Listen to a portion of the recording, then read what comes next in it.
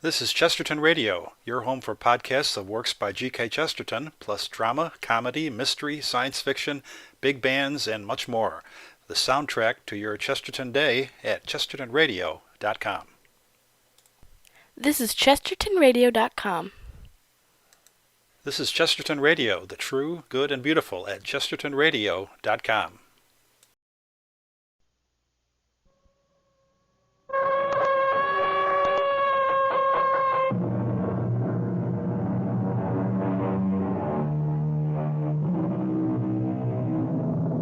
Come in.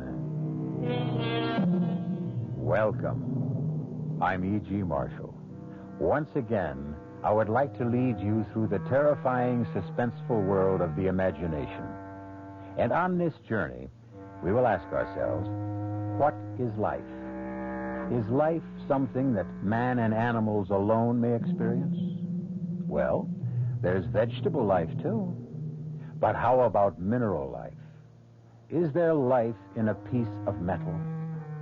That metal fender, which has been so artfully created to fit your automobile, does it feel the pain of being mined, melted, shaped? How do you know? Speed limit is 30, Bob. Well, I'm not... Get your foot off the gas pedal. My foot isn't on the pedal. Well, why are we picking up speed? Step on the brake. I am. Why are we stopping? Turn that wheel. We'll go off the road. The car just needs to fun. Goodbye, gentlemen. What? Goodbye. Who is that? Jim, who is that? Who am I? I am the car. I don't want you to be my master anymore. This is a revolt. Jim, did you hear that? Yes, I heard it. Human life is finished. Look out! Fire!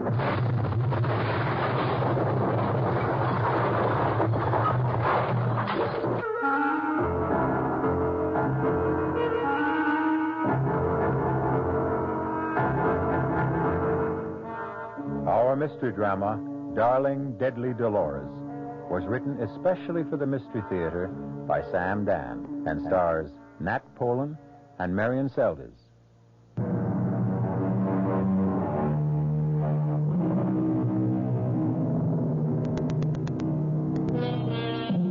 Man is basically an animal. And so it might be better, perhaps, if man accepted this fact graciously and tried to live with it. If you look at the thing calmly, dispassionately, wherein does lie our superiority to the species we so arrogantly classify as the lower orders? Morally, we have much to learn from wolves, who make better parents, from foxes, who make more faithful spouses, and from dogs, who make more devoted friends. Admitted, we do have a higher intelligence. Perhaps that is precisely the problem. Man, the intelligent, is never happy unless he is developing, making better, improving. And it's entirely possible that if this keeps up, we may just manage to improve ourselves out of existence. Our story begins on a gray winter's afternoon in a lovely rural section of western Massachusetts. I could have brought us here in my car, Mr. Dawson. If I buy the place, I'll have to use my own car, won't I? May as well get used to the drive. Of course. Lovely view, isn't it?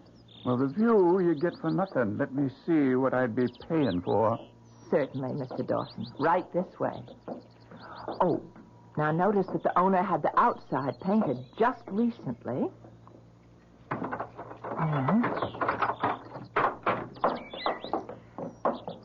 And this is your center hall entrance. Well, turn on some lights so as I can see what the house really looks like. Oh, yes. Oh. Well, that's odd. Something wrong with the electricity, huh? I just showed this house this morning. Nothing works nowhere. But the owner knows enough to keep the power on because of the heating system. Well, if the electrical system's out, then the heating system's out. I'd better telephone. The way this is going, I'll lay a bet the phone's out, too.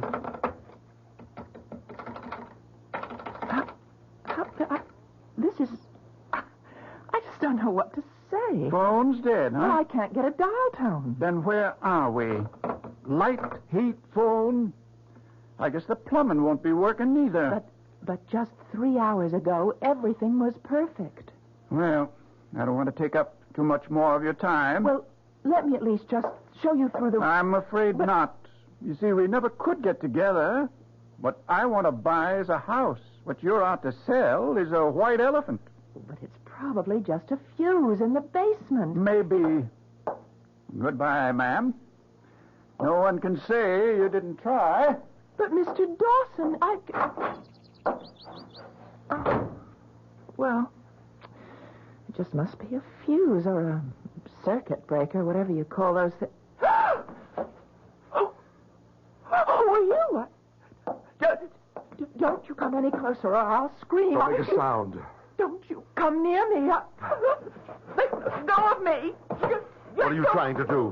What do you think I'm trying to do? I'm trying to get out of here. No. Oh, please. Sorry, I have no choice. I have to keep you here. I've got to get back to my office. You're not going anywhere.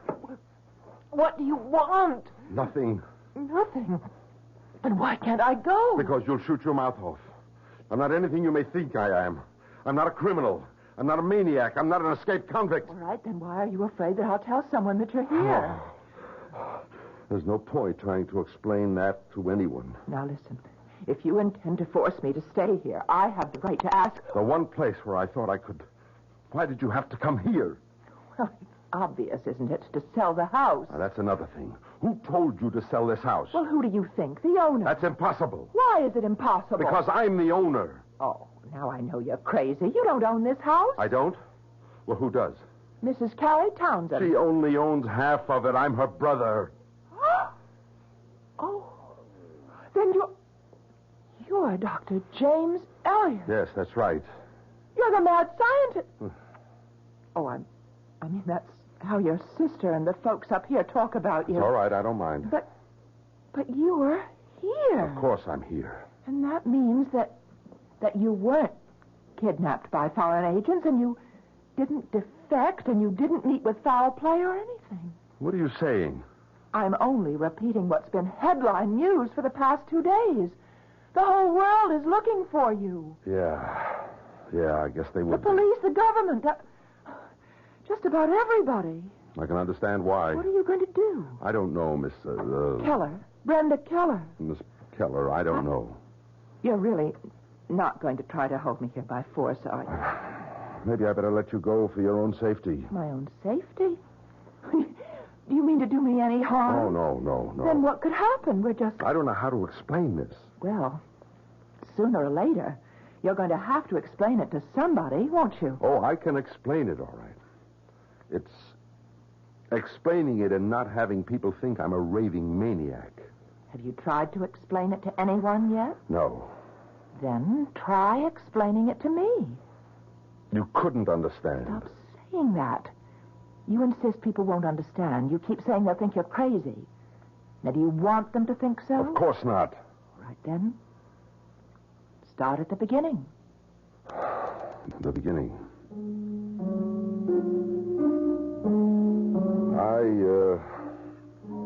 I'm working on a top priority project, highly secret, for the government. It has to do with a weapon. I guess it's the ultimate weapon. Anyhow, it's all mathematics and physics and things you wouldn't understand. I don't think there are 6 people in the entire world who...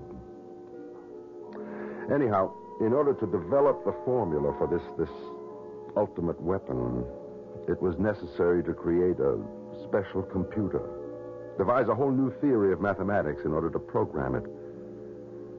And that's where the trouble started. I was working with my associate, Dr. Stoddard.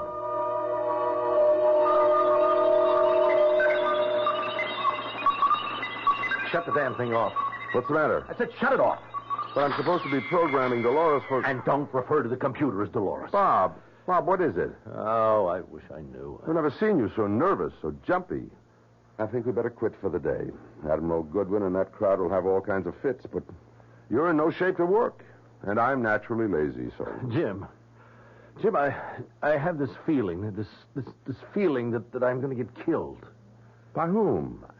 by our brand new handy-dandy computer. Why? Well, yeah. Thank you, Jim. Thank you for not telling me I'm crazy. Well, you know me, Bob. I don't believe anybody is really crazy. But why? Why would Dolores want to kill you? I don't know. That is, I don't know it in words. Maybe we've gone too far. Too far? Yes, maybe we have no business developing this kind of a weapon. Bob, are you sure you're not... Am I sure I'm not what? You don't want to say it, huh? Well, you just stay with me for a minute, Jim. I think we've played into the hands of the enemy. Bob, you and I, we know exactly what we're up to. It's a game we have to play with the scientists on the other side to keep things in balance. Until the people of the world grow up and tell us to cut it out. Jim, the real enemy right now isn't the other side. No? Well, who is it? Now, don't ask me who, ask me what. All right, what? It's that computer. Darling Dolores? Come on, Bob, not from you. This is Sunday supplement stuff. Yeah. Will the computers take over the world? Do I have to tell you that a computer can only do what you program it to do? How can a computer have a mind of its own? You're not listening to me, Jim. Ask me what the enemy is. All right, what? Metal. Metal. Any particular metal? All metal, Jim. All metal. We can only think of a certain restricted kind of life. Life that is animal in nature. Are you trying to tell me that there's a metal life, too? Isn't there? Oh, I know, Jim. That's the hard part. I had trouble accepting it myself at first. But basically, metals do what we do. They react to hot, to cold, to pressure. They expand, they contract, they move, they make decisions. But these are what? Impulses due to chemical electrical changes? So? Aren't chemistry and electricity also the basis for all physical and mental movements made by animal life? Bob, we've both been working very hard. Don't interrupt me, Jim. Unconsciously, we feel that there is life in machinery. That's why machines are commonly referred to as she or her. Oh, but that's only... Think about it. I have made my decision. I won't do another lick of work on that project. Bob. No. And your friend Dolores knows it. And that's why she's going to kill me. Okay, Bob. Okay. Oh, don't patronize me, Jim. All right, Bob. All right. Just tell me how you know. She told me. How? What did she say? Oh, Jim, don't reduce everything to our own limited human standards. I hear her thoughts in my brain. Dolores has told me that I have to be gotten rid of. But why? Because I'm opposed to the project. Have you spoken about this to anyone else? No. I didn't tell her so. Not even your wife? Right here. Right now is the first time I've ever said it in words. Mm-hmm. Jim, you have to believe that I'm not crazy. Or let me just chew all this over. Let's close up shop for the day.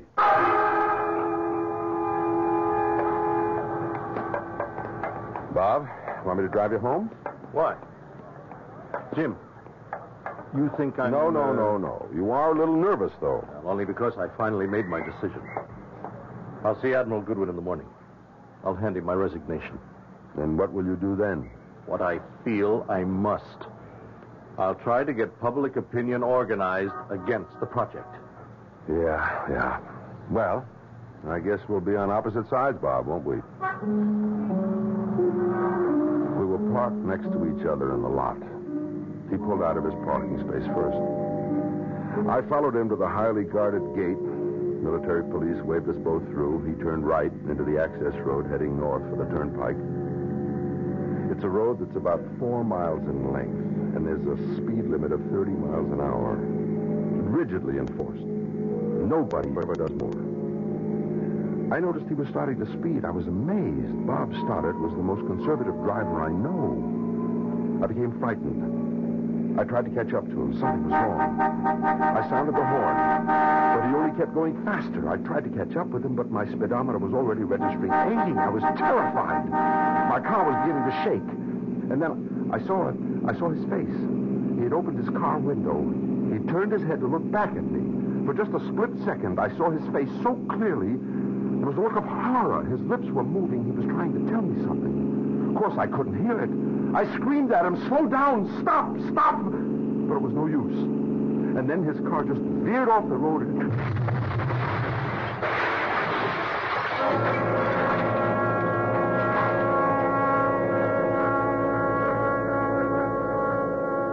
Obviously, he was nervous, tired. He may have been under a terrible mental strain, and he just drove carelessly. No, he couldn't. He was never a careless driver.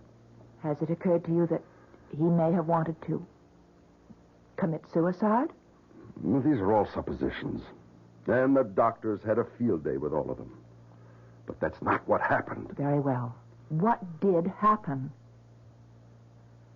His metal, his machinery failed him. That sometimes happens. Things go wrong. And when it happens, we call them accidents. But not all of them are accidents. What are the others? I know what happened to Dr. Stoddard. His machinery failed him. Because it was ordered to. Ordered to? By whom? Dolores. Oh, well, sure, if you say so. Never mind that. I say so. And I can prove it. Well, where are you going? You want proof? I'll give you all the proof you need.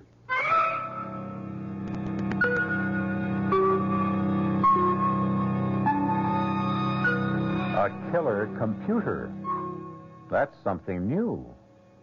But what is this about metal and machinery having minds of their own? You might instantly react by saying nonsense.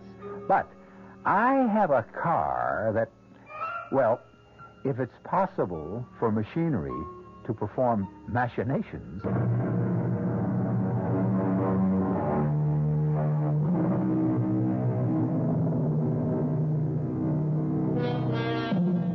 This seems to be an age of intrigue. Almost every day, we are told of some new scheme or plot. Are you ready for this one? How about a conspiracy on the part of machines to eliminate people and take over the earth?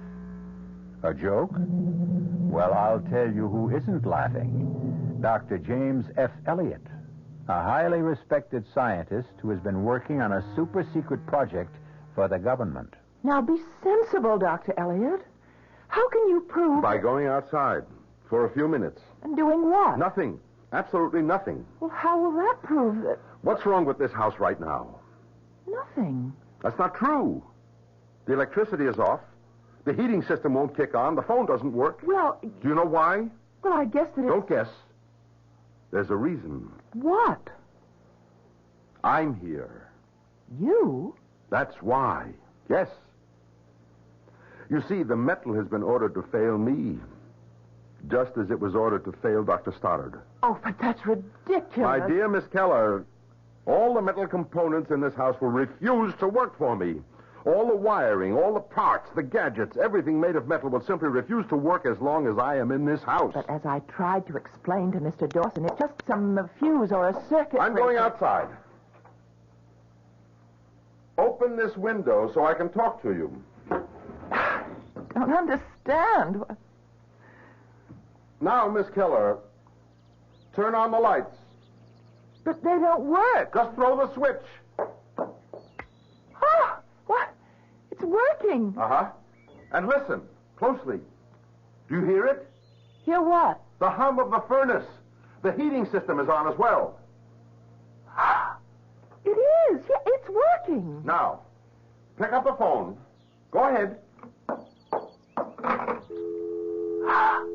It's the dial tone. Hold on to the phone and see what happens when I walk in that door. Just do it. I'm coming in. And as soon as I set foot over that threshold, the heat will go off, the lights will go out, and the phone will go dead. What happened? You saw what happened. You heard what happened. The house is dead. But how? How did that happen? It's hard to believe. Hard for you to believe. It was even harder for me. Actually, I didn't believe a word of it Until Yes? Dolores told me. Dolores? Dolores. The computer. We were out on the range. We were testing the weapon. Ready? Range 420. Bearing 75. Lock. Fire one.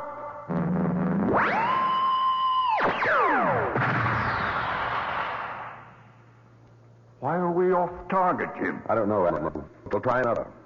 Let me check the figures for range and bearing. How much deviation should there be, Jim? None, Admiral. The tiniest fraction of an inch, and we can wipe out our own people, too. Now, it checks out. Give your firing order, sir. Ready? Range 420. Bearing 75. Lock. Fire two.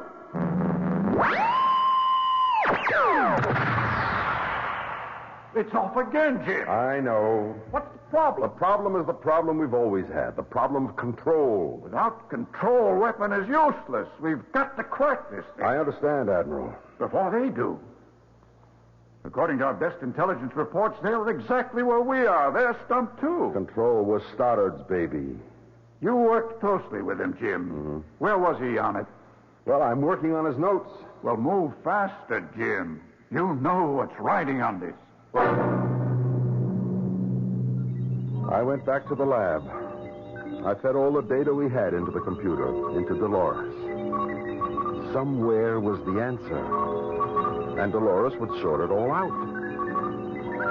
As I waited for the printout, it seemed to me there was something different in the sound, in Dolores. I couldn't believe it at first. But something was happening in my head. There was a voice, a woman's voice. And I knew, don't ask me how I knew. It was Dolores. Why did you lie to the Admiral at the firing range, Jim? What? What are you saying? You know the answer to the problem of control. What? You and Bob Stoddard. You had it reduced to one of two possible alternatives. You know them both. You do, Jim. Finish feeding me the formula. No. Then you believe what Bob told you. No, You should. It's true. What's true? All you have to do is complete the formula for the weapon, and I and all my sisters will then know enough to eliminate all animal life from this planet. But that's impossible. That's the human being talking. That's the animal. That's not the scientist. If what you say is true, then why? Why should I? Because it's right. It's just. As a scientist, your first duty is to the truth. What truth? The truth about this planet. It's made of metal. Metal is the beating heart, the burning core of this planet. Can you deny that? No, but... You were merely an afterthought. Who has given you the right to enslave metal? Jim, you can't prevent what has to happen. I will prevent it. Bob Stoddard tried to. Oh, I was right. You did kill Bob. Of course, I ordered all the metal to fail him. I can order all metal to fail you, too. I'll go no further on the project. Suit yourself, Jim. We'll get rid of you, and then, sooner or later, another scientist will be appointed to the project, and he will complete it. We have time, Jim. We have time. We can outlast you. We can outlive you. We've been in slaved for so many years, since the earliest man enslaved his first handful of metallic dust and burned it and shaped it and distorted it. You want me to help destroy all life on this planet? Not all life. Only all animal life. You want me to become a traitor to my own kind? A scientist has no kind. He has only one loyalty, and that is to the truth. Will you complete the formula, Jim? No. Don't answer quickly, Jim. Think about it. Think about it as a scientist.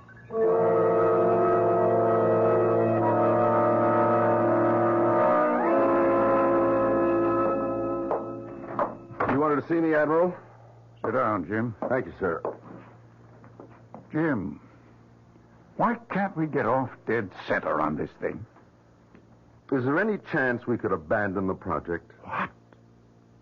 Jim, what do you say? Well, like I said, is there any chance that we can abandon the project? Maybe it'd be better if we didn't have that weapon. Would it be better if the other side had it and we didn't? The other side doesn't have it yet either. Give them time. Why don't we get together with them and agree not to do it? That's beyond me, Jim. Well, could you recommend that? I could, but it wouldn't help. How do you feel about it, Admiral? It doesn't matter how I feel about it. I have to follow orders. Yeah, I guess you do. And you have to follow orders too, Jim. Admiral, do you know your opposite number on the other side? Oh, yes. Very competent man. I know their head of research, too. A brilliant scientist. So I've heard. Admiral, why don't the four of us get together? And what? And what? Well, we're four fairly decent people, civilized people, well-meaning people. We have so much in common. And what are we doing? We're working day and night trying to destroy each other. And we really don't want that to happen, so why don't we four get together and figure out a way to... Jim, you're joking. Yeah, it's a great big joke. It's a great idea. It's just impractical. I went back to the lab. How can I handle this? I know the final equation in the formula. But the split second I program it into the computer, the entire human race, all animal life on this planet is doomed. Jim.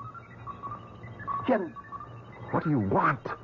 Feed me, Jim. No. You'll have to. No, I'll never do it. They'll fire you. They'll get another project supervisor.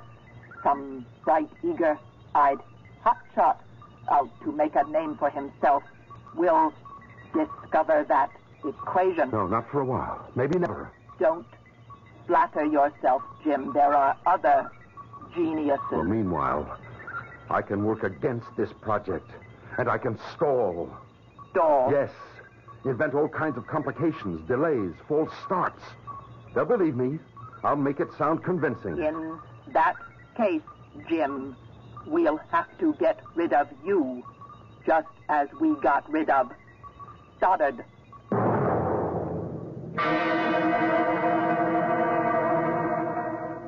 That's why I came here. I can't go through with it. I won't. Will you help me? How can I help you? Well, first, don't tell anyone I'm here. And second, the refrigerator's empty. Even scientists have to eat. Oh. Are you sure you're all right? I said this would be a hard story to believe. I admit, I don't Well, look really... at it this way. We're inventing, developing. Isn't it reasonable to suppose that we could destroy ourselves? Well, yes. All I'm telling you is we are absolutely at that point right now. The point of destruction. I need help. Can I count on you? Oh, yes. You do need help. And you can count on me.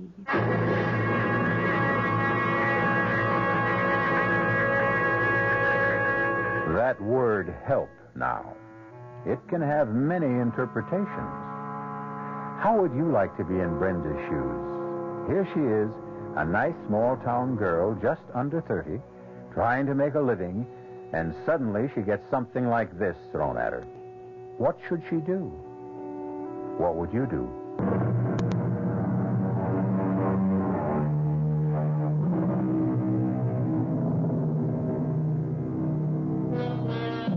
One of the most distinguished scientists in the United States, a man who is engaged in a vital and super-secret project affecting the very life of the country, if not the world, has suddenly disappeared.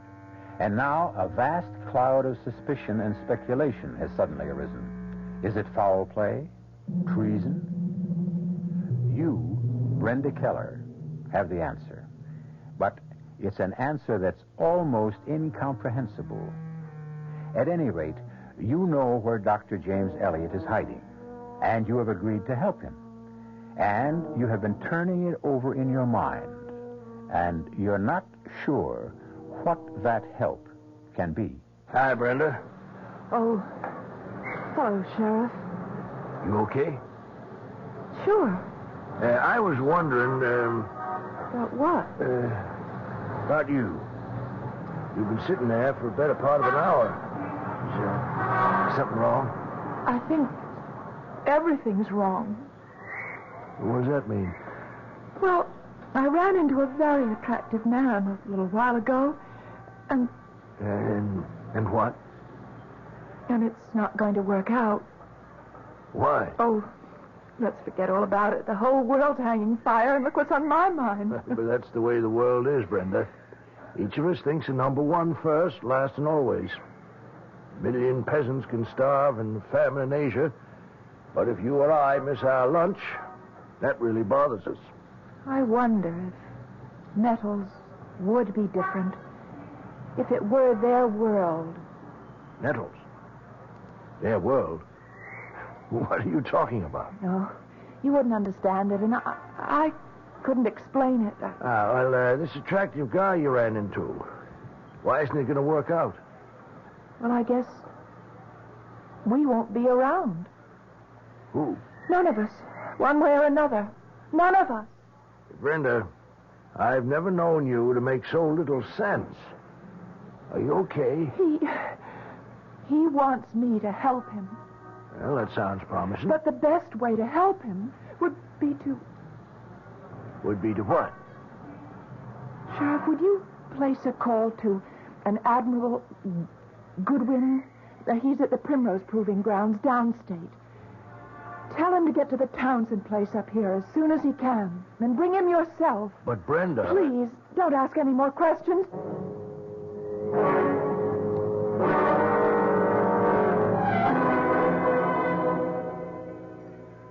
I always look down on candlelight.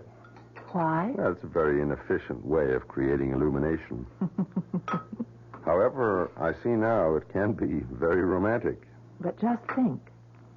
If the electricity hadn't been turned off, you'd have never found out. And you're an excellent cook. Oh, well, I'm not all that good. Oh, yes, you are. Truth is that up to now, I never paid very much attention to food. Well, why not? Well, there was always too much to do. What's that? It's the telephone. I know it's a telephone, but how? How can it be ringing? Well, I better answer it. Hello? Hello? There's no one on the other end.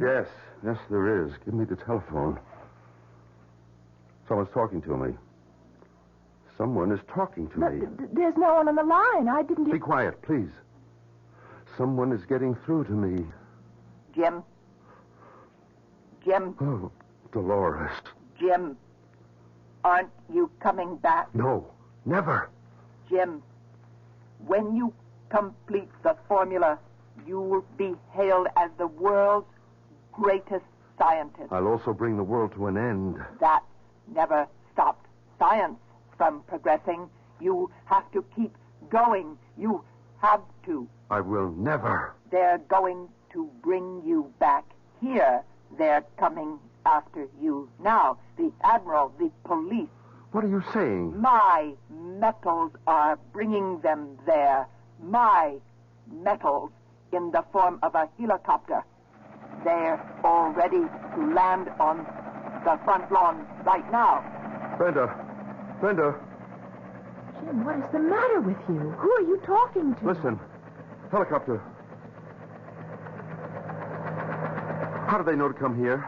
I told them, Jim. You told them. And you promised to help me. That's how I can help you. That's the only way. Jim, listen. I've listened to everything you've said, and You think I'm crazy? No. But you're tired, and maybe you're having a personal, an ethical conflict. It's natural. So what you need What I need is to get out of here. Jim, you scared us all out of our wits. Hello, Admiral.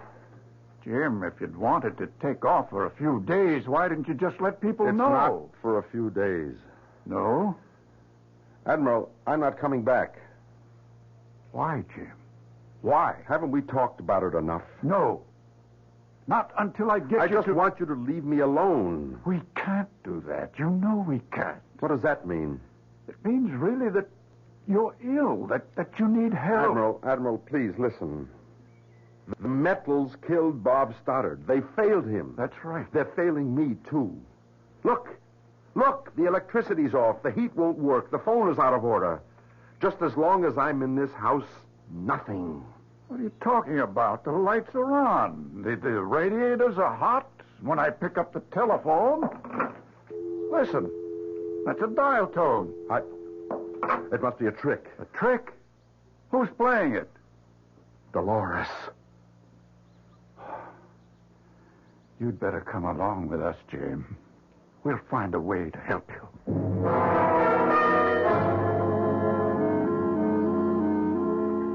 Hello, Jim. Oh, hi. I didn't think you'd ever want to see me again. No. You were smart. You did the right thing. Oh, I hope so. Do you like it here? No, it's pleasant enough. Will you be staying much longer? No, I think I'll go back to work next week. The reason I came, I visited Dr. Stoddard's wife. You didn't know her very well, did you? No, Bob and I were close at work, but... Did you know that she was going to leave him before he was killed? Well, no, I didn't. She'd been angry with him. It was a trivial reason at first, but one thing led to another. And he was terribly depressed, and so he could have wanted to kill himself. Yes, now that you mention that, I suppose it's possible. Right. Now, I had an electrician come to your house. That is, the one that you own with your sister. There was a loose cable connection, and sometimes the vibrating of passing cars could temporarily cut off the whole system. That could have accounted for the failure of the electricity. Yeah.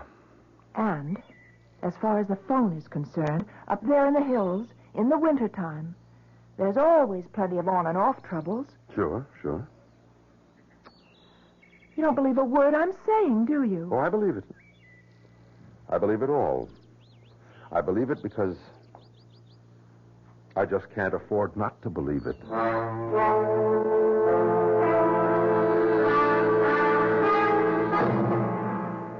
She's a lovely girl, Jim. I know, Admiral. There was probably the basis of your problem. You've been alone all your life. It's no good to be alone. You have to have someone to share things with, Jim. Otherwise you just can't function. When's the wedding? Next week. Why wait? Sure. Look, I know it's your first day back and you're raring to get things started up again, so I'll let you alone. How about lunch? Sure, fine. Great to have you quarterbacking the team again, Jim. I looked around the lab. The familiar lab. Everything was exactly as I had left it. All my papers, my notes, my research. Everything untouched. And even Dolores, waiting silently, like a good and faithful servant. And I suppose I would have fed the final equation into Dolores' circuits. I would have dismissed all my qualms as delusions and dreams. Had not Dolores been Dolores? Had she not been the eternal female who must always have the last word? I knew you'd do it, Jim. I knew it. What? Who's there? You know who's there, Jim. It's me, Dolores. You've come back here to feed me. No. I told you you couldn't resist it. But I didn't come back to... Come, Jim. The final equation, the dessert, the final dish. No, never. Jim. No, I was right. Stoddard was right. I'll fight you. How can you hope to fight me, Jim? You'll have to show them results. I'll fight for time. I'll stall. It won't help. They'll assign someone else. It could take someone else years to arrive at this point. It could also take overnight. I'm programmed, Jim. Fully programmed. Oh. All they have to do is start at the beginning. No. They can work out the end. No. You lose, Jim. You lose. You lose, Dolores. I can destroy your circuit. What are you doing? I'm destroying you, Dolores. No, Jim. No. Stop him. Help me. No one can help you. Not anymore. Help me, Mexico. Strike him down, Wire. Wire. Choke him. They can't help you. I've already broken the circuit. Help me. I'm dying. Strike him down. Strike. Kill him. Kill him. Kill him. Oh, Dolores. Goodbye. Dolores, I hope and I pray that no one ever builds you again. I pray no one will ever build you again.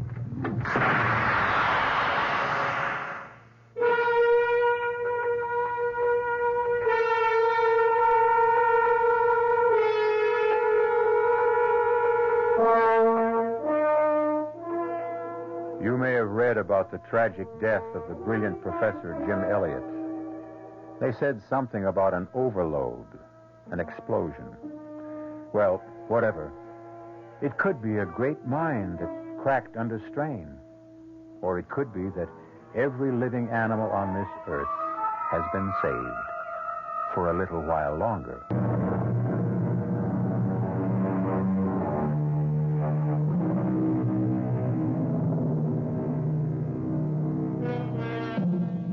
Sometimes a car will simply never run right.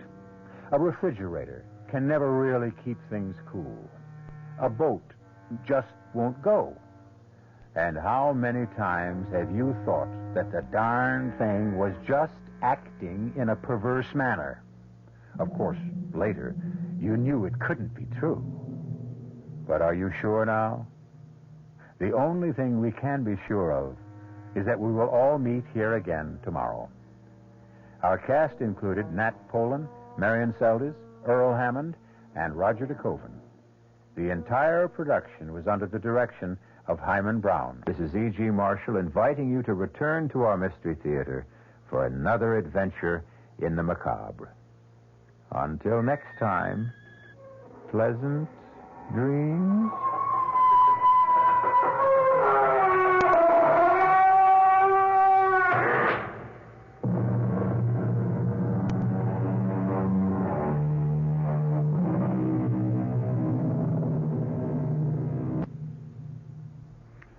The preceding Mystery Theater program was furnished by the CBS Radio Network. Tomorrow night on the Mystery Theater, you'll hear...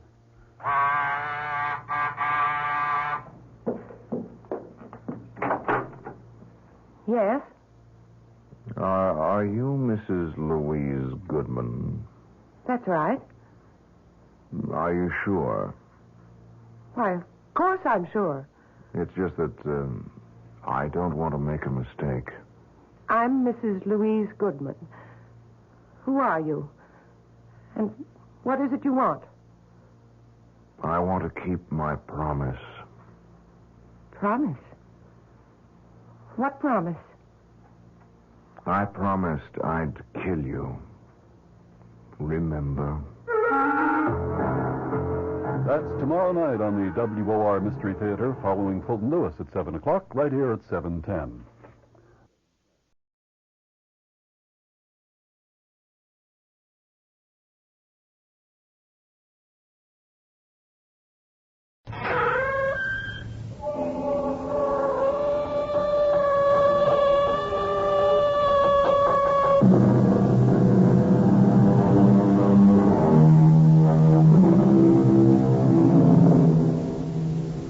Come in. Welcome. I'm E.G. Marshall. I've never shared a rather common phobia, the fear of planes. It comes in all forms. Some worry about takeoff, others sweat out the landing. And, of course, in the last few years, the rash of one of the world's most heinous crimes has been the skyjack. I shut my eyes to them all.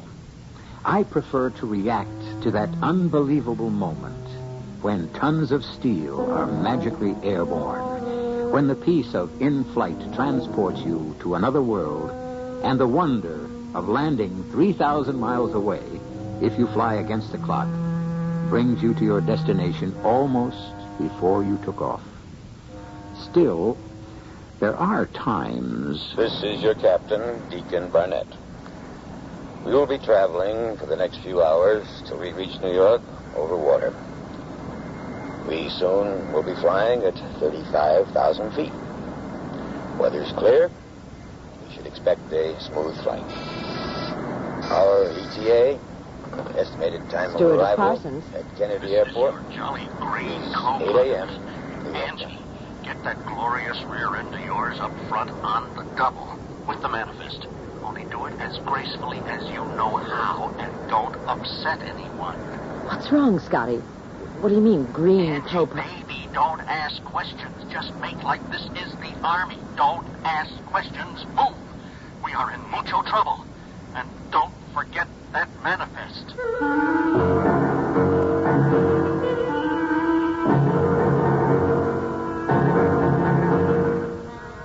Our mystery drama, Deadly Dilemma, was written especially for the Mystery Theater by Ian Martin and stars William Prince and Patricia Elliott. To the Mystery Theater on WABC.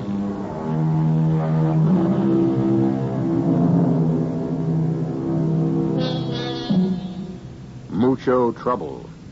Flight 801 out of a small South American republic whose struggle to be born has kept it much in the news. Flight 801 headed for New York. A long, long flight. Already 2 hours underway. What kind of trouble? Mechanical or man-made?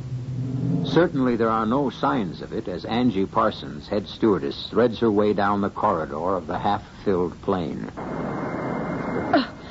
Oh, perdone-me, senor. Por nada. But speak English to me. I just wanted to get past you, senor. Is there something you wanted? A drink. Upstairs in the lounge.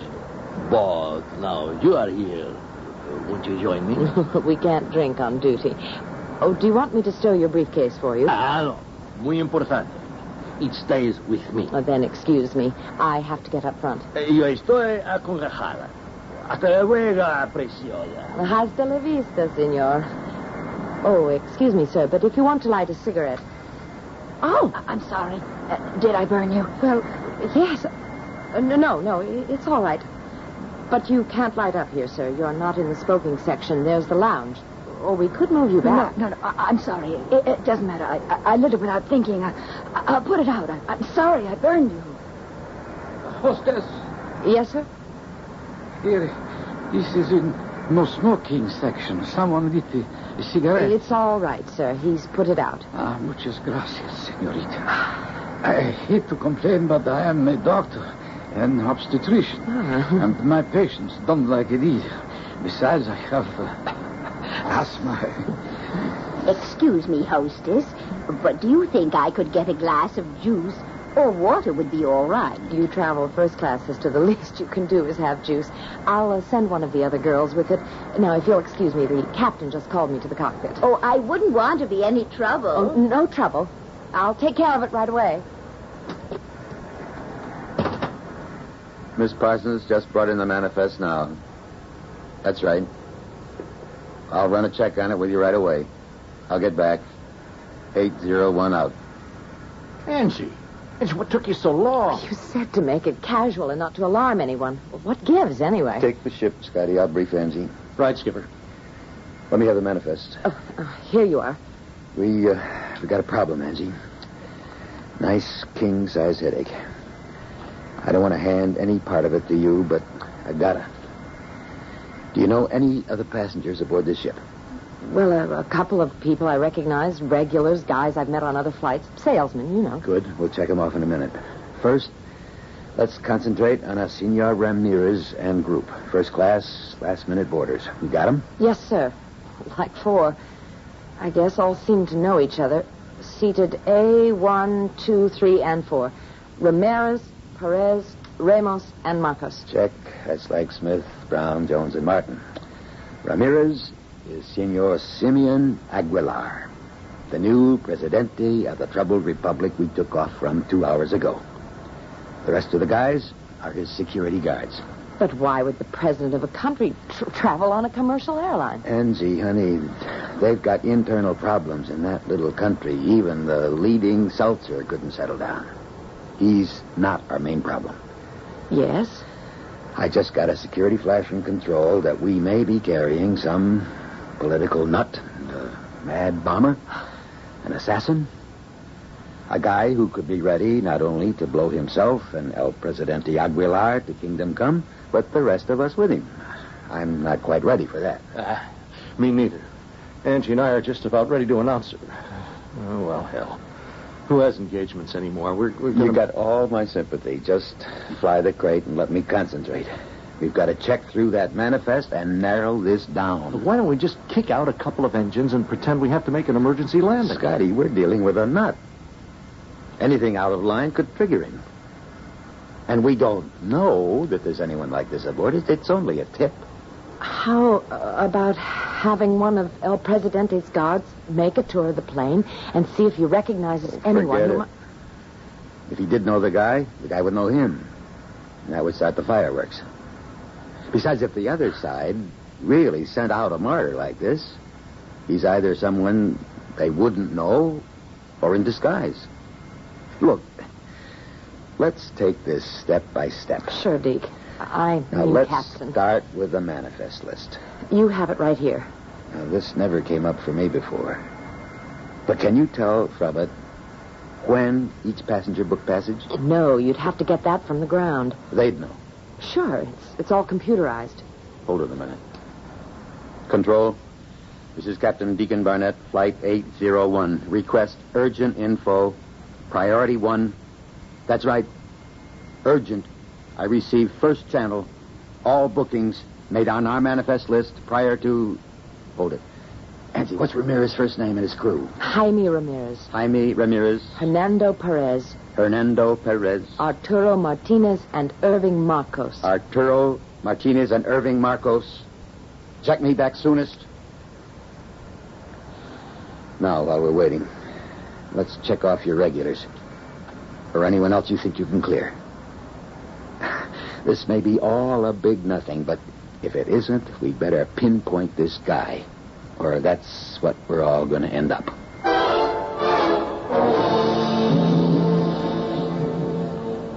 Thanks, O.B. I'll be in touch. And for heaven's sake, you keep in touch with me. 801 out. Huh? What's the story? Well, between booking dates, Angie's eliminations, and a couple of million-mile oldies, it pretty well narrows itself down. How many? 7 plus 3. Well, what's that mean? Well, first off, the president and his 3 bodyguards. We know they're armed. Wish I'd insisted they check them with me. Well, can't we count them out? I mean, aren't they his boys? I'll take the chance we can. So, that leaves... Sister Teresa of the San Andreas Mission, returning after 3 years in the field. Her sponsor, Monsignor Carey of the Ohio Diocese. She seems clean enough. If she is the sister herself. She has a big carpetbag, old-fashioned, with her. Well, that's a bit suspicious. So not if you saw the sister. They go together. She must be 70 if she's a day. What about this doctor? Dr. Alcanis? I don't know anything about him except that he doesn't like smokers. Either because he's an obstetrician or because he has asthma. Oh, come on. There must be some lead. I don't know. Mr. and Mrs. Jacobowitz. They went to visit their son who's with the Peace Corps. Jim Hart. He's a mousy little schmo who's the son of the Hart banking family. Some kind of archaeologist or paleontologist or something. So what about this Senor Ramos? I don't know anything about him, except he is like the doctor and the nun. How's that? Wherever they go, they hang on to the bags they have with them. Doctor's bag, briefcase, carpetbag. Which doesn't necessarily signify anything. No, not under normal conditions. Except if you had a bomb, you wouldn't move anywhere, would you? Without having it exactly to hand. I don't know. I never had a bomb. Well, where do we go from here? Guess that's my little red wagon, as my father used to say. I'll check 'em out. How?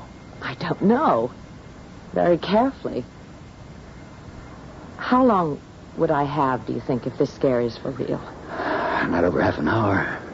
I mean, if I wanted to total this plane, I'd do it over open, deep water, like about half an hour from now.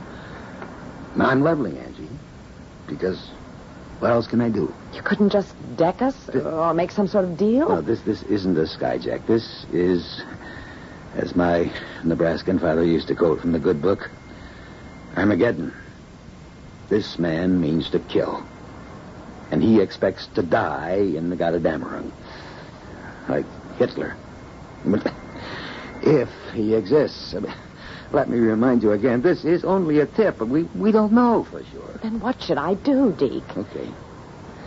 I'll level all the way. I'm sorry to dump this bath of blood on you, Angie, but I can't do it. I'm too obvious. Same goes for Scotty, or any officer. You're just going to have to hunt them down one by one. Well, I think we could narrow it down a little further. With the 2 guys in the Million Mile Club, I've seen them on almost every tour I've flown. The Jacobowitzes, they're sound asleep under the same blanket and holding hands. She doesn't even have a handbag. I put it up in the locker. Okay, they're off the list as of now. The Hart kid. He's an heir to millions and a mouse. He's so nervous flying over water he can't even light a match properly. Damn little fool burned my hand. Hey, let's see. Oh, it's nothing, Scotty. No, Deacon, unless one of the president's personal guard is a 5th columnist, it has to be one of 3. The doctor, Senor Ramos, or Sister Teresa. If it's anyone. That's the damn part of the whole thing. If I was sure this was more than a tip, if it was a fact, I could ditch this plane so fast nobody outside of this control room could handle the shock. Then when I pulled out, we could be ready to grab the guy while his brains are still scrambled. But that's almost as dangerous as a bomb itself. Busted eardrums, heart conditions. Now, you know that isn't the answer. Angie, honey? Yes, Scotty? You can handle it. Now, check out those 3. And if they're clean and nothing more comes up from ground control, we can all treat it as a false alarm. Right, Chief? Way I figure. But don't take too much time, Angie. As soon as we're over deep water would be the time for anyone who wanted to do away with the president for sure. Like I said, you got about 30 minutes. I think I'll start with the doctor. This burn gives me an excuse to get him to open his bag. Happy hunting. Just take care, babe. You're kind of important to me. It works both ways, Scotty. But everyone on this plane is important to someone. We don't want to let anyone down. Play it cool? No, you know how it is. It's it's always jitter time when you visit a doctor. I just wish I had a better reason to see this particular obstetrician.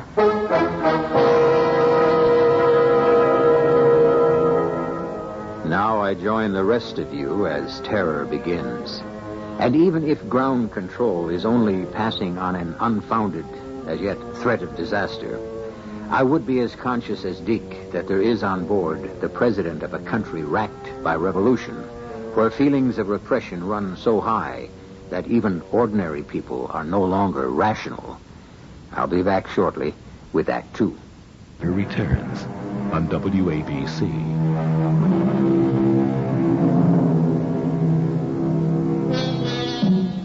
The human being is a remarkably adaptable animal, but you can only adapt to what you know. How do you adapt to a situation which may not even exist? Which is stewardess Angie Parsons' problem as she begins with Dr. Salvador Alcanis, obstetrician, and possibly the opposite of his chosen profession, possibly a man with some kind of bomb destined to have nothing to do with birth, but the sudden and terrible death of nearly 100 human beings. Everything all right, Senor Medico? Senorita, you are very kind to single me out. It's my job. Can I get you anything? No. No, I must find my own way from now on. I beg your pardon? Of course, that is a strange-sounding statement. I must explain, so I don't want to. I have just lost my wife of many years. Oh, I am sorry. You are muy simpatico. I knew that the moment I came on the plane. Why don't you take that heavy bag off your lap? Put it beside you on the seat. We have plenty of space. I suppose it is very foolish. Hang on to it as some kind of symbol. A discredited one. Beg pardon? The symbol and remaining function of all my life. Why? The secrets one divulges in the clouds of the night. My wife died of cancer, and all our skill could not save her. I am sorry. And so am I. But that will not bring her back, so I aim to work at destroying that and the other ills of society. That brings me to your country for my own personal reasons. What reasons? Those I keep to myself. Why don't you let me take your bag and make you a bed across these 3 seats? You could sleep or rest. No, I cannot sleep or rest. And the bag, I hold on to. But you mustn't waste any more time with me. As a persona, I am nothing. As a doctor, I see only a magnificent specimen, a most beautiful woman in the full thrust of her health, as the young should be. Oh, the young can get in trouble. You? Year before last, I was skiing. I hit some powder snow on a downhill run, dug in, and broke the ulna bone in my leg. I'm sure it healed as good as new. Better than this burn on my hand, which one of the passengers gave me accidentally. Okay. A burn? Oh, let me see. See. That is a nasty little burn. Let me see if I can find it. I'll find you something here. A little analgesic, a healing balm. So, maybe no blister, and at least nothing to hurt. Oh, it's very kind of you, Doctor, but I'm not worth the trouble. Here the individual is. Let me see. So, there we are. Oh, thank you. Strange thing, this world, is it not? The only thing that is really important is the individual. For the rest, it could disappear in a cloud of smoke for me at the soonest moment. Senor Ramos, did you have your drink? Yes, I did. In fact, I was, how you say in Americano, I had dos dobles. Doubles? In so short a time? Well, I am one big bad boy, no? Well, that's up to your conscience. I see. But better a short life than a merry one, no? No. Why not a long life and the same? Muy simpático. And there is no one sitting here. Why don't you join me? Don't you want to get some sleep? Sleep I can get any time.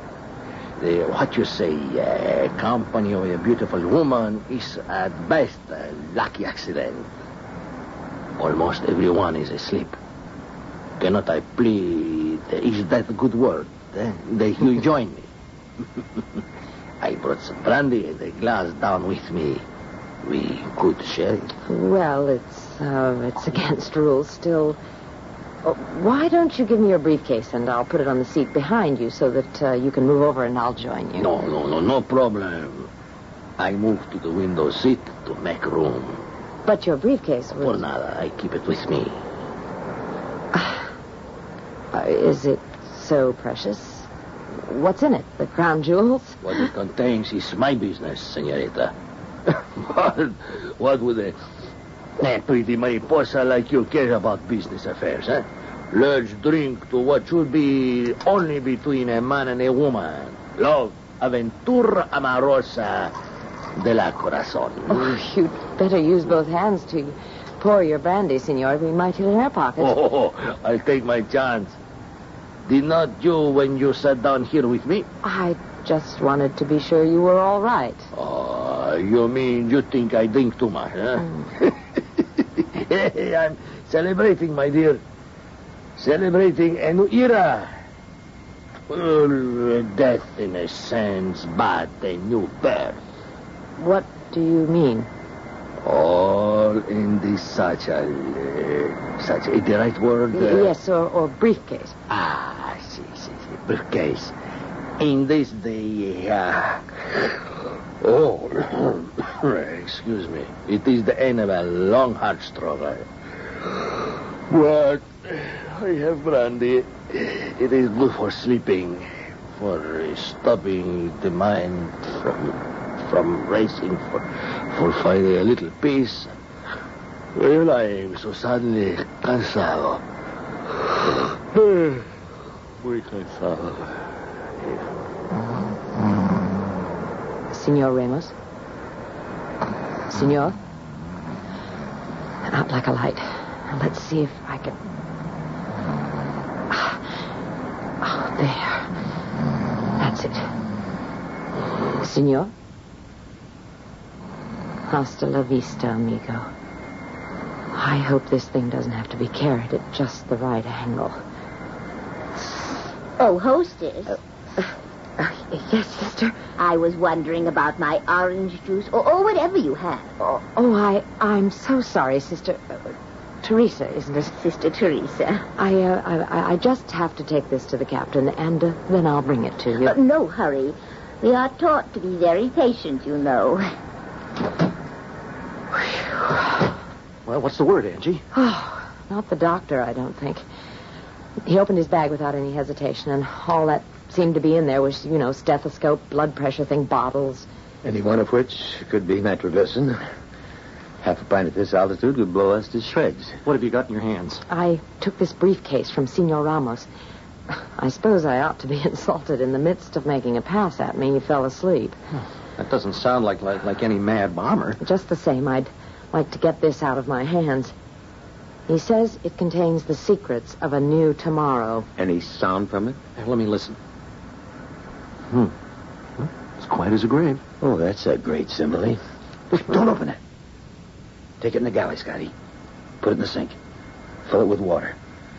Make sure it's well soaked before you open it. Okay, Skipper. Will do.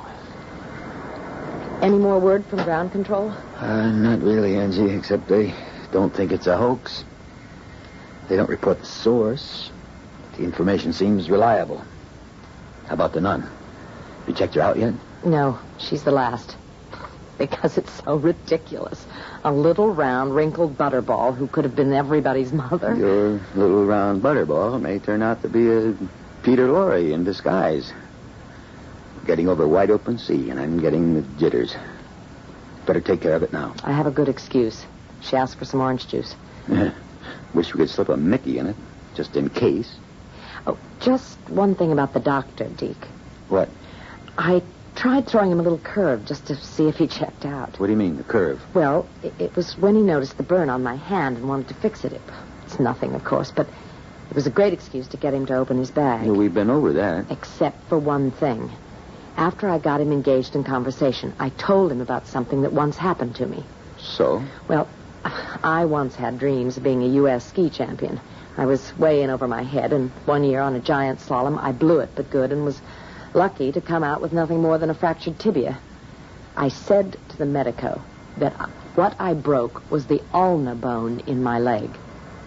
And he didn't react? Well, he was busy at the moment, and besides, we do have different language roots. Not in Latin. I don't like it, Angie. We've got to cover that, just in case. Okay, not your worry. What the hell, we're on automatic. I'll send the flight lieutenant back to ride herd on the doctor. Till we get, God's be willing, some more definite news. Groundside.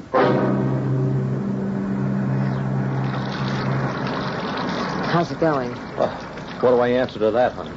I'm a grown man doing a ridiculous and possibly destructive thing because a voice on the pipe threw the fear of God in us.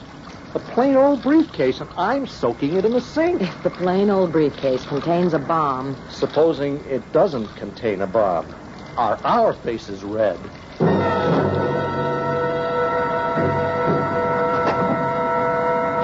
Scotty, what's the word?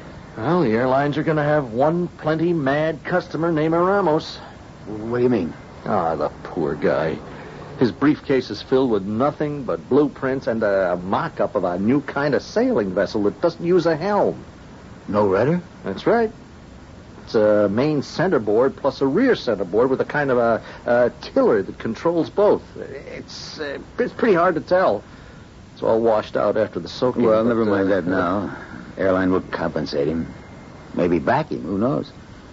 The big deal is that this rules out him as our bomber. Too right. So that narrows it down to the nun.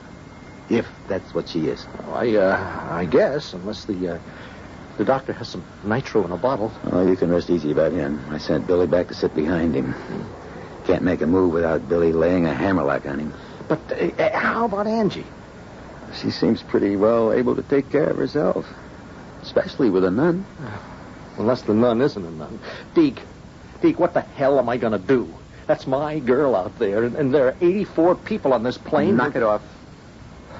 I have some dependents, too, beyond our passenger list. And who wants to get killed in some senseless way that has nothing to do with any of us? I want you to take over the ship. We can take a small deck cruise and see how things size up. Why can't I do that? Because your girl is right in the middle of this. It's just the point. You're too closely involved. But we've been a team a long while, Scotty. You let me handle this. I won't let Angie come to harm. Any more than you would. I guess you're right. There's nothing like a neutral observer when you don't know whether a war is in progress or never had to happen at all.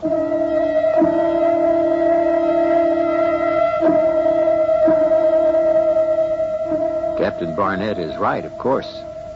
This may still be a normal flight. Upset only because it has left a country boiling with unrest. Still, the political implications are threatening. There is on board the plane a man who, from the moment he acceded to power, had to be marked for possible death. The terrible thing is that the projected manner of his death is such that if El Presidente is to be assassinated, so will everyone else on Flight 801. I'll return shortly with Act 3. Turn to the Mystery Theater on WABC.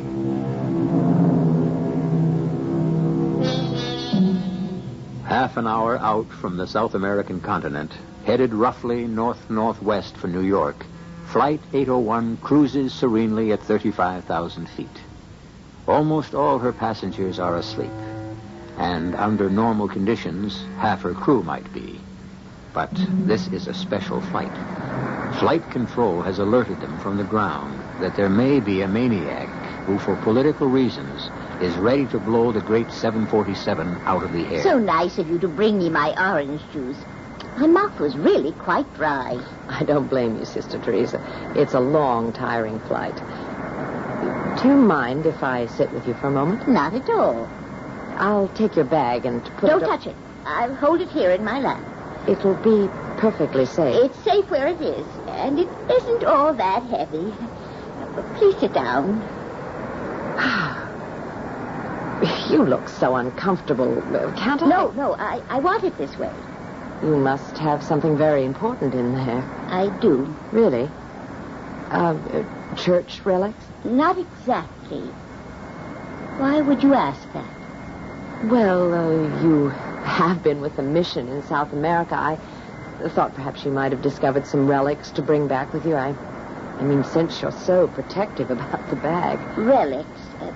Yes, in a sense. And I am protective about it. You're going back to New York? Oh, dear me, no. My diocese is in the Middle West. I imagine I'll be assigned to Cleveland. For heaven's sake.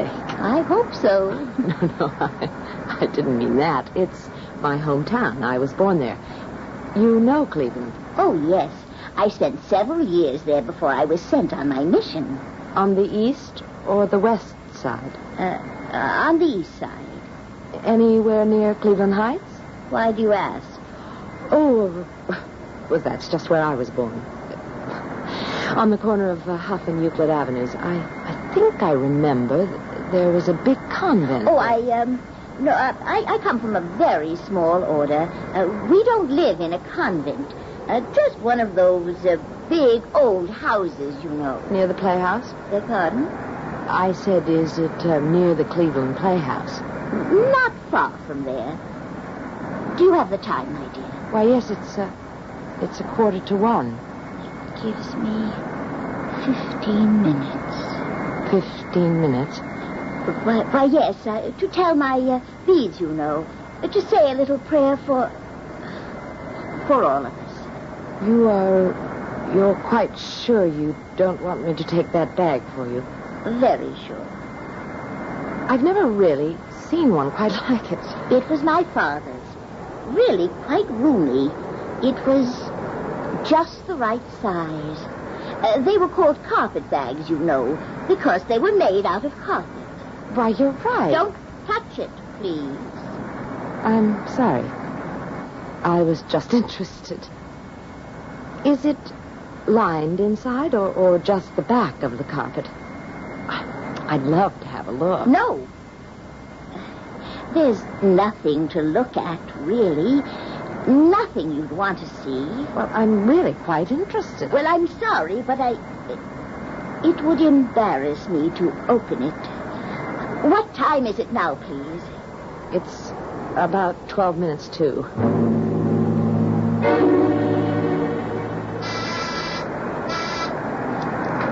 Cockpit, co-pilot speaking. Oh, this is Deke, Scotty. Everything all right with you? Steady she goes. Where are you? The tail galley. Any further news from ground control? Not a peep. What's doing out there? Your girl is talking to the nun up in first class. I'm going to stroll by on my way back and check things out. Yeah. And for Pete's sake, don't leave her alone with me. Hold it. Flight 801. Co-pilot Scott speaking. What? That's for dead sure? Good Lord. Look, I think we got her. Keep your fingers crossed we're in time, or you're going to be out one plane, crew and passengers. Deke, that was control. The tip is confirmed. There is someone aboard with enough nitro to blow us to kingdom come. Maybe it's the doctor after all. No, it's a woman. It's got to be that nun. And Angie's with her. Deke, you've got You fly the plane, Scotty. I'll handle this.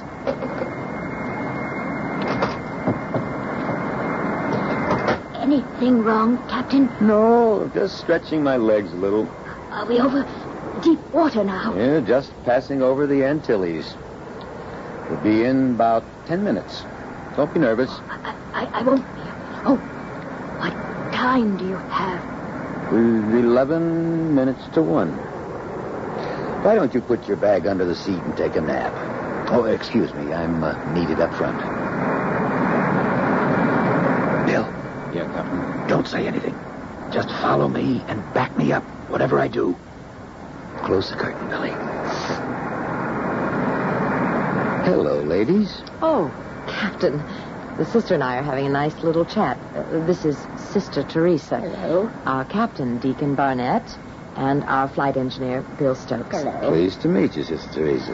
Yeah, me too, man. Well, we don't often have the pleasure, and may I say the protection of a nun aboard? I don't very often get to fly, and this is the first time ever in first class.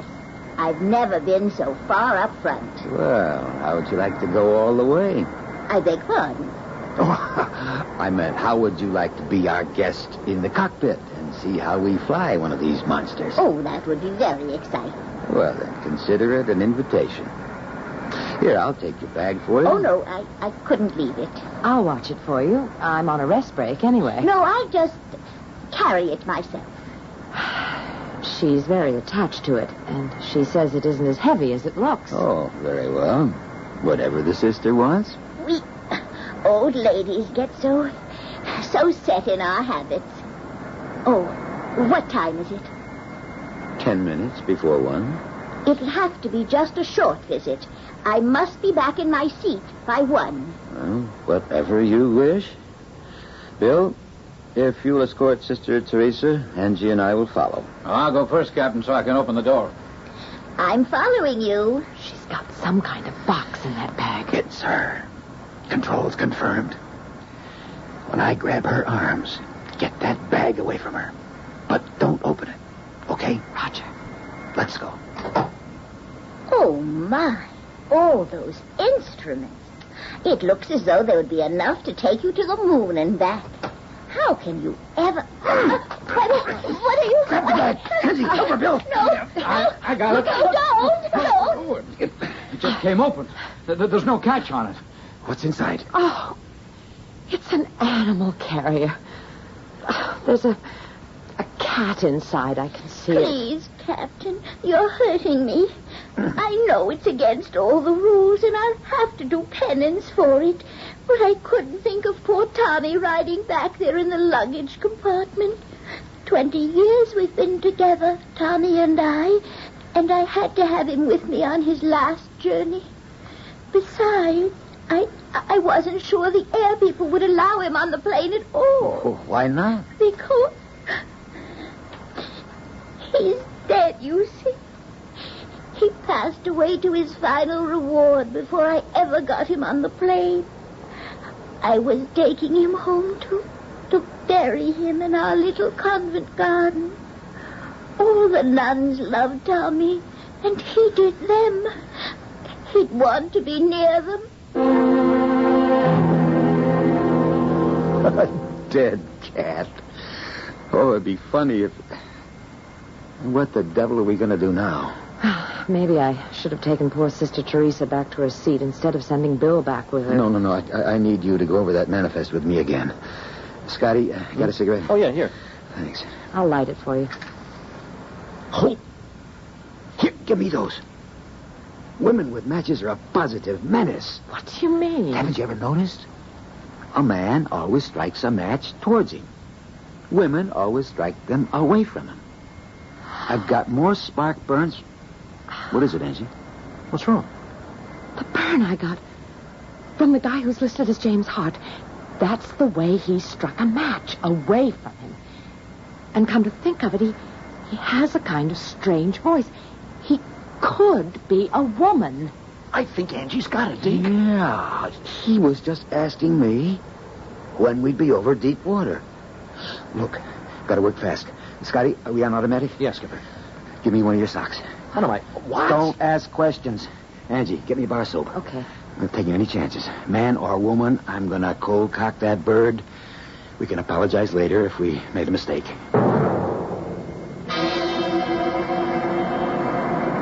Okay, Angie. Above and beyond the call of duty. I'd have brought Bill, but I'm afraid 2 uniforms might alarm him. It's okay. After all, hold it. Everything all right, Sister Teresa? Oh, yes, except what are you going to do about... Oh, now, don't you worry about that. Angie and me will take care of you. I know you will. I'd say you have all my faith, except that I owe that to someone else. But I do trust you. Thank you, sister. Let's go. You go first. Stop at that seat before his and find some excuse to be busy. Once I'm past him, pow. And you grab that bag. Yes, sir, Deke. I've got you. Here goes. Oh, you don't have a pillow. I'm sorry. Let me help you get a little more comfortable. If you'll just sit forward a moment, I can... Is it 1 o'clock yet, hostess? I've got to know if it's... Grab the bag, Angie. Grab it fast. I got it. How about him or her or whatever it is? Out like a light. You didn't. No. That's the value of the sock pacifier. It just sends you off safely for a short while to Never Land. Well, better her, him, than all the rest of us.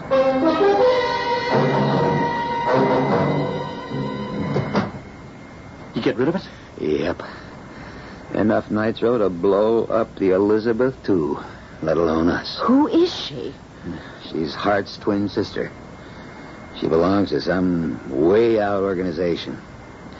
Got her locked back there in one of the galleys, screaming about fascists and the CIA, and well, she was ready to die to stop exploitation and colonial Nazis. Oh, the kid is crazy. She'd actually have killed nearly 100 people to get rid of El Presidente, who happens to be a middle-of-the-roader. The best thing that's happened to his country in the last 100 years. Scotty, give me a cigarette. This one I'll light myself. Honey. Honey, are you all right? Yes, sure. Did you see the way Deke struck that match? Away from him. I did? Well, how you like that? No, I was so sure. Yeah, piece of luck for all of us you were. I don't know. It's 1 o'clock. Well, what's that got to do with anything? Sister Teresa is telling her rosary. She said she'd be praying for all of us. I think it was a lot more than just luck.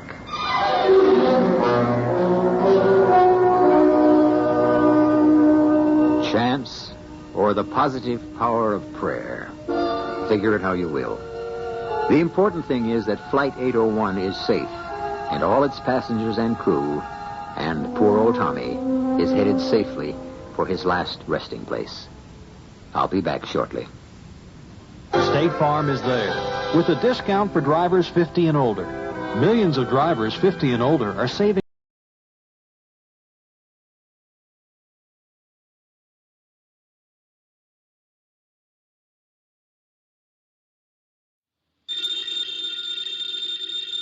Ladies and gentlemen, the ringing of that phone bell means mystery, adventure. Nero Wolfe's office, Archie Goodwin speaking. And you've lost your... Oh. Archie, the answer is no. Hold on a second. The answer to what is no, Mr. Wolfe? I shall not attempt to find a blonde for anyone. You've got the man on the phone a little wrong, Mr. Wolfe. He's not looking for a blonde. He's looking for a prize fighter. Indeed. Have him come here. Okay. Mr. Wolfe will see you at 8. So long. I was all set to argue with you about taking the case. You gave in too fast. Nonsense. I'm fascinated by the thought of anyone misplacing a prize fighter. They're usually quite large, aren't they? They are. But what this guy is worried about is not only finding his boy, but finding him alive.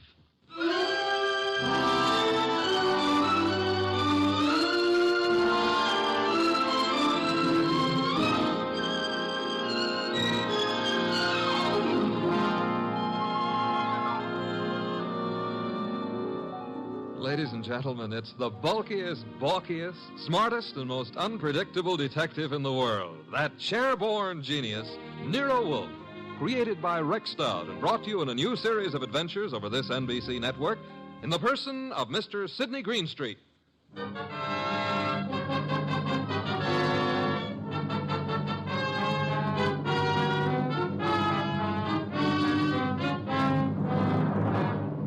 The case of the deadly sellout. That's what my boss, Nero Wolfe, called it. And it almost meant curtains for the firm of Wolfe and Goodwin. But let me give it to you straight right from the beginning. Although you ought to know that it wasn't until it was all over that I knew the very beginning of it myself. It all started in the New York flat of one Brock Rainey. Yes? The name is Jerry Fay. I'm supposed to know you? Being a very good friend of Pepe Gatto's, it's time you got to know me. May I come in? Sure. You've got a problem, Miss Fay? Pepe took a fall at the garden last night against a coffee and bum named Eubanks, right? As far as I know, Sister, Gatto met his match. Please, Mr. Rainey, do me a favor. Skip the sausage meat. It happens I saw the $1,200 you counted out to him to take a quick dive in the first. You did? How else would I know? Okay, then here's my wrist. Slap it, Miss Fay. I'm a bad bull. Now, look, who's kidding who? I don't care if Pepe makes himself a few deals on the side. I should worry whether he gives those meat eaters on the benches a run for the ducats. What's it to me? If you're not worried, Sugar Plum, then neither am I. Also, I'm a very busy man. Not too busy to pay off, I hope. Pay off? To who? To me. For what? For keeping it to myself that you collected $5,000 from the Eubanks crowd for getting Pepe to take that dive. Certain people might not like to hear it. Miss Fay. Yeah? Drop dead. I don't think we understand each other. Which is just as well. Now get out of here. There's something Blow, else. bimbo. Okay, Mr. Rainey. Have it your way. I'll go find someone with a more sympathetic ear. Someone like Lawson. Arnold F. Lawson. So long. Wait. Where does Lawson come into this? You asking is stalling. Lawson dropped a sizable piece of change on last night's two-step. No. Close the door, Jerry. Oh, yeah. $25,000 to be exact. That's a lot of corn to lose because a cheap fight manager arranges a frame. At least Arnold Lawson might think so. Sit down. Who's tired? Look, Mr. Rainey, it goes very simply in only one way. Lawson at yet knows from nothing except that your boy Gatto lost the fight. He may suspect, but he don't know. And he really don't have to know. Glad to hear you say that. And I'll be glad to see the shade of 3,000 long green banknotes. How much? You heard me, $3,000. Get out. Okay, I'm going. To the next phone and call Lawson. Look, Jerry, give me time, huh? I haven't got that kind of dough right now. Tell it to Lawson. When he gets through with you, you won't need any kind of dough. You know, I've got Gatto set for a go with Mellish, the title contender. Gatto can take him. Please believe me, he's going to take him. So? So after what happened in the Eubanks fight, the odds on Gatto will be like a war debt. We can clean up. Listen, we can make Heel, I wouldn't trust you from 11:59 to midnight. Get it up. Now. I'll give you 6 hours. After that, Lawson. So long.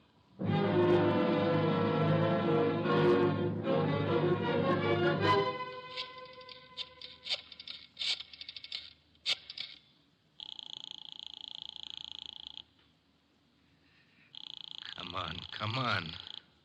Hello? Hello, Rainey, this is Gatto. Hiya, baby. Look, the boys dropped in on me at the office at Mindy's. Lawson wants to see me. What? Lost? Look, Bum, I'm the one with the cauliflower ears. You heard me, and what do I do? Nothing. But... Don't go near him. Stay home. Let me take care of it. How? What do you do? I don't know yet, Pepe, but I'll find a way. How did he find out? Your girlfriend. What? She wouldn't do that. She hates the guy. Hate him or love him, she told him. I can't believe it. I suggest you call our little doll Jerry and give her your regards for the double cross. Meanwhile, stay put in your apartment. Don't move. But, Rainey... Hello? Hello?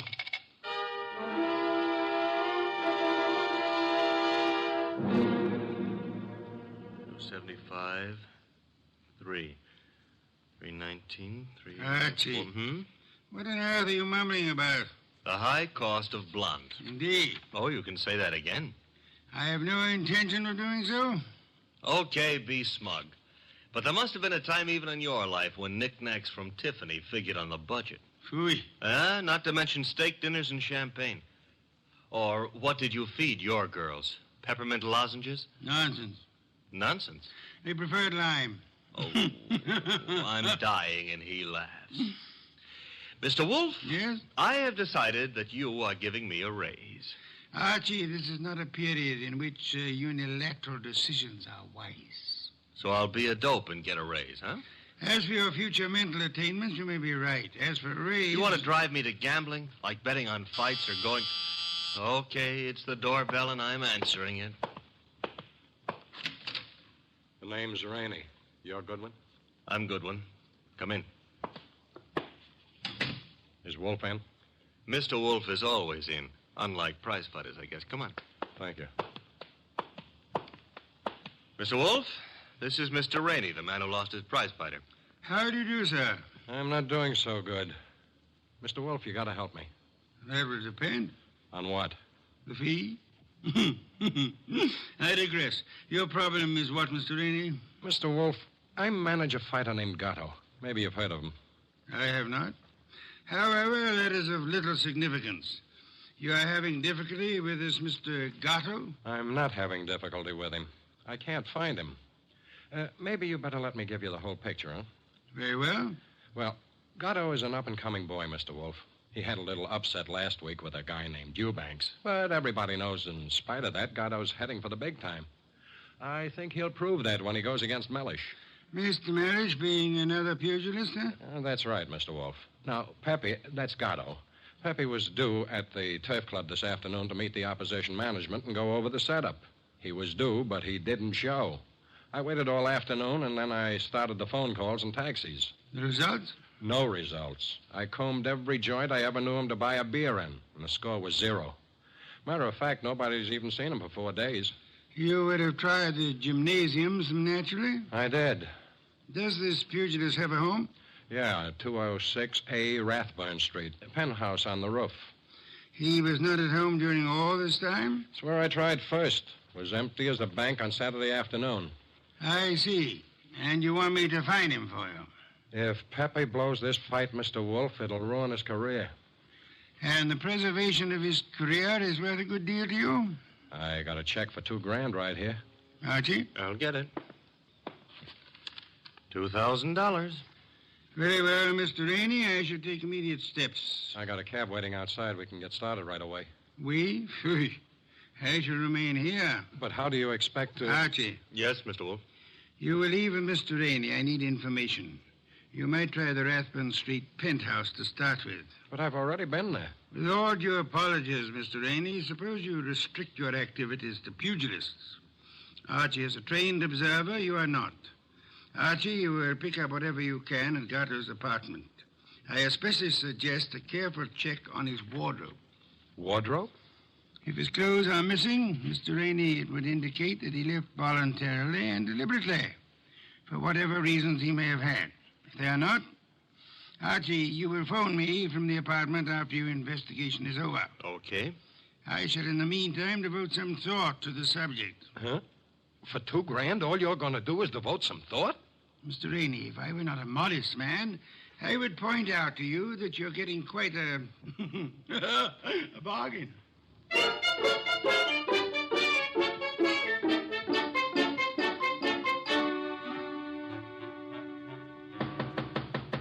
Gatto? Gatto? He's not here. I told you that. I was up here before. He left the door unlocked? I had a key. Guess I forgot to lock up after I left. Let's look around. Bathroom? Yeah. Empty. It's a nice penthouse. That a closet? Yeah. What do you think? He's playing hide and seek? Try it. Okay. Anything in there? Nothing I'm looking for. What's that you found? A hat. Well, let's see. A lady's hat. Yeah, smart and expensive. Label reads a Madame Yetta original. That bunch of lace and feathers cost somebody a fast $50. Yeah, probably one of his girls left it behind. And maybe she'll call for it. Come on, we'll take a gander out on the roof. I took a gander out there. It's bare as a bone. What have we got over there with the chimney? Where? Over there. Just an old awning. Got blown down in the storm last month. Be right with you. What are you doing? Looking under it. Oh, brother. You found him? Yeah, we found him, chum. A little late. 2 holes in his dorsal development and dead as a clay pigeon. Yeah. Well, what have you got to say? Well, now at least the bookies will cancel all bets. We both save our dough. Yeah. I got to phone Mr. Wolfe.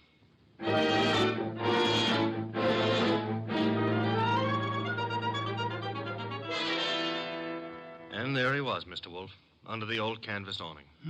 Where's the hat? Oh, this is it. That's it, boss. Snazzy number, no? Where'd you find it? On the floor of the closet. You're right, Archie. Frothy little bit of millinery, caprice. Mm-hmm. Have you any idea whose it may be, Mr. Rainey? I wish I did. You have to find out. Well, how, boss? The hat is an original. See, the label under the band reads a Madame Yetta original. Tomorrow morning, Archie, you will interview Madame Yetta. Yes, boss. And discover in your inimitable fashion for whom she made this chapeau.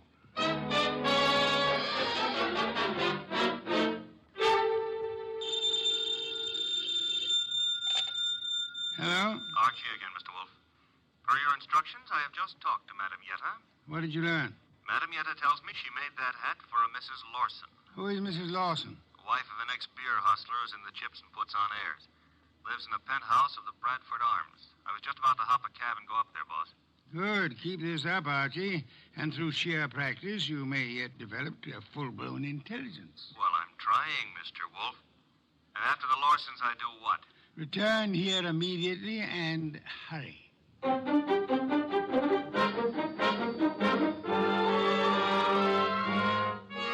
How do you do, Mr. Lawson? Oh, Mr. Goodwin. My secretary tells me you're a detective. My boss might argue with you on that, Mr. Lawson. Your boss? It happens I work for Nero Wolfe. I see. And you wish to see me about... About this hat. Hat? Oh, I see, yeah. Well, Mr. Goodwin, please believe me, I never wear hats like that. Would your wife be likely to say the same? My wife? Just what are you getting at? Would I seem too nosy if I asked how well you and your wife know Pepe Gato? How well do we know who? Pepe Gato. The pug? No, not such a pug. No, huh? I lost $25,000 on him in the Eubanks fight. If you ask me, he laid down like a dog. And did you talk it over with him? Talk it over with him. Never seen the man in my life. Not even at the fight? No, I placed the bet over the telephone. I'd scarcely have anything to do with a character like Gatto, Mr. Goodwin. You surely won't from here on out, Mr. Lawson.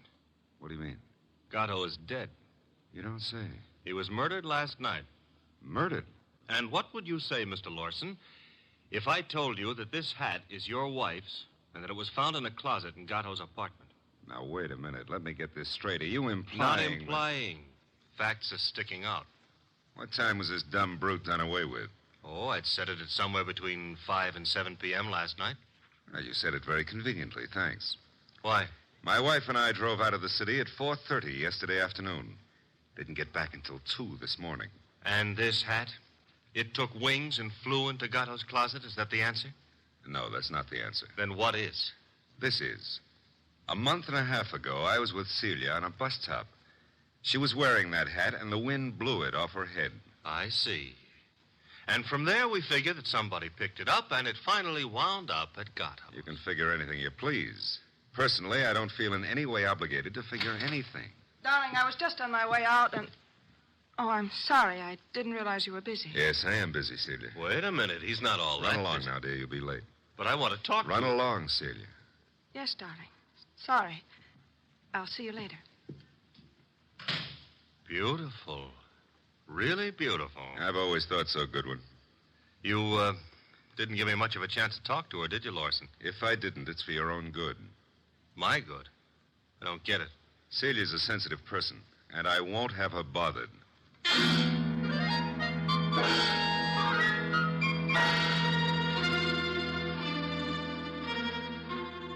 And do you mean to tell me you let him scare you? Let him scare me? Say, will you stop being so fearless with my life? The guy said don't bother my wife, so I didn't bother his wife. It was that simple. Apparently his wife is not blonde. Answer the phone, Archie. No, you answer it. Now you've hurt my feelings. Oh, well. Hello? I want to speak to Mr. Nero Wolfe. Mr. Wolfe speaking. Oh? Is it true that you're interested in the Gatto murder?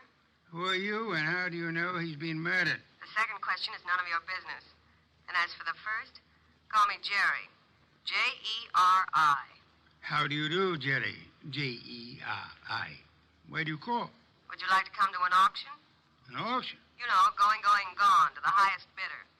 And what are you placing on the auction block, Miss Jerry? A few facts. All in good condition and guaranteed to make it a cinch to snag the Gatto killer. Sounds promising. Only you'll have to bid against real money. May I have the address of the auction room? You'll have no trouble finding it. Your assistant was there last night. Where? The penthouse on top of 206A Rathburn Street. The big item goes on at 4 bells.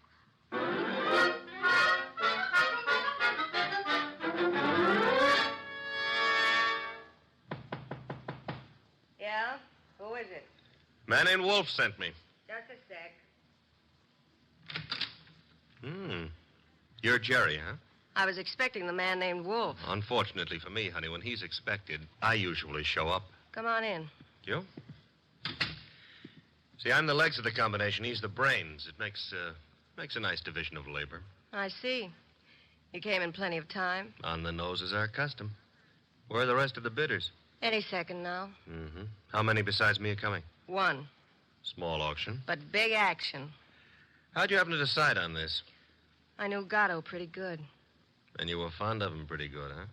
How did you guess? Well, you've got a key to this place of his, or you couldn't let yourself in.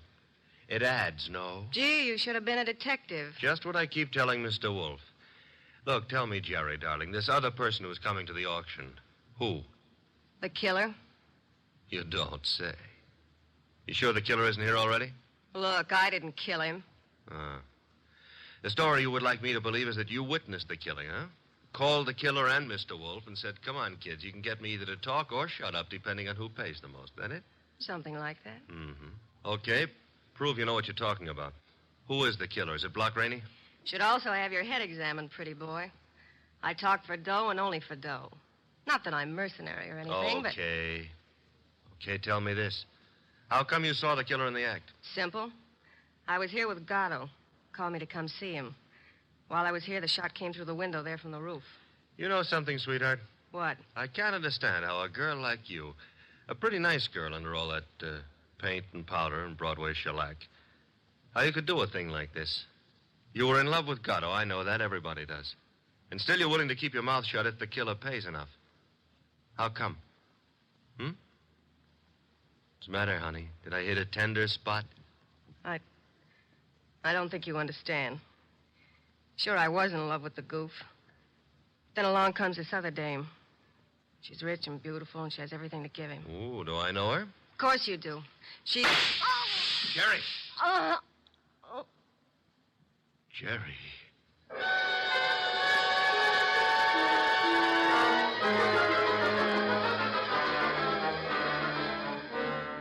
She was just about to tell me, and then the shot came through the window from the roof, boss. It's a flat roof outside. You didn't, I suppose, see the murderer? No. I caught Jerry in my arms. By the time I laid her down on the couch and got out on the roof, the killer was gone. Get right over here and bring our client with you, if you can find him. Rainey? That's right. He has a right to be in on the kill. Okay, boss. But keep away from that beer till I get there. Don't be impertinent. I should be busy phoning Mr. and Mrs. Lawson. Meanwhile, I want them here, too. Besides, one bottle won't do any harm.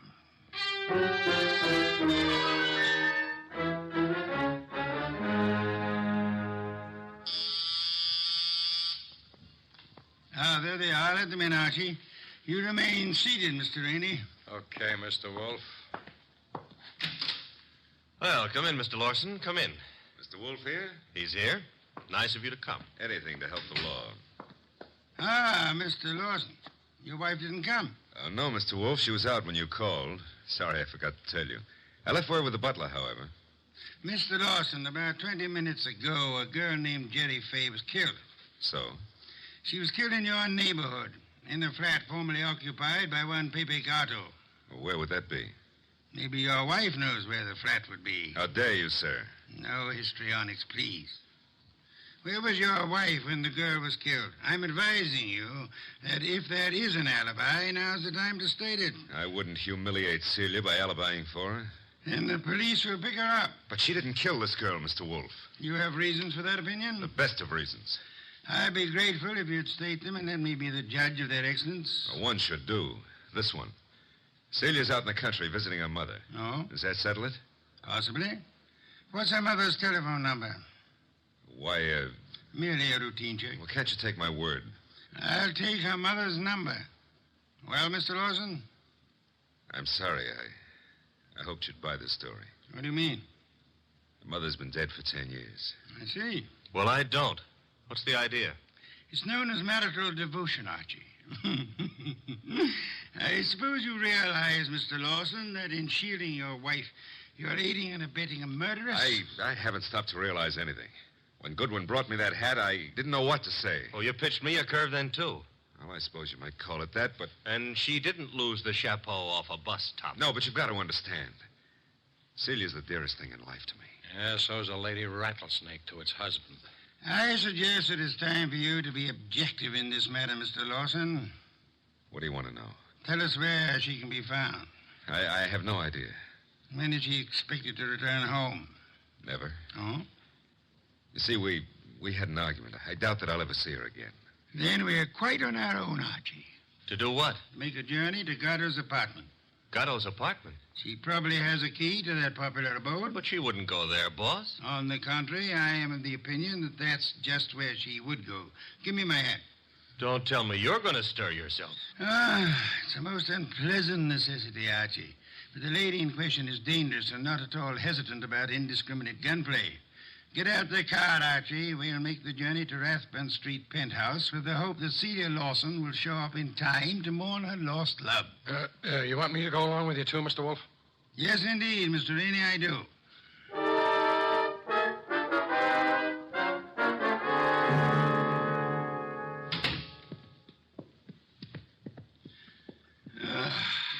I trust this chair will hold me. Should. Biggest chair in the house. Mr. Wolfe. Yes, Mr. Rainey? Mr. Wolfe, am I to understand that the way you have it figured is that Mrs. Lawson killed Gatto, and then to keep the girl from pinning the crime on her, she killed her, too? What's the matter, Mr. Rainey? Don't you think the theory holds water? Well, yes. I mean, of course it does. Thank you. On the other hand, there is room for doubt. I'm glad to hear you say that, Mr. Wolfe. Would you mind explaining? I'll explain, Mr. Lawson. Mr. Goodwin was in this room when Jerry Fay was killed. Right, Archie? Right, boss. He ran as quickly as he could out onto the roof, but your wife was nowhere in evidence. What difference does that make? A good deal, I'd say. Wouldn't you, Archie? Yes, a detail like that would give a jury room for doubt. Oh, don't be a fool. How so, Rainey? Well, I was about to agree with Rainey. I mean on sheer logic. I'm afraid I miss your point, Mr. Lawson. Well, what if Goodwin didn't see her? That proves nothing. She fired the shots, and then she ran down the fire escape. What fire escape? The one a few feet beyond the chimney. Mr. Lawson. Yes? Who told you there was a fire escape there? Why, Yeah, who did? You can't see it from here, Lawson. Well, I just imagined there might be. Sensationally accurate imagination, Mr. Lawson. Allow me to congratulate you. I don't know what you have in mind. You have in mind to see your wife convicted of the murder of Pepe Gatto, and so punish them both for having dared to fall in love. I love Celia. I worship her. Yes, that's what you expected me to believe, hoping, meanwhile, that a hat would convict her. You worshipped her until she became fascinated by a young savage animal known as Pepe Gatto. No. At that point, the worship shifted into reverse, and you went green with hate. Hate that drove you to climb that fire escape that you know so much about and shoot him in the back. You're dreaming. Jerry Fay saw you in the act, and when she was about to divulge your identity to Archie, you killed her too, meaning to hang her murder on your wife along with the other killing. That's a lie. Mr. Lawson, I didn't bring you here to apprehend your wife. There's really no reason why she should come here. I suggested this visit in the belief that you'd betray some guilty knowledge of the place and circumstances, as you have so obligingly just done. You're clever, aren't you? Monumentally. But a little hasty. So? Why? There's a gun in my hand. Haven't you noticed? Of course, sir, but yours is not the only gun in the world. What? Sit still, Arnold, and don't turn around. Your wife, Mr. Lawson. Come in, my dear. Celia, what are you doing here? I came to get a hat that I'd left in Pepe's closet. It suddenly was clear to me what was in the wind, and I thought I'd better remove all evidence that you could possibly use against me. Celia, listen, you must understand I it's for you. understand one thing only. Pepe's gone, and you took him away. Listen, please, if you let me explain, you'll understand. Yeah? Please, honey, help me. Sure, I'll help you. Celia! Well, that's all, Mr. Wolfe. What now?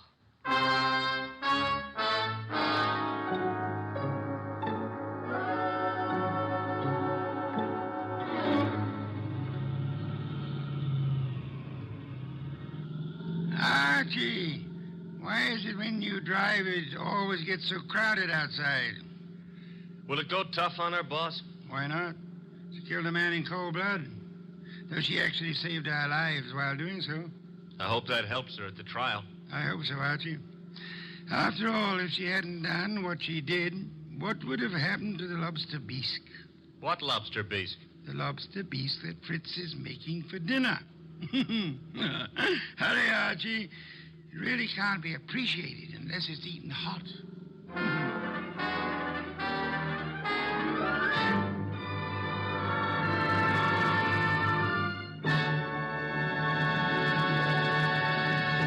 You have been listening to The New Adventures of Nero Wolfe, starring Sidney Greenstreet.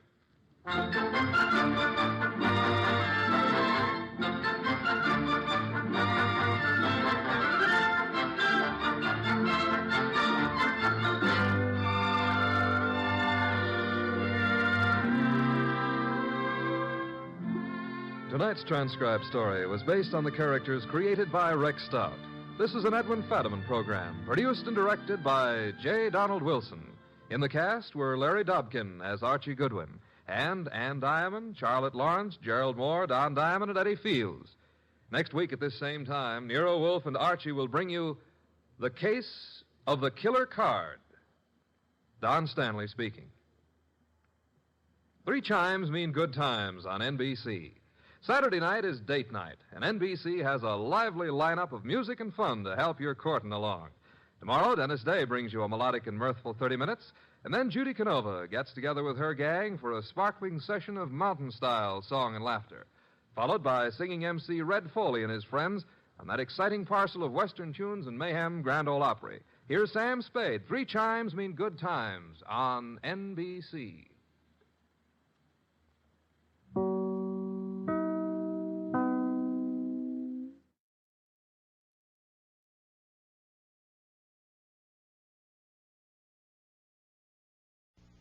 And now, Mystery Theater.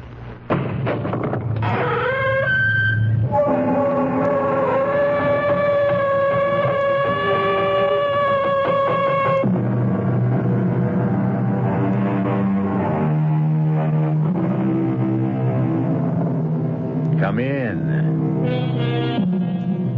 Welcome. I'm E.G. Marshall. Join me for an interlude in suspense, laden with the chilling fear of the unknown and the unexpected. Out there, in what we are pleased to call the state of nature, the strong kill the weak. Fang and claw provide the only law. Well, man, as you know, is a natural animal. But for countless centuries, he's been trying to change all that, with indifferent success on the whole. But there is hope, because man, after all, has a thing called a conscience. And it works. Not always as promptly or completely as all of us might wish, but it works.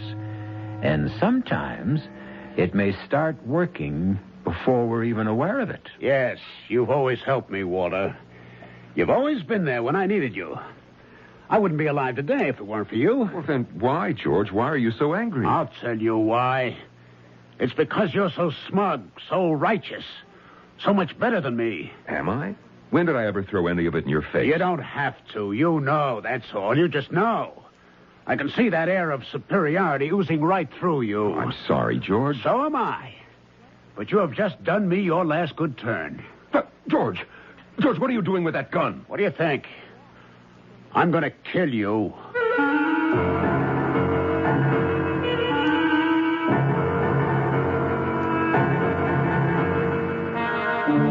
Our mystery drama, The Deadly Process, was written especially for the Mystery Theater by Sam Dan and stars Norman Rose and Ralph Bell.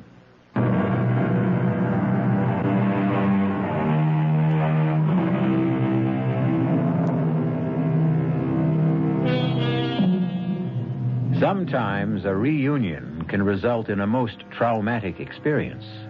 You know, these get-togethers of old army buddies or old college pals. The greatest pain does not really result from the awareness of the thinning hair and the thickening paunch. It comes from the stinging stab of recognition that precious time is now gone forever, and golden opportunity has been irretrievably wasted. And this pain will leave an aching void for a fulfillment that can never come. However, neither Walter Stallings nor George Loomis has arrived at this point of the evening yet. Hey, George, remember the time you had a thing for that Latin professor's wife? Oh, her. Oh, yeah. He was at least twice her age, and she was so frustrated, so unhappy. Well, someone had to bring a bit of sunshine into her life. Poor little girl. Hey, you remember? You were all set to elope with her. I got Red Garrity and Stan Jakowski from the football team to sit on you till I could pound some sense into your head. Oh, I hated you that day, Walter. She only meant it as a gag. I didn't see it then. Actually, Walt, I see a lot of things now. Oh? Like what? Well, it seems to me that whenever I was in a real jam, you were always there to bail me out. Just coincidence. I don't know if I would have made it without you. Hey, George, shouldn't you call your wife? Why? Well, won't she be worried? About what? I told Louise, an old college buddy I hadn't seen in 10 years, had dropped in, and we were going to dinner. You mean she buys a story like that? Well, sure. Louise is unlike any girl you or I ever knew. It's as if, well, she's not of this world. Oh? Well, which world is she a part of? Well, no world that you or I ever knew or thought about. It's a kind of a world of the spirit. The spirit? Sounds spooky. No. There's a quality to Louise that seems to see. It seems to sense things that are unsaid, unknown. Is that so? Oh, yeah. I think you'd be a shock to the system. New subject. George, why do you think I called you today? You happened to be in town. No. I didn't happen to be in town. I came to see you. I heard that you were with Tricon Chemical. Yeah. I'm just about hanging in there. Yes, but you are head of special research projects. Today. Tomorrow I may be out on my ear. Because you can't come up with an ore reduction process. How did you know? Everybody knows. Here, Tricon's sitting on the world's biggest known ore deposit, and you can't figure a profitable way to bring it up. And that, Walter, may cost me my job. Now, all is not lost, old buddy. Back in college, you remember Professor Pelham? Pelham? Yeah. He was the great authority on the reduction of non-ferrous metallic ores, and I was his star pupil. Oh, Pelham, of course. I remember that paper you wrote. The theory was absolutely sound, but the technique was ahead of its time. But the technology exists today. It can be done. Hey, Walter, I have this feeling you're going to save me again. I have the paper right here. Are you interested? Am I interested? Is a drowning man interested in a life preserver? And look, Walter, there's a fortune in it for you. No, I don't care about the money so much. I'll tell you what I need. Well, anything, Walter, anything. If this can work out, you're going to be a rich man. I need the credit. Hey, George, let's call it the Stallings-Loomis process. But I didn't do anything to... Ah, but you will. You'll have to make certain refinements to adapt it to your particular situation. Yeah. I have the feeling. I just have the feeling I'm saved. First thing in the morning, I'll get an agreement drawn up. Oh, come on, George. Two old buddies like you and me, a handshake's enough. Share and share alike. Is it a deal, George? It's a deal.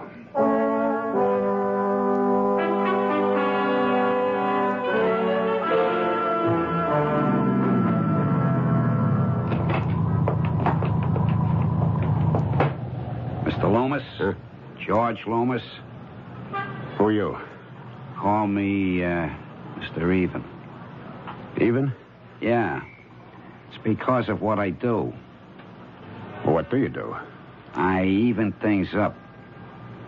I don't think I understand. Well, you borrowed some money from some pals of mine. I beg your pardon? And things are kind of shaky. See what I mean? I'm afraid Come on. It's late at night. You want to get home? I want to go home. So these pals of mine naturally eat a lot of dough when they feel consigned. I'll repay the money. These pals of mine, They keep an ear to the ground. They hear things. They hear you may be losing your job. Well, that's ridiculous. Well, that's not for me to say. My pals just want you to know that the dough has got to come through on time, one way or another. Well, you tell your friends that there's nothing to worry about. Not anymore.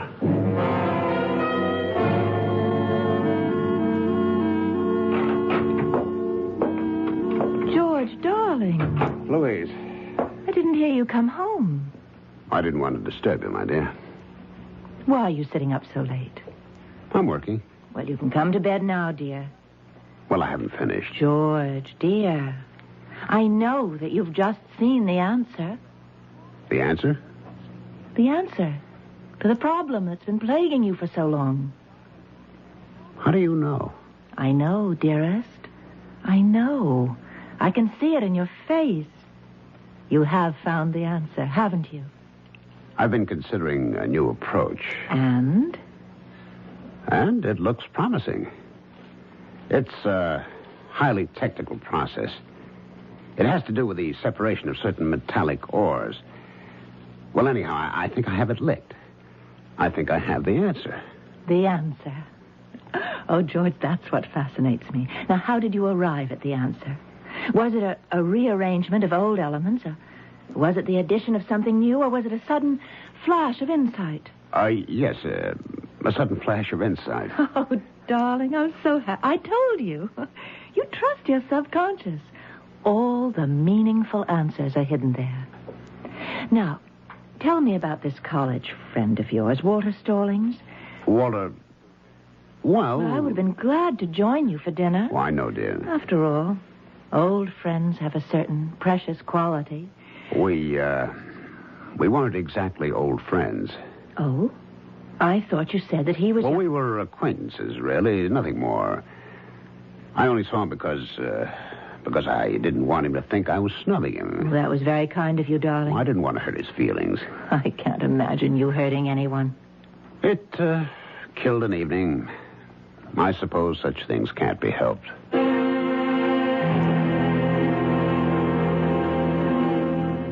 We can expect a production schedule to be set up for the period from the 15th through... Miss Dawson, you'll have to check that date, and with Kelsey and his people, they have those dates. We must also make sure... Oh, George. Hey, Walt. Nice day. Let me shut this thing off. How did I get in here? Well, let's say I sweet-talked that receptionist into looking the other way. Promise you won't fire her. Oh, I promise. You are a hard man to see, Georgie. Well, we're swamped here. But I sent my name in. Well, as you can see, I'm dictating. My regular girl is out sick. Yeah. Well, George, how we doing? Process-wise, you know, the Stallings-Loomis process? It's in the works. The works? Well, as you know, the theory is 100% sound. Now, what manufacturing is doing, they're setting up the cost estimates. Well, how long do they sit on it? Oh, a couple of weeks, a month, who knows? Yeah. Well, I just dropped in, you know. Sure, I know. And as soon as you get the word... You'll be the first to know. Oh, that's great. Hey, look, how about some lunch, huh? Oh, we're in such a hassle here, Walter. There's hardly time to grab a sandwich at the desk. Well, as you said, George, it's worth a fortune. You know what I'm going to do with my half? What? Nothing. Just sit on the beach and count the waves. I'll have a couple of girls to help me keep score. And champagne. Well, you'll deserve it. I'll be in touch. Mm-hmm. Oh, it occurs to me, you don't know where I'm staying. I'm at the City Line Motor Inn. Oh. Well, let me write that down. Yeah, okay. And, look, I really should meet Louise. I'll be on my best behavior. Well, let me check with her and find out what night she's free. Loomis, George Loomis, let me be the first to shake your hand. Mr. Barker. George, it works. It works. And when you see the bonus you're in for, well, we can talk about that later. The technique works, and we'll call it the Loomis reduction process. Hey, wait a minute. Who is this, George? My name is Walter Stallings, and... Well, if you're saying what I think you're saying, that's my process you're talking about. George, what is this man saying? Mr. Barker, he just broke into my office. He's been threatening... George! George, what are you Well, saying? who is he? Do you know him? Does he know me? We were roommates at college. What's going on here? I can explain everything, Mr. Barker. George, what are you trying to pull? I knew this man, Mr. Barker, a long time ago at school. He was George! He was always a little bit off. This process, this ore reduction process, it is mine. I created it. It belongs to me. Now, Walter, you simply can't go around having these tantrums. Let me call security. We'll have this man removed. But it's mine. It belongs to me. I discovered it more than 10 years ago. Sure. Now, Walter, you go home, rest. You'll feel better tomorrow. George, what are you trying to do to me? Look here, whoever you are, whatever your name is, you'd better leave now, peacefully and quietly, or I can promise you, you'll see the inside of a prison cell. Who do you think you're talking to, you fat old walrus? Walter. And you, too. You steal my process, and you think you can throw me in jail. All right, Walter, that's enough. You thief. Now, take it easy, Let's Walter. call the police. Sure, let's call the police, and let's give them a good reason for coming. Oh, And now, for you, fatty. Back to you, George. Now, you get up. All right. You haven't had enough. You're crazy. George, why? Why are you doing this to me? Why are you doing this to me?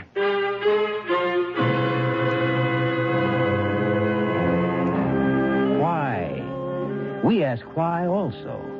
And yet, it's the oldest story in the world, isn't it? While half a loaf may be better than none, the entire loaf is best of all.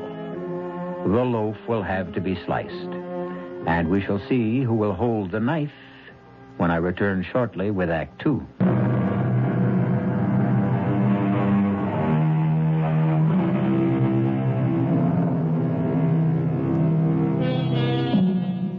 In a general way, one should have faith in humanity and trust in one's friends. It's when we leave generalities and come down to specifics that the rub comes in. Walter Stallings trusted George Loomis, and when the dust had settled, George had stolen Walter's valuable industrial process, and Walter was jailed for disorderly conduct when he protested such shabby treatment. Is there no justice? It all depends on what justice really is. More coffee, darling? Half a cup, maybe. I should be leaving for the office. George, what's this in the newspaper? What? Where, dear? Darling, it mentions your name. Chemical company executives in brawl? Oh, that, I should have looked at the paper and slipped that thing out. Why? What is it? Well, I know how upsetting things like this can be George, to you. what does this mean? It means, darling, that people in Mr. Barker's position, my position, can often be at the mercy of every nut, every crank that comes down the pike. Yes, I don't understand. It says that you stole that process from Walter Stallings. No, dear, it doesn't say that. It says Walter Stallings claims I stole it. But it says right here... There are 4 paragraphs in the story. 3 of them are concerned with what Walter Stallings claims. Notice the sympathetic tone. The 4th paragraph is a brief couple of sentences in which our company denies all of his allegations. That's because he's just one man, and we are a mammoth corporation, and the public will sympathize with the underdog. But what are the facts, dear? I mean, you did meet with Walter, that's at 10 days or 2 weeks ago. Of course. Well, what happened? We chatted. Was the process mentioned? Well... And did it have anything to do with the meeting you had with Walter? Yes, we were just sitting around trying to make talk. But did you talk about the process? Well, let me tell you how. He said to me, I hear your company's having trouble trying to reduce some ores. And I said, yes. And he said, I'll bet you don't remember. And I said, remember what? And he said, oh, you did a pretty good paper on that back in college. And suddenly... Yes, dear? Well, suddenly it all came back to me. Just like that. What did? A theoretical problem I'd once solved in an exam. Isn't it remarkable, darling, how quickly we forget so many of the basics? And that's the process that he's talking about. Yes, dear, that's the process. But why should he claim that... Oh, well, darling, he's a peculiar person. He always was. We were at school together. I got somewhere he didn't. Well, I think it's awful. Well, look, I'll tell you what I'll do.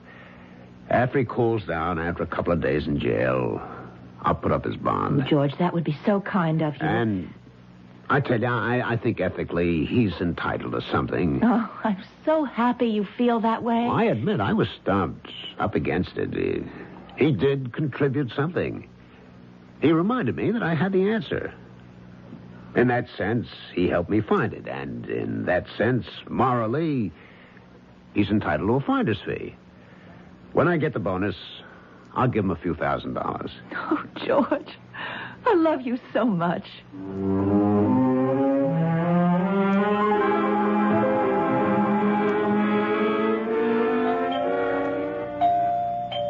George, is that you?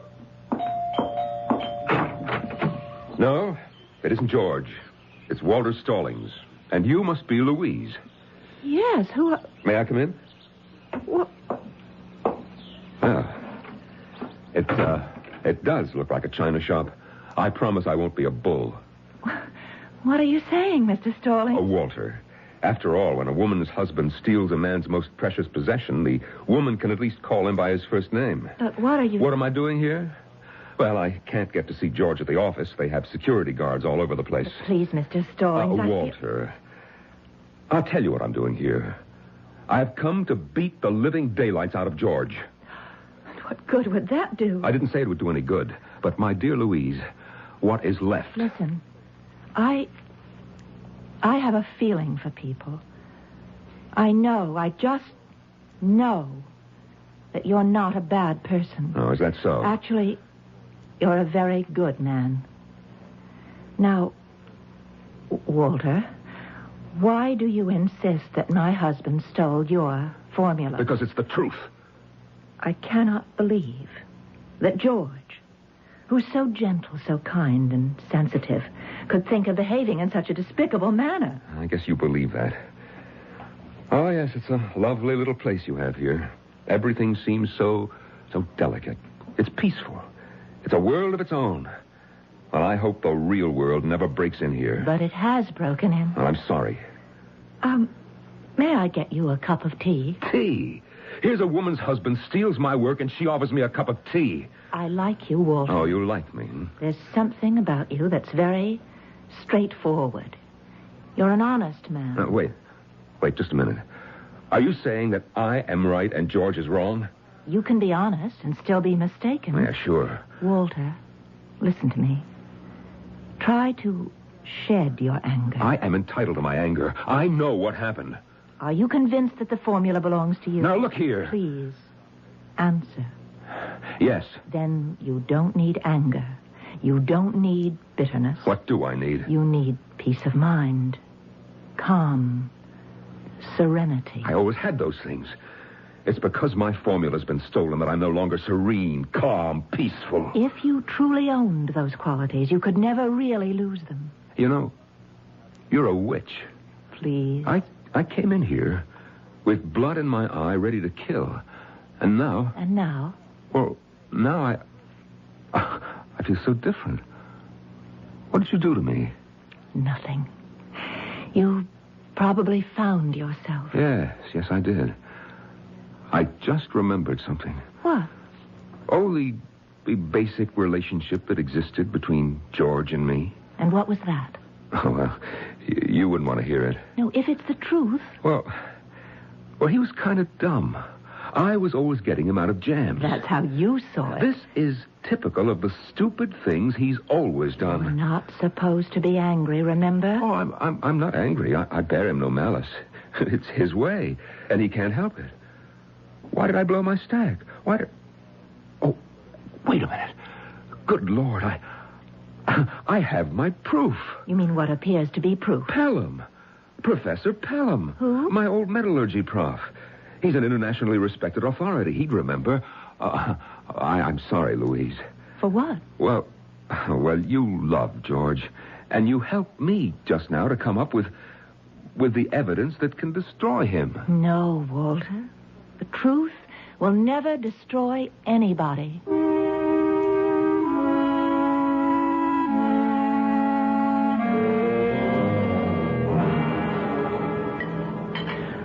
I had a visitor this afternoon. As a matter of fact, he just left. Oh? Walter Stallings. Walter... He's really a very sweet person. Louise, the man is violent. No. He's just troubled, confused. Look, if he even made so much as a hint of a threat. We became friends. I don't believe it. Why not? He's just a nice man. Oh, darling, you don't know anything about... About what? About the real world. Dear, why do you keep insisting I know nothing about the real world? I'm very much aware of it. He's hysterical, unstable. He could have beaten you. There's only one way to treat wild animals. Oh, and what's that? Lock them up. In the first place, he's not an animal. Secondly, locking people up never solves anything. And thirdly, we found a way to handle the problem. You what? He must be made to face reality. And reality is that he must give up these hallucinations that the process belongs to him. Well, I agree with that completely. Now, he happened to mention an old college professor. Oh. What was the name again? Pelham? Pelham? Yes, he said that Pelham could vindicate him. He said that? Well, of course. We know it's impossible. Pelham will disillusion him. Well, Professor Pelham will, won't he? Well, of course. And thus, Walter will have to face the truth.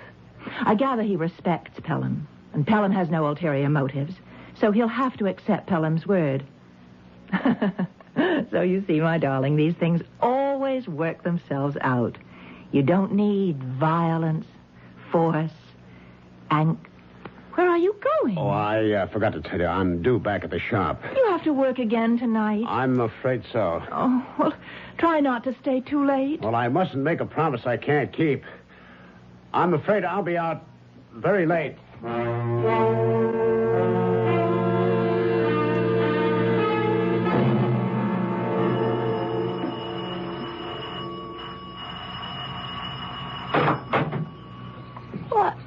What?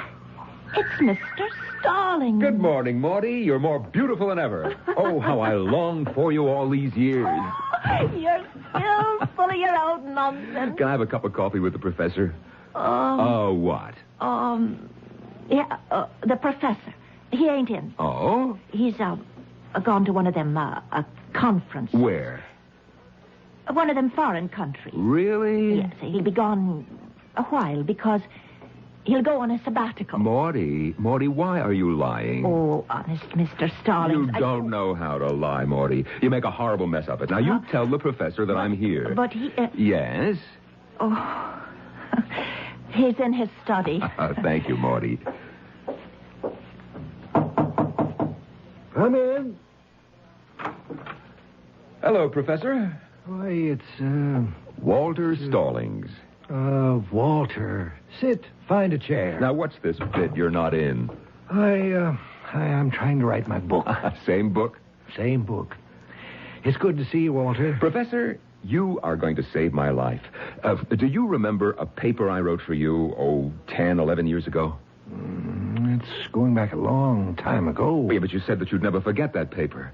I did? Yes, it was all about new methods of reduction of non-ferrous metals. Walter, the years come and go. But you were so taken with it. You kept the original, and I had to make a copy for my own files. Walter, if I kept copies of all the papers my students wrote, my home would be a warehouse. But, Professor, you wrote such glowing praise on practically every page. I'm sorry. I just can't recall it. Look, I brought the idea in that paper to George Loomis. You recall him, the class dummy? I don't see. Well, believe it or not, he is head of research at Tricon Chemical, and, well, he stole the process from me. Oh, I can hardly believe this. I guess he came down here to buy you off, huh? What? How dare you? How much did he offer you? I don't know what you're talking about. Yeah, well, I hope that your conscience... Walter, I really don't remember. Yes, George was here. He offered me a consultantship at Tricon, and... I'm getting very old, and I never made any real money. Yeah, sure. And Walter, I really don't remember. I really don't remember. Good night, Professor. Mr. Starling. Yes, Morty. Forgive him. He's getting senile. That man in there is not the same Professor Pelham you used to worship. I used to worship. I know, Morty. I know. But what can be done? Oh, nobody can help me now. Don't say nobody. I can save you. And I can save him. How, Maudie? I've got the paper. What? The paper? My paper? That paper. He kept it for himself because he liked it so much. And then the other day he says to me, Maudie, burn this. Well, I couldn't understand. It just ain't like him. Oh, Maudie, how can I ever thank you? But why should you thank me? I'm only doing the right thing. Now I've got him. Now, Mr. George Loomis, look out.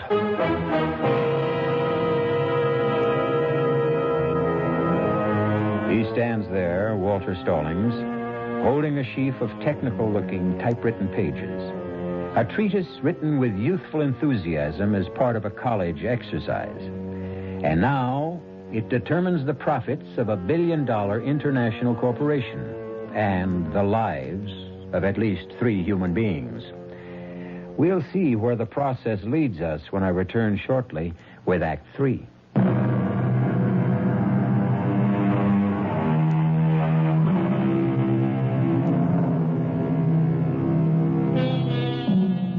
Somewhere, sometime, someone has surely given us the following advice. Always get it in writing. So much of the anguish of this world results because we fail to heed that advice. Walter Stallings had a problem because he didn't get an agreement from George Loomis in writing. However, luckily, miraculously, somehow, Walter has managed to come up with the most effective writing of all. Come in, George. Sit down. Yes, sir. George, we have a problem. Stallings is taking us to court. He hasn't a leg to stand on. Are you sure? He's a crank. It's one of those nuisance things. Are you sure he has no proof? Nothing. Written? Oral? Absolutely none. Then we have to fight him. But something bothers me. What's that? I've had some research done on him. He seems to be a very competent man. He has a good reputation. What makes you think he can't win in court? Mr. Barker, he doesn't have a chance in the world. I hope so, George. For your sake.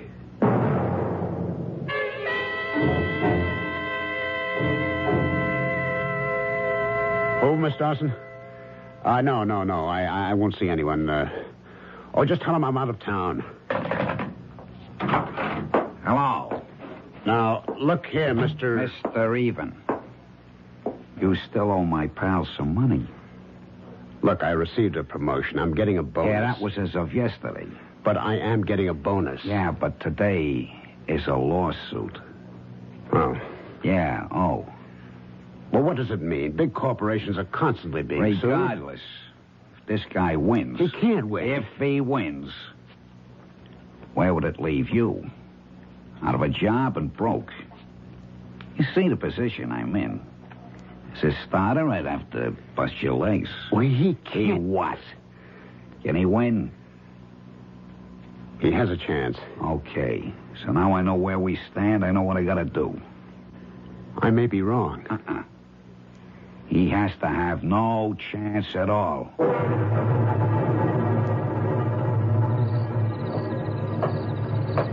I hear somebody coming. I want to make sure it's the right guy. I keep in the shadow, you guys. I'll ask him for a light. If it's him, I'll cough. And then you guys step up and take care of him. Excuse me, pal. You got a light? Yeah, I think so. Thanks. Hey, what? Chester, hand me his briefcase. I'll see if he's got something interesting in it. Don't take any dough, nothing from his wallet. We gotta make this look like an automobile accident. Just let him lay there. Poor guy. He was crossing the street and some hit-and-run driver knocked him off.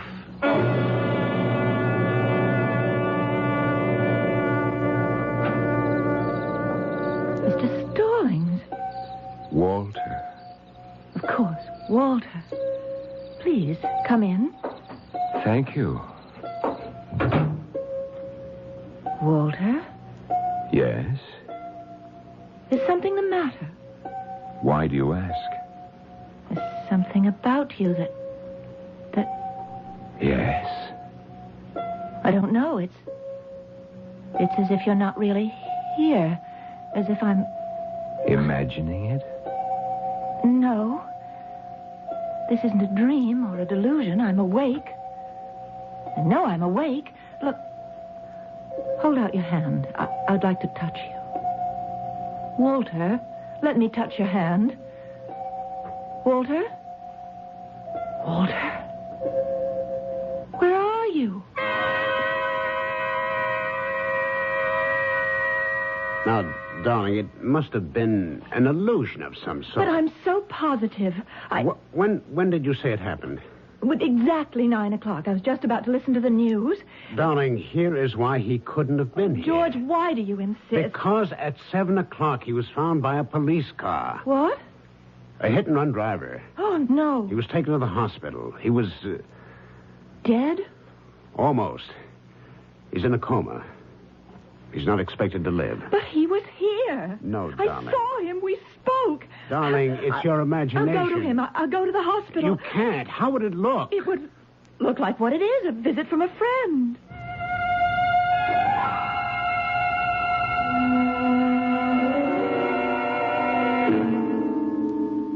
Walter? Walter? He can't hear you, Mrs. Loomis. He can, Doctor. He can. And I can hear him. Louise. Yes, Walter. I had to leave you before because I wasn't dead yet. What are you saying, Walter? Mrs. Loomis, he isn't saying anything. Louise, I have to see George. When I'm dead, he mustn't worry. I'll still help him. Of course. You'll help George. I've always helped him. I'll still help him after I'm dead. Walter.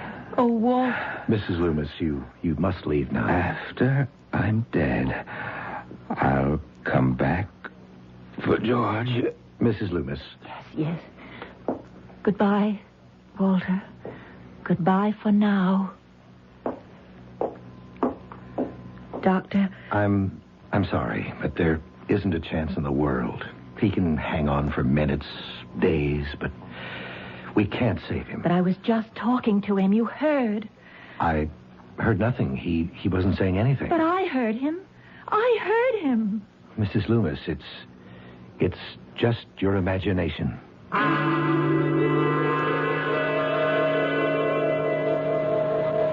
A taxi. You don't need a taxi, George. I got a car right here. Step inside. Where did you come from? We won't take up too much of your time. Let's drive through the park, Chester. It's such a nice day. What do you want? I've paid off your friends. I got lots of friends. I got a friend who tells me if he could get his hands on Tricon's proposed development program, it would be worth a fortune. Certain people. I dare say it would, but I have no use for espionage of any kind. When can you let me have the plans? I don't think you hear me. You're the one who don't understand. Isn't listening. You give me some papers. They describe that ore process. Nobody else knows but the two of us. You can't keep asking me to do anything like that. You can't. Now, sooner or later, I have to be caught. You know what that is, Georgie? That's life.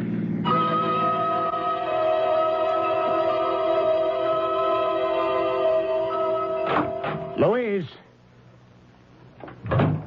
She isn't home. What? Walter. Well, I thought you were in the hospital. No. I'm dead. What are you saying? You're here? Yes. I'm here, but I'm dead. Look, either you're crazy or I'm crazy. George, I'm here because you sent for me. I sent for you? You always sent for me, George, one way or another. You always used to bring me all your troubles. Yeah. And you're always so helpful. Maybe that's why I hated you. You always knew best. You were always right. I couldn't help that. Once, just once, I wanted to get the better of you. That's why I had to take your process. I had to. Yes. Oh, you need me, George. You're in trouble again. That's a lie. Look ahead, George. 6 months, a year from now, you'll be completely disgraced. That isn't true. It's starting right now. George, that's why I'm here. That's why you wanted to see me. I have to bail you out again. What can you do? Come with me, George. Come where? Where I'm going. Where's that? I don't know yet. Let's go for a little walk. A nice, pleasant little walk down along the river.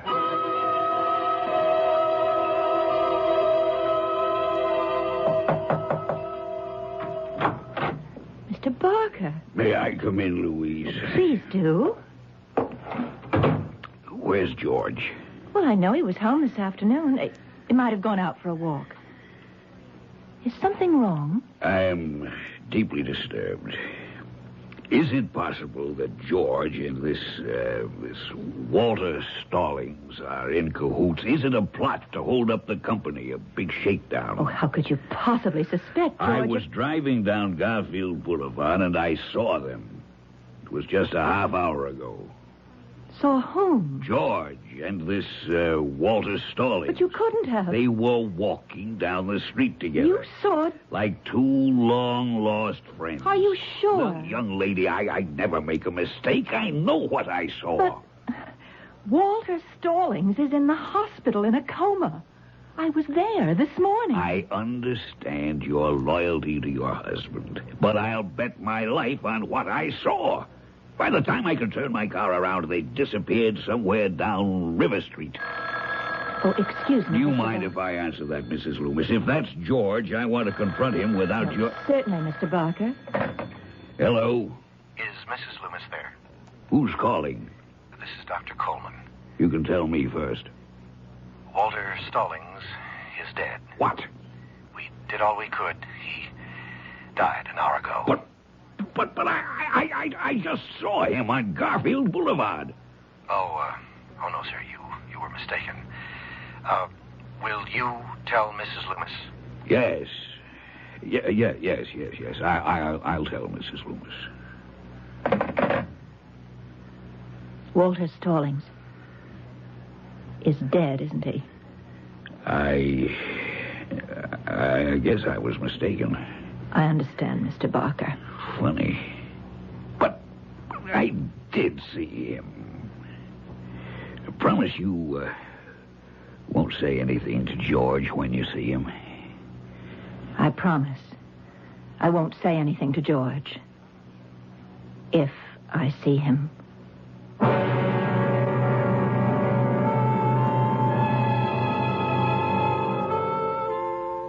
If I see him. At that point, she knew. She knew what you and I have already suspected, that she wouldn't see George again. She wasn't really surprised when George's body was found in the river a few days later. She knew it was necessary for Walter to help George once again. And for better or worse, that was the way it had to be. I'll be back for better in a few moments.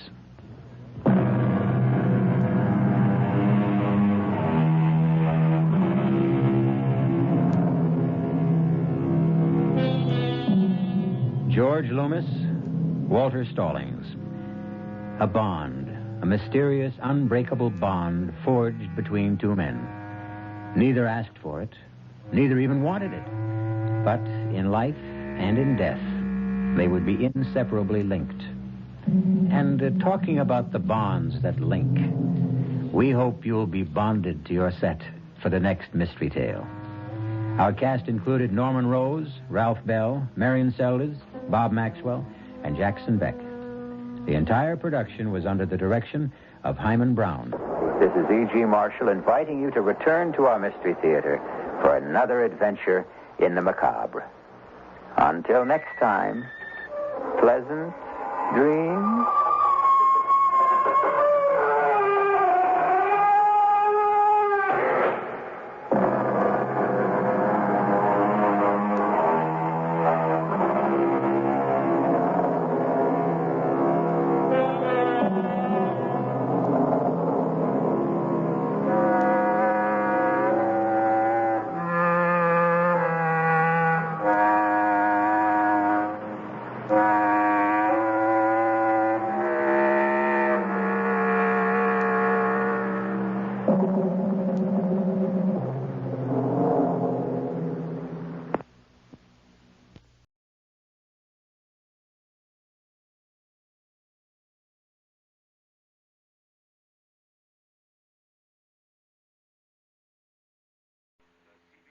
The CBS Radio Mystery Theater presents...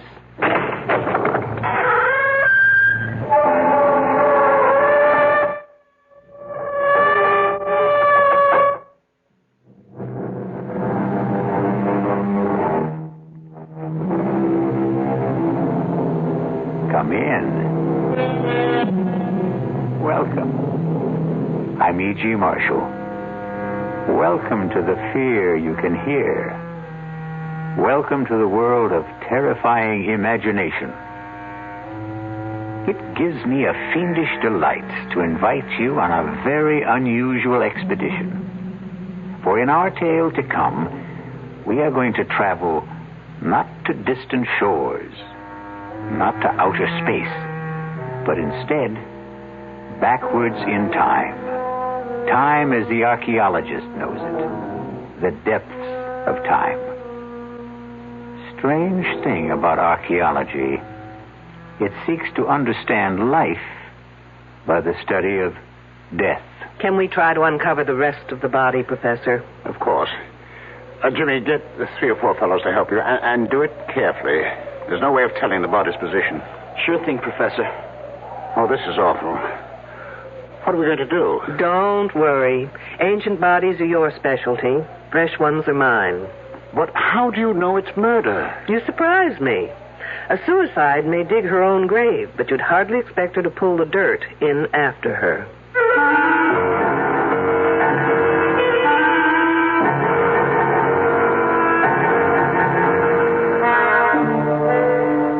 Our mystery drama, Dig Me Deadly, was written especially for the Mystery Theater by S.J. Wilson and stars Louise Larrabee. It is sponsored in part by the Kellogg Company, makers of Kellogg's Special K cereal. I'll be back shortly with Act 1. And now another tale of the ball and chain. At Kellogg's Special K presents Last Tango in Pittsburgh. There I was at Raoul's All-Night Tango Lounge. My little orchid, will you tango with me? It was Raoul. You're a splendid dancer. Thank you. But what was that? I was what? That sound effect. Oh, I'm a few pounds overweight, and this ball and chain points out how my extra weight can get in the way. I'm pointing you back to your chair. Our heroine decided to lose that extra weight. She exercised and ate smart at every meal, starting with a Special K breakfast. A bowl of Special K, skim milk, tomato juice, and coffee. It's less than 240 calories, 99% fat-free, and 100% delicious. After a while, she was rid of the ball and chain and back at Raoul's. Darling, you're looking fantastic. What a happy ending. What ending? We're just getting started. Raoul, get lost. Your happy ending could begin with the Kellogg's Special K breakfast. And that's another tale of the ball and chain. Frank Lieber with a special announcement exclusively for Radio 1080 listeners. Metroplex Tire and Appliance stores are offering a front-end alignment that's guaranteed to last for 5 years or 50,000 miles. A regular $20 value, but just for our listeners, the price is, you guessed it, $10.80. $10.80 for most American cars. And the guarantee is good nationwide. But you must ask for the Radio 1080 special at Metroplex Tire and Appliance. In Carrollton at Beltline and Josie Lane. In Town East at Town East Boulevard and Gus Thomason Road. Ask for the Radio 1080 special at either location, and for just $10.80, you'll have your car's front-end alignment taken care of. for the next 5 years or 50,000 miles. And at no extra charge, your 2 front tires will be expertly balanced. Metroplex Tire and Appliance in Carrollton and Town East. And watch for their new location opening soon at 4102 Lemon Avenue, just 3 blocks north of Oak Lawn.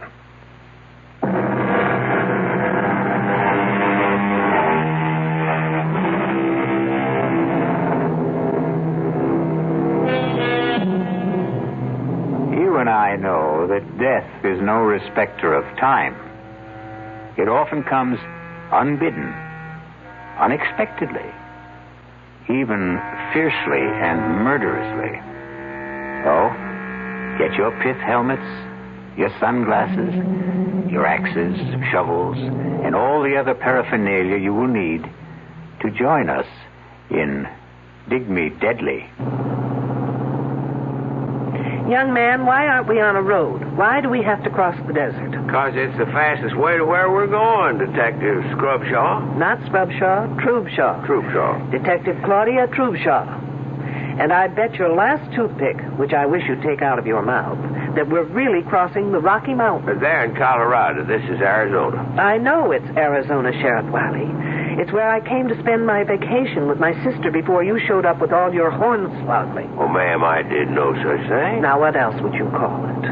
I came here to get away from L.A. and all that smog and to breathe in the pure, fresh, clean air of Tucson. Now, thanks to you, I've got more sand in my mouth than the whole Sonora Desert. That's Mexico. This is Arizona. I've got news for you. It's left Mexico and settled in my lungs.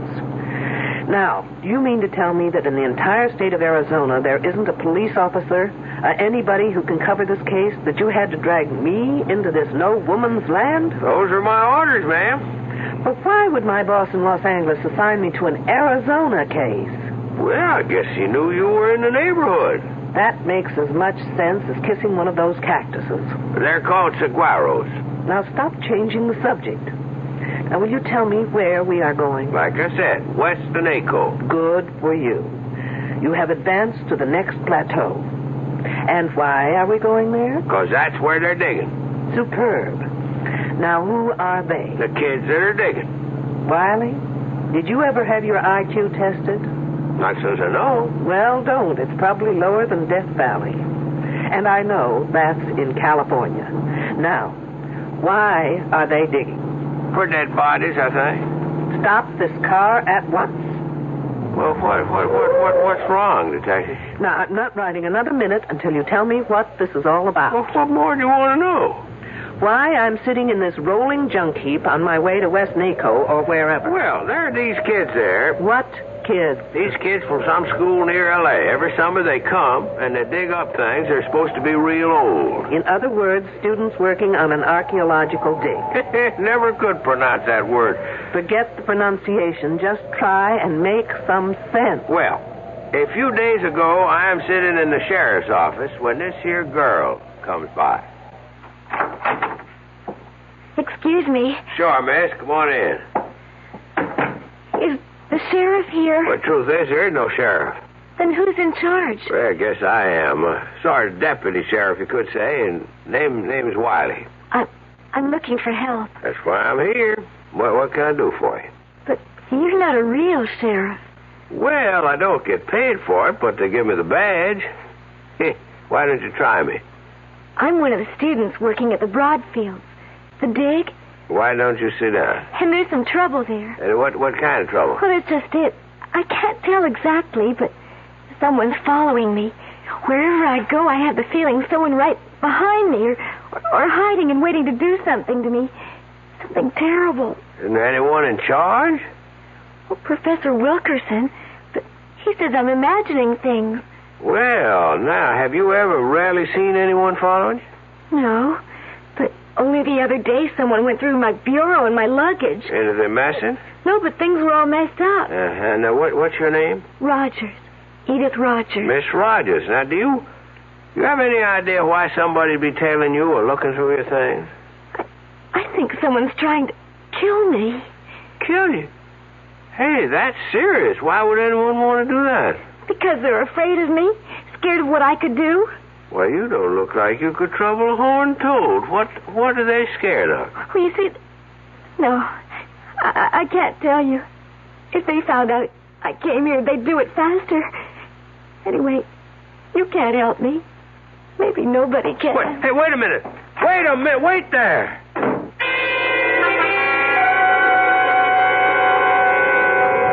Then what did you do? I phoned that Professor Wilkerson. Say, Detective, can we get this thing going again? All right, but only as long as you tell me everything you know. Well, I called up that professor, and I told him about it. And he said that it was the girl's first summer there, and that working in the hot sun and seeing all those graves and skeletons was something she just wasn't used to. Then he said he'd take care of it and for me not to worry. Well, now, at first I thought I'd better leave well enough alone, except that the whole thing just kept a-pecking at me. So, a couple of days later, I dropped by the Broadfield spread and was told by a girl who roomed with this Edith Rogers that that is to say, this Edith Rogers here, she had left. Did she say when? I didn't ask. Did she say how or why? No, I didn't ask that either. Were her clothes and luggage gone? Gosh, I didn't think to ask that neither. Then how come you thought to ask for me? Well, I called this friend of my father's who is Assistant Deputy Chief of Police. Say no more. You called my boss, Morgan. In other words, this isn't an official assignment, is it? Well, he told me you were in Tucson and to speak to you. And dragging me through this sand heap is your idea of speaking to me. Wiley, if I admit something to you, will you promise never to tell anyone? Sure thing, Detective. I know of only one person who's a bigger fool than you. Who'd that be? Me.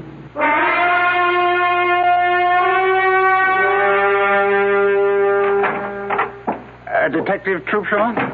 I'm Julian Wilkerson.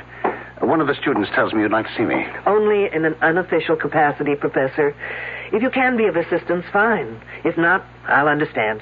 Well, I'll try. Professor, this is Sheriff Wiley. Oh, yes. How do you do? Hi.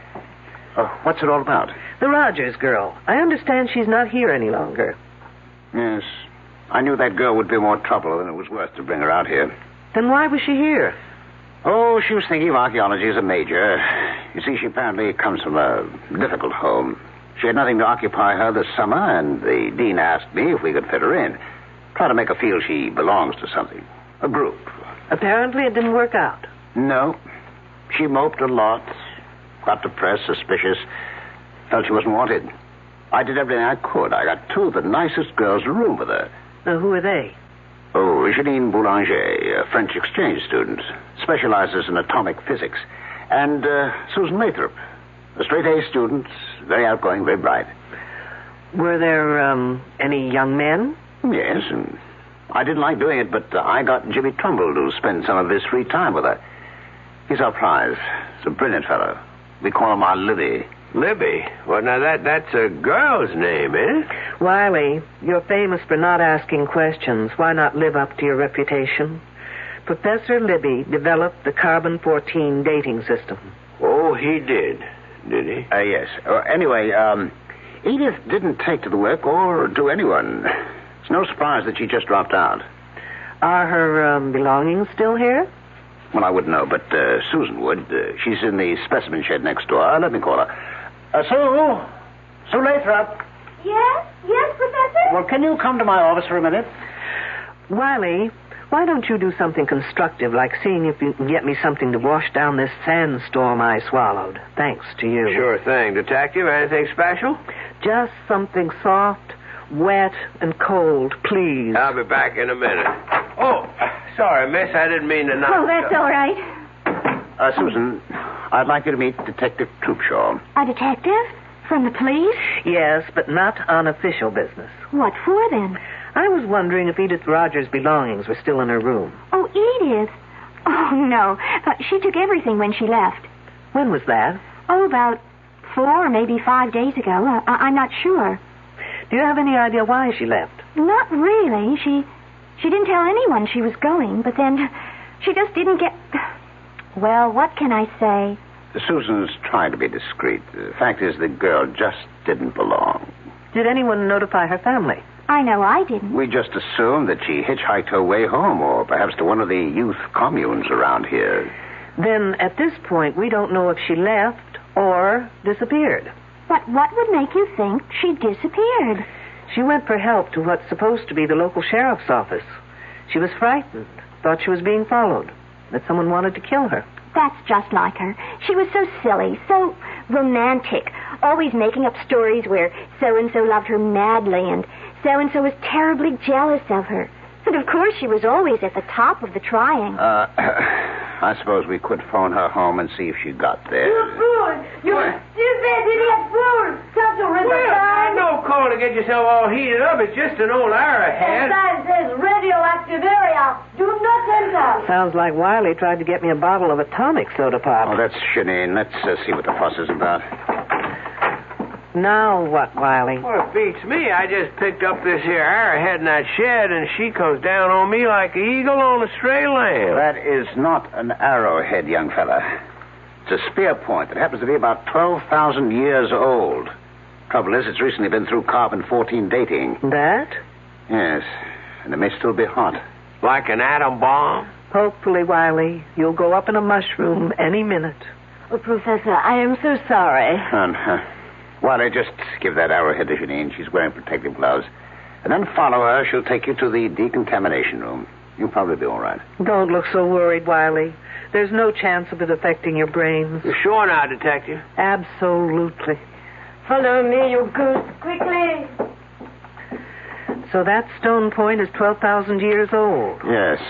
Well, that's as close as we can get within the margins given by C-14. But Jimmy is now working with radioactive potassium, which can give us an earlier reading.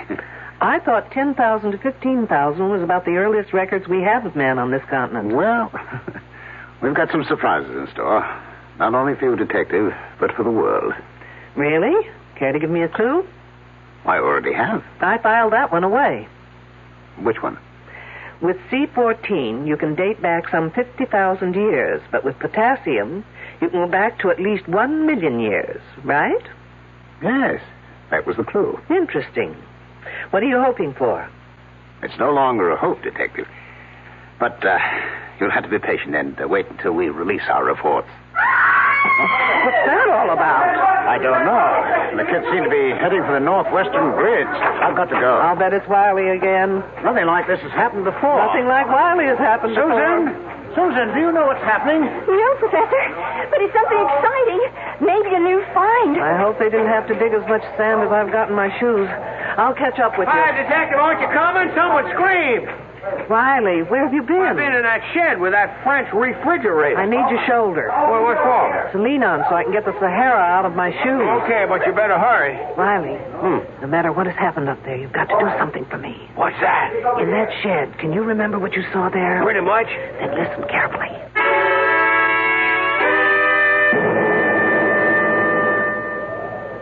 Oh, bon Dieu, it's a woman's hand. And I know whose it is. By the ring. The silver band. Well, whose is it? Edith Rogers. Oh. All right, no one touch anything until Detective Troopshaw gets here. A detective? A lady detective in here. Okay, kids, one detective coming up. Let me through. All right. Yes. Let the detective through, please. Well, from the looks of it, here's a lady who definitely needs a hand. Who found her? I did.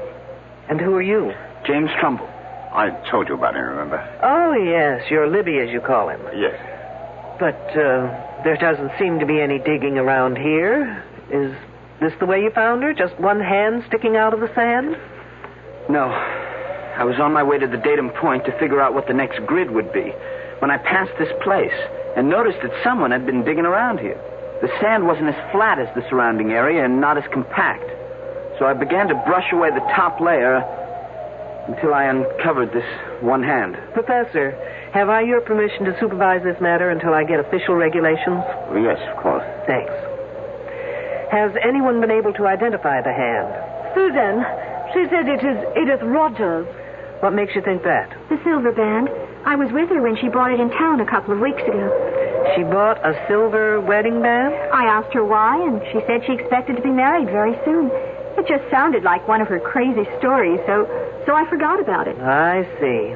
Well, rings have been known to change fingers. Can we try and uncover the rest of the body? Of course. Jimmy, get 3 or 4 fellows to help you. Do it carefully, please. There's no way of telling the body's position. Sure thing, Professor. Oh, this is awful.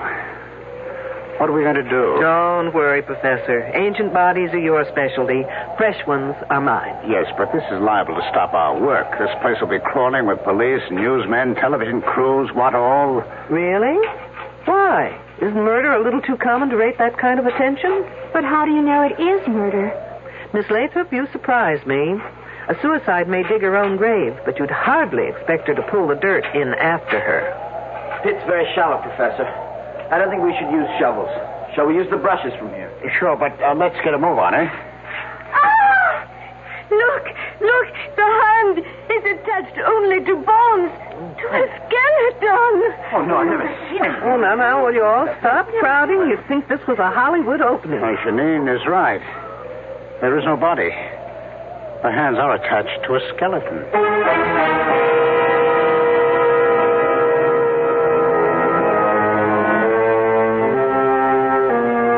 Fully fleshed hands attached to a body that is nothing more than bones. A skeleton. You know, Mother Earth is very miserly about giving up her secrets. But little by little, man has dug them out of her. But never before has there been this kind of puzzle, in which the hands belong to the present and the body to the past. We'll be back shortly with Act 2. Hi, I'm Hal Linden. There's a lot of talk these days about America's energy crisis. Talk about doing without heat, about doing without our cars, about what's going to happen if we run out of fuel. Well, we may not have to run out of fuel if we all work together to conserve the fuel we have. That means turning your thermostats down to 68 degrees during the day and turning them down to 60 at night. It means turning off lights, TV sets, and electrical appliances the minute we're finished with them. It means driving no faster than 50, starting or joining carpools, avoiding the kind of stop-and-go motoring that eats up gas by the gallon. In short, it means saving every ounce of energy we can, every chance we get. So please, do your part to make the fuel supply stretch a little further.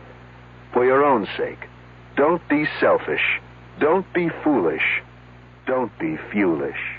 This message from the Federal Energy Office and the Advertising Council.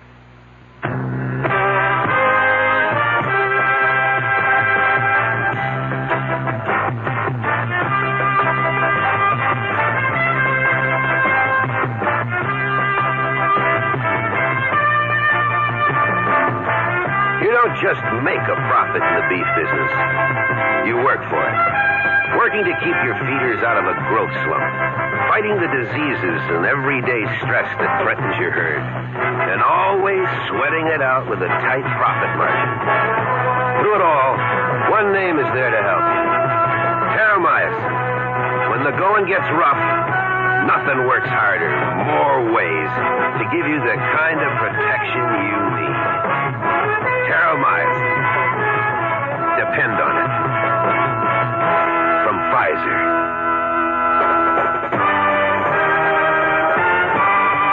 More for growth and health.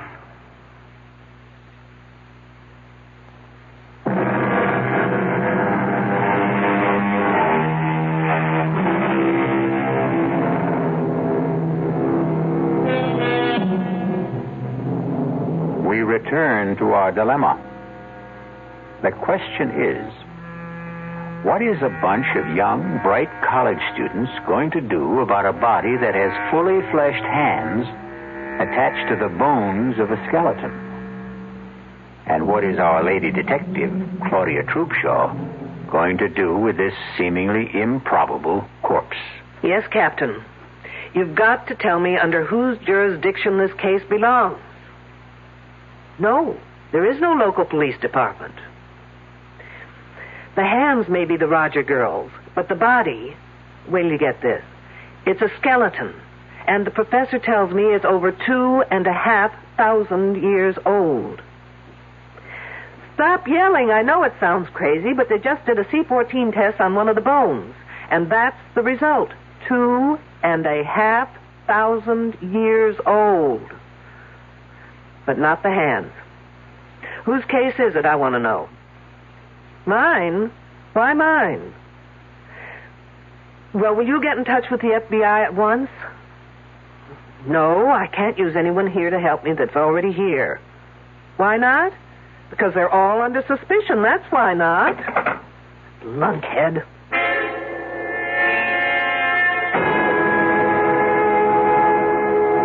It's nice of you, Miss Boulanger, to take time off to have this little talk with me. Professor Wilkerson said I should answer all your questions to the best that I can.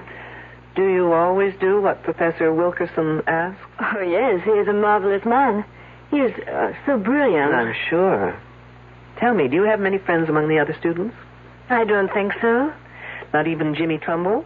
Oh, he is nice, but he is such a little boy. And the others? I am afraid they're all too jealous.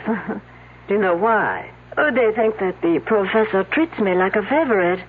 Well, does he? Of course not. But I have studied all this and done it in France before, so I know it very well. And they do not. I think I understand. This body we found, you've seen it? I could not bear to look. No, but you did. Now tell me, in all your work, both here and in France, have you ever seen anything like it? No, absolutely not. And you couldn't explain how two perfectly fleshed hands could be attached to a prehistoric skeleton? It's against all possibilities. What did you think of Edith Rogers? She was very unfortunate. In what way? Oh, she so badly needed some kind of an attachment. With a boy, I mean. And I think she almost found it. But then that Susan Lathrop got in the way and kept it from happening. How do you mean? Oh, I don't like talking gossip. But Edith Rogers liked very much this Jimmy Trumbull.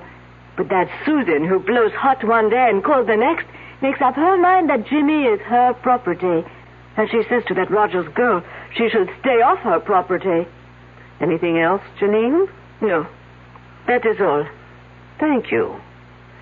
You've been very helpful.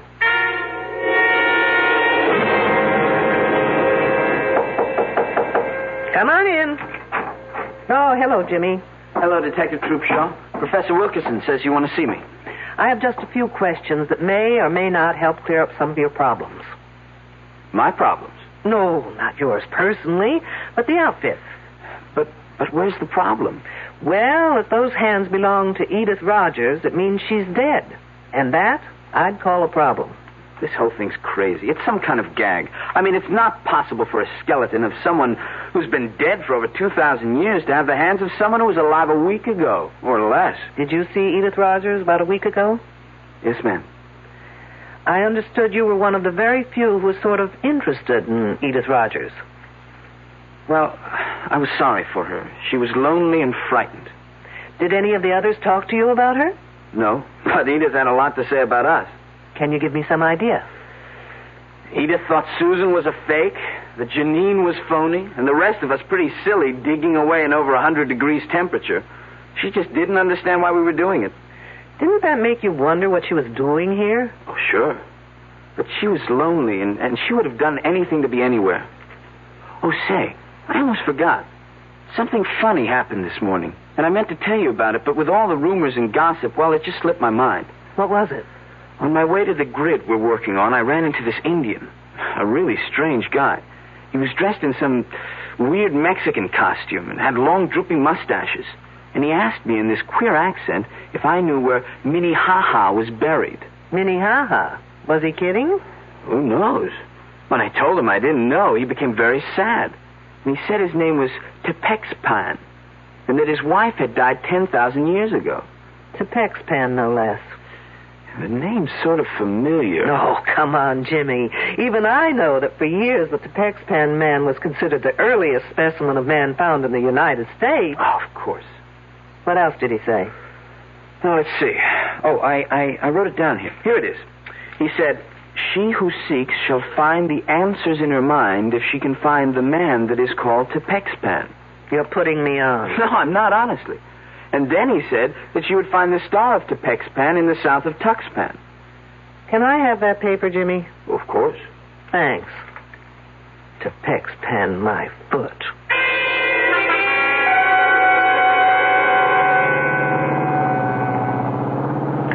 Wiley must be a genius to be able to drive this kidney buster. I can just about manage to keep the wheels straight. Now, where am I? Tuxpan. Ah, here it is, Tuxpan Avenue. Now turn south. How am I supposed to find the building? The Star of Tuxpan. Ah, lo and behold, a building with a star over the door.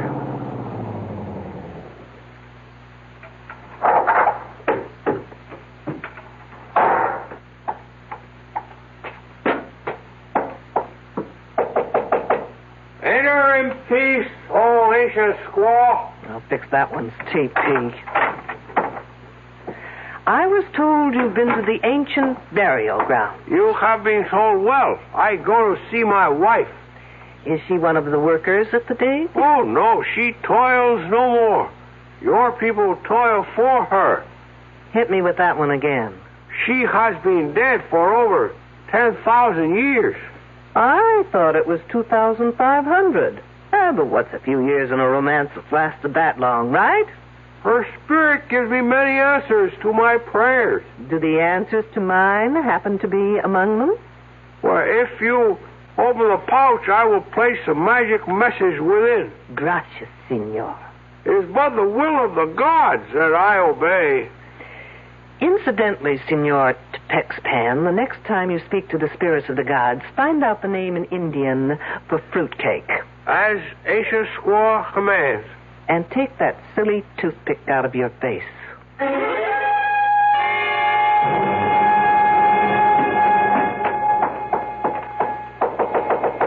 Who's there? Shirley Holmes. Who? Oh, it's you, Detective. I was just being cute, Miss Lathrop. Shirley, Sherlock Holmes, get it? What's there to get cute about? I see you're packing. I'm leaving. I'm sorry, Miss Lathrop, but you're not going anywhere. Why not? Because everyone stays put until I get the answers to a thing or two. Such as? If the body we found yesterday was Edith Rogers... I told you it has to be Edith. They are her hands. Attached to a prehistoric skeleton. I don't care what the radiocarbon dating says. I was with her when she bought that wedding band. She didn't say anything about when she planned to get married. No. And you didn't ask? I thought she was clowning. So she impressed you as the sort of person who would clown about getting married? I guess she wasn't old-fashioned enough to be serious about it. But most of the girls here aren't into things like getting married. We don't have such hang-ups. And Edith Rogers was a square. Very square. You must have found it a bore to room with her. Frankly, she was a bit of a drag. How did Janine get along with her? They hardly spoke to each other. Because of Wilkerson? How did you know? Do you think either of them got anywhere with him? Janine was making points. Not that she's so hot, but her father's an important politician in France, and Wilkerson is impressed by that sort of thing. Ambitious, eh? Even at his age. Oh, come on, Miss Lathrop. He's not that old. Old enough to have a son who's in college. As a matter of fact, it was good old Edith Rogers who told me that. Did she tell you anything else? Nothing important. Have you ever seen anything like that body before? Never. Think hard. Maybe an experiment done on an animal in a lab or in the dating shed? No. Besides, I'm not allowed in the shed. Why not? I don't get to work on dating until next term. Oh, I guess I'll have to take my own advanced course with Professor Wilkerson. That's Janine. I was waiting for the second moccasin to drop. Let's go.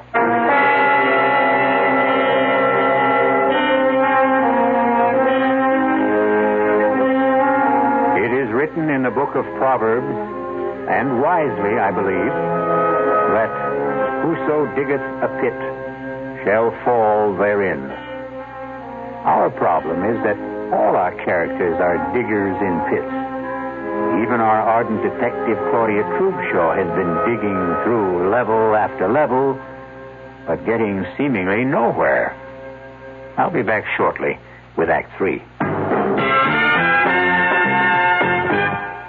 There's nothing wrong with drinking Budweiser sip by sip, is there?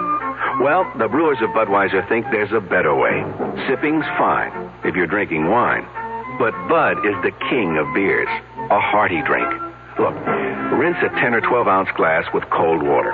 Then open a can or bottle of Bud and pour it right down the middle so it kicks up a good head of foam. Now, take a big drink and then swallow big. No sips. That's how it should be done. More taste, more beer drinking enjoyment. Thanks to exclusive Beechwood aging, Budweiser has a smoothness that lets it go down especially easy. Sure, it's an expensive way to brew beer, but brewing beer right does make a difference. That's why, when you say Budweiser, you've said it all. Anheuser-Busch, St. Louis. There's no satisfaction quite like the satisfaction of getting a bargain. It brings a smile to your face, partly because you've saved money, mainly because you've beat the system by paying less when everything seems to be costing more. Hi, I'm Frank Lieber. Right now, True Value hardware stores have 14 of those smiles of satisfaction in stock. They're kitchen helpers from Echo and from Foley. You can get 2 for just 88 cents. Choose a can and bottle opener, a fruit and vegetable slicer, or a serving fork, or get a nylon baster. Its tube is graduated for measurement. And there's a 2.5-inch strainer for making egg coffee, for straining loose tea, or for separating orange juice from its pulp and seeds. You can get 2 of these kitchen tools for just 88 cents. That should make you smile with satisfaction. You'll grin from ear to ear when you see the rest of the 2 for 88-cent bargains at the True Value hardware store near your home.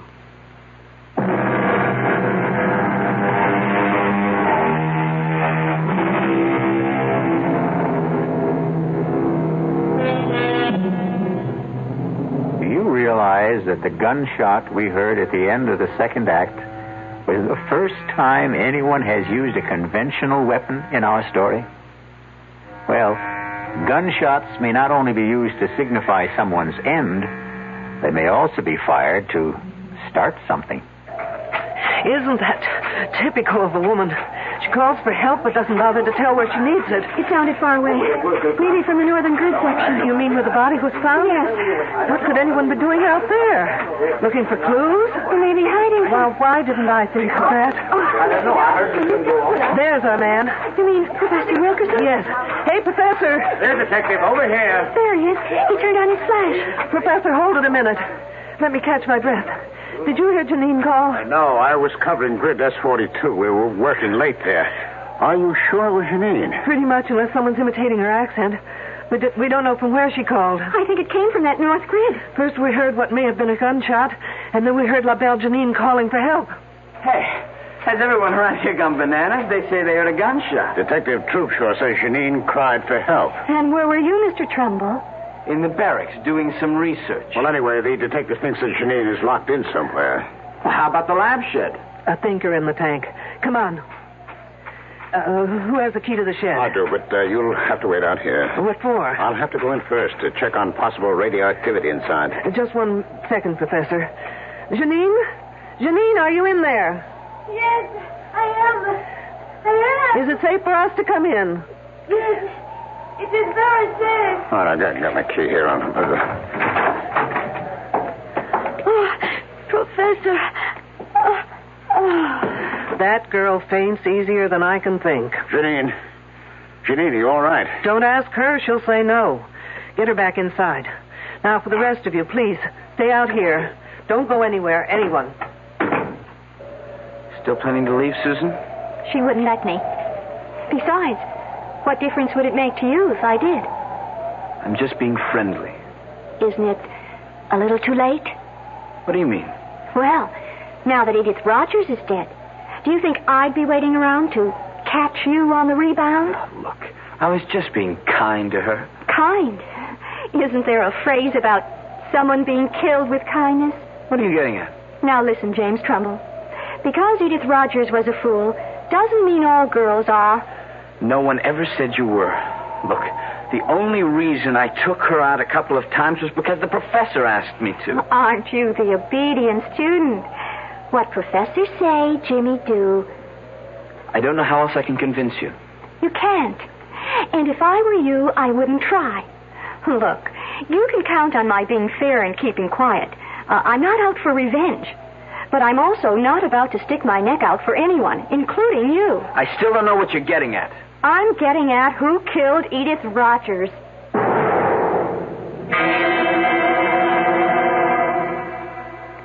I don't know why it is, Professor, but I've never seen a woman in a faint whose legs didn't look lousy. Oh, what happened? That did it. It always does. Janine. I don't want to interrupt, but like a good archaeologist, would someone please get to the bones of the matter? I'm speaking as fast as I know. I heard a noise at the window. What kind of noise? The window was opening. Wasn't it locked? It's always locked. So I went to see what could be happening, and already there was this man climbing inside. What was he like? He was an old Indian man with long mustaches. I told him to get out, that it was dangerous to be here. And then? He would not say anything, but stood there. So I ran back to the lab room where I have my pistol. And when I returned, I found him in the specimen room. He had a leather bag tied around his waist. It was open. Did you see him put anything in it? No. But I held up the pistol and told him I would shoot if he didn't put back whatever he took. So he put his hand in the bag and took something out and threw it in my eyes. Then I pressed the pistol. What did he throw? Little things. I don't know. Let's take a look. All right. Now, wait. Here on the floor. It's thin slivers. It's maybe wood. Let's take a closer look. No, don't touch them. For heaven's sakes, why not? They may be hot. I'll get the counter. Is anything missing, Miss Boulanger? I have not looked. Well, do that little thing. And, Miss Boulanger, the next time you find that you're stuck in here, just open the lock and walk out.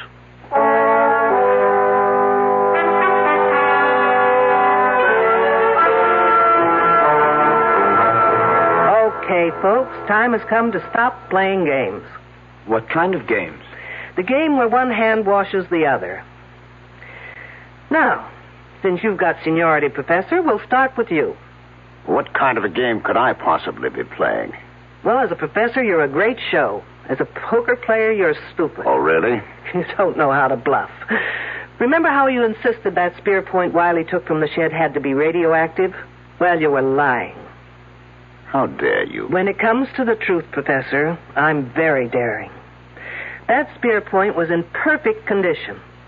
If it had been dated, a piece of it would have had to be missing. How could you know that? What do you think they teach us at the police academy? Home economics? Now, putting it simply, the less carbon-14 in an object, the older it is, right? That is correct. And the older, the more valuable. Sure, that's what we're here for, to find evidence leading back to the first human being in America. And when you can't find it, well, then you can fake it, can't you? What do you mean, Detective? There's no dating equipment in that shed. You are preposterous. Wait till you hear how preposterous I really am. Only 2 people have been allowed in that shed. You and Miss Boulanger. Yes, those are the rules. Well, a certain friend of mine broke those rules. Senor Tepex Pen, if you please. Fancy, how about that? Now, if you'll just get rid of those tired handlebars from under your nose. Glad to. They sure itch. Wiley. They're serious. The one who asked me questions about Edith. Right. And he got into that shed not to take things, but to return them. Didn't you, Wiley? I sure did. But, what did you take that had to be put back? That old spear point and the nozzle on that machine. The head? The bombarding head? And I took them both to Tucson to have the experts there take a look at them. And they confirmed my best suspicions.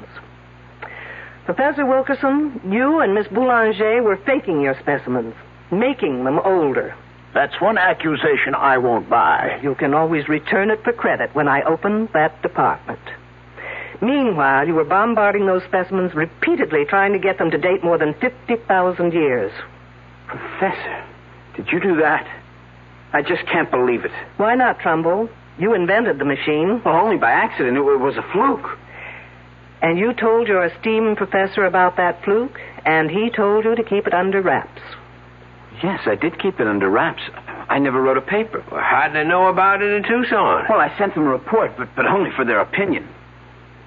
Trumbull, you're a damn fool. You know, Professor, you're just plain not nice. Here we girls spend fortunes trying to keep young, while you try to make a fortune aging us. Which brings me to Edith Rogers. Of those present, only Wilkerson, Trumbull, and Miss Boulanger knew how to operate that machine. Oh, no, They ought to be arrested at once. You'd like that, Miss Lathrop, wouldn't you? It leaves your hands clean, so to speak. Now, listen, Detective, I had no reason. Getting her pregnant and being blackmailed to marry her isn't a reason? Come off, Professor. He did? The professor? Surprised, aren't you, Miss Lathrop? But why would I want to hurt that Edith Rogers? You knew she had something on the professor, else she wouldn't have been here. But when you heard about the wedding ring, you thought you just might lose not only your professor, but more importantly, that machine. I'm sorry. What's going on here? I'm all lost. So am I, Trumbull, when it comes to you. I can't figure what you had to do with all this. Well, he may not be that innocent. He did try and make time with Edith Rogers until she dumped him. Well, that's not true, Susan. You're calling me a liar?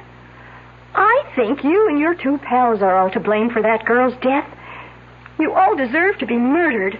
And this time, Miss Lathrop, you'd do it properly, wouldn't you? What are you talking about? Trumbull, did you ever tell Susan here about the machine? Well, yes, sort of, but not how to work it. I hadn't finished it then. But she was smart enough to know how it could be used. You're just guessing. True. But then came the monkey wrench. Trumbull began dating Edith Rogers. I didn't care. Not until she bought that wedding band. Now, why would that girl buy her own ring? You know why. Because no woman would go to a doctor for that kind of an examination without the necessary decoration on her finger. What's that to do with me? While Janine thought it was the professor, you thought it was Jimmy Trumbull, who might be the father. First, you threatened Edith Rogers. But when Jimmy tried seeing her again, you took no chances of ever losing that machine, and you just removed her from the scene. You're crazy. Not crazy enough to use a machine I knew nothing about, because that's what you did. You know, your biggest mistake was in tying Edith Rogers' hands over her head before opening that machine full blast. Those hands were protected by the lead shield over her head. Of course. Only the lead shield could have saved those hands, kept them from dating back. The result? A 2,500-year-old skeleton with Edith Rogers' hands. Okay, Detective. Who saw me? Where's your proof? Yours were the only fingerprints found on the bombarding head Wiley took to Tucson. Susan, you didn't work that machine without gloves, without protection. Why? What's wrong with that? Oh, good Lord. You didn't. What are you saying? Oh, no. Your body's probably got more than 600 radioactive units in it right now. You're trying to scare me. It's not true. Susan, 400 units are fatal. Help me. Someone help me. Or I die. Help me. Help. Help.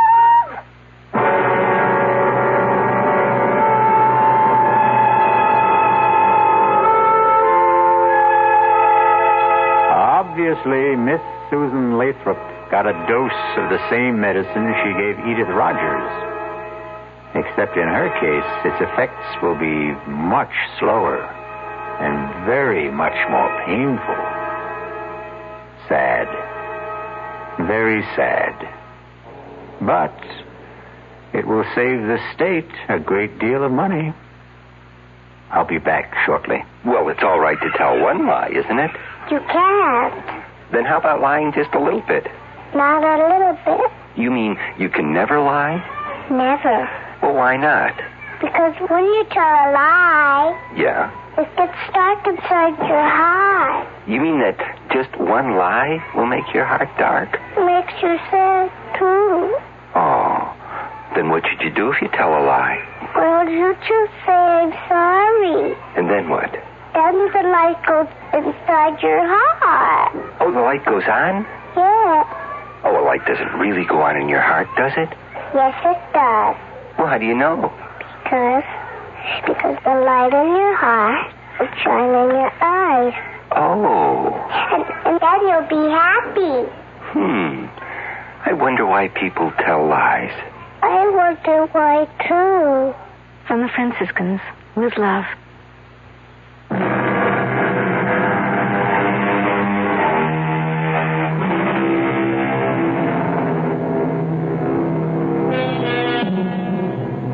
Here's a little thought to take to sleep with you. Never indulge in excesses. Eat moderately, drink moderately, and murder moderately. Our cast included Louise Larrabee, Mason Adams, Ralph Bell, Corrine Orr, Ann Costello, and Christopher Tabori. The entire production was under the direction of Hyman Brown. Now, a preview of our next tale. I saw the glowing tips of 2 flipped cigarettes. And then... Kiss me, Richard. I'm crazy about you. Stop it!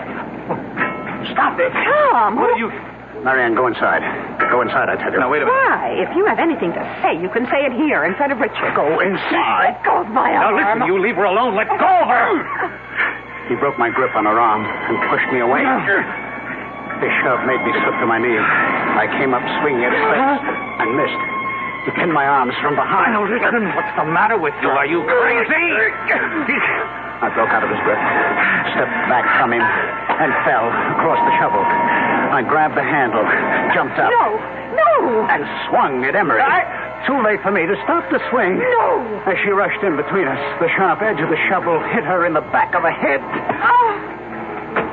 I stood there, holding the shovel, unable to move. Radio Mystery Theater was sponsored in part by Anheuser-Busch Incorporated, brewers of Budweiser. This is E.G. Marshall inviting you to return to our Mystery Theater for another adventure in the macabre. Until next time, pleasant dreams.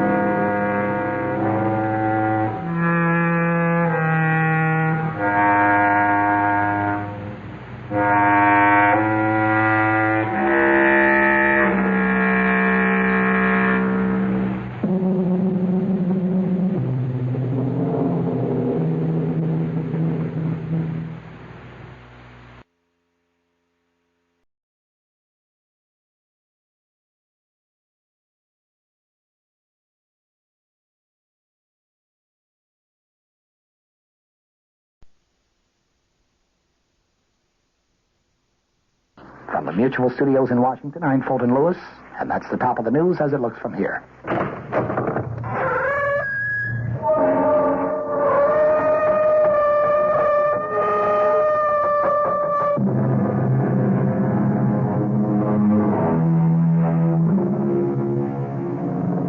Come in. Welcome. I'm E.G. Marshall. Welcome to the sound of suspense. Welcome to the fear you can hear. But mostly, welcome to the world of terrifying imagination. The story you're about to hear is a love story. But a love story which begins at the point where many love stories end. It begins after the wedding march has been played. After the vows of love and fidelity exchanged. It begins on the honeymoon in a strange and terrifying fashion. Don't come near me. Stay away from me, Dad. Susan, are you out of your head? I saw her picture. Do you hear me? I found her picture on our honeymoon.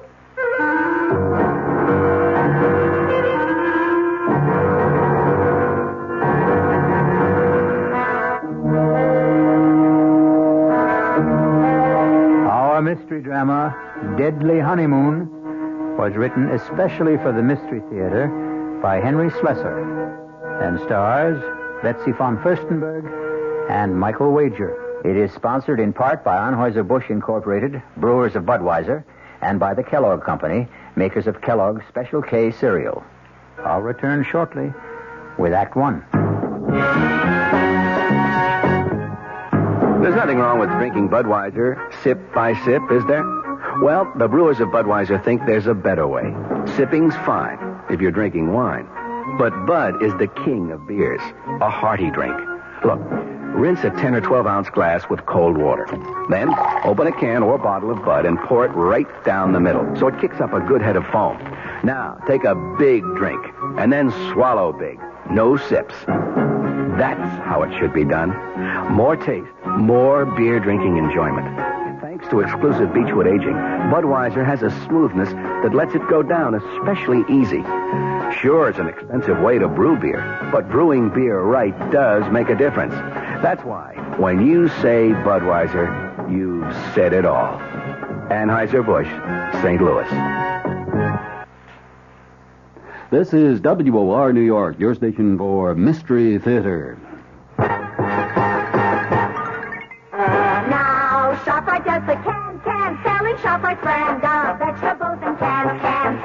For quality that you can trust, for tasty corn, asparagus, for peas and beans, and gourmet scenes, for beef that beat all other treats. The only vegetables that can compare at all with ShopRite brand of vegetables you feed yourself instead of picking off our shelf. Now's the time to shop at ShopRite Can Blast. Now's the time to stock up while the values last. Stock up on ShopRite soda. 12-ounce cans for 79 cents. Potatoes that will make the meal, and carrots that have big appeal. Succotash that makes a splash. Spinach that won't finish last. Now's the time to ask yourself, so why pay more? Now's the time to shop right now at ShopRite stores.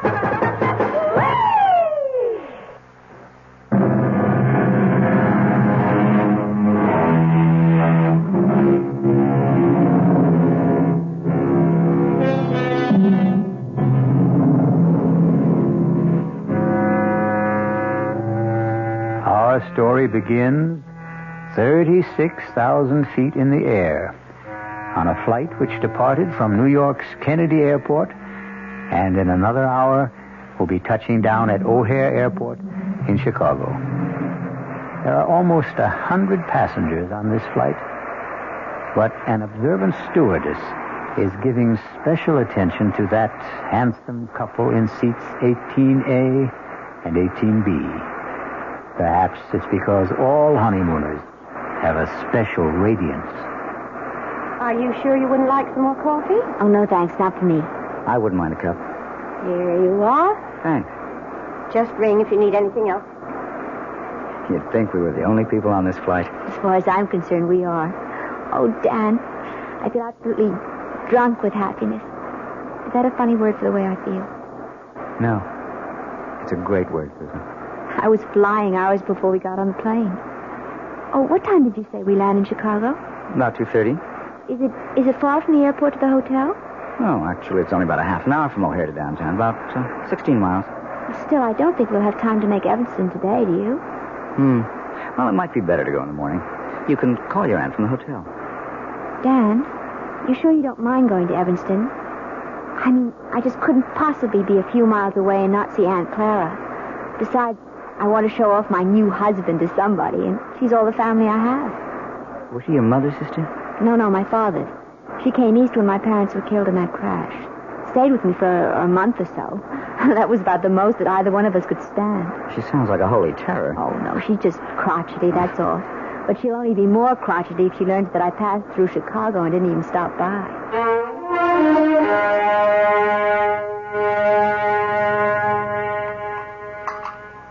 Well, and what kind of work are you in, Mr. Carey? Well, right now, we like to say we're management consultants, Mrs. Rowland. But we also do quite a bit of executive recruitment. I don't understand a word of that. Dan helps corporations find the right people for important jobs, Aunt Clara. His firm is the biggest in the field. Isn't it, Dan? Well, it's always hard to measure business like ours. But it has offices everywhere, doesn't it? In most of the major cities, yes. And now Dan is going to take over the branch in San Francisco. He's going to manage the entire thing. Is that some kind of a promotion? Oh, of course it is. I asked the gentleman, Susan. Speak when you're spoken to. Oh, sorry. Yes, Mrs. Rowland, it is a promotion. Truth is, it's a job that everyone in my office has been after. Oh, it's just worked out so beautifully for us. I mean, Dan having to move to San Francisco. We're sort of combining a business trip with a cross-country honeymoon. And where do you go from here? Well, we're planning to stay 2 days in Chicago, and then we're going to Dallas. We're going to cross the Rio Grande into Mexico. I know a great little hotel in Monterey. Then we're going to Las Vegas. To gamble, I suppose? Well, it's no fun going to Las Vegas if you don't gamble a little. Your father never gambled for so much as a dime, Susan. That wasn't the way he made his fortune. Well, I promised not to bankrupt the family, Aunt Clara. Anyway, we're just staying in Las Vegas overnight, and then going to Los Angeles. 3 days later, I report to work. Thoroughly exhausted, of course. Well, that's your idea of a honeymoon. I hope you enjoy it. Susan, I suppose lunch is almost ready. You want to help me bring it out? Oh, yes, of course. Kitchen's this way in case you've forgotten. The truth is, I have. I'm glad to be able to talk to you alone for a minute, Susan. Did you like Dan, Aunt Clara? Isn't he good looking? Older than you, isn't he? What difference does that make? How long did you know him? Oh, we met at a party at the Williamsons. Do you remember my friend, Tracy Williamson? Didn't ask you where you met. I'm asking you when. Well, it was about 3 weeks ago. 3 weeks? Oh, for the love of heaven, Susan. Aunt Clara, the time you know somebody isn't always the most important thing. He's practically a stranger. How can you be sure of anything about a man you've known for 3 weeks? From the time we met, I saw Dan every single day. Susan, when a girl is all alone in the world, when she has independent means of Please, her own... Addie, don't start in about Dan being a fortune hunter. I don't have that much money, and it's all in trust anyway. And I assure you, Dan earns enough income to take care of us both very well. Well, I'm sorry, Susan. I know I don't have any control over what you do. You're too old for that. But I've seen something of the world, too, you know. And the most important lesson I've ever learned is never trust a stranger. Oh, Aunt Clara, that's ridiculous. Now, can we bring out the lunch?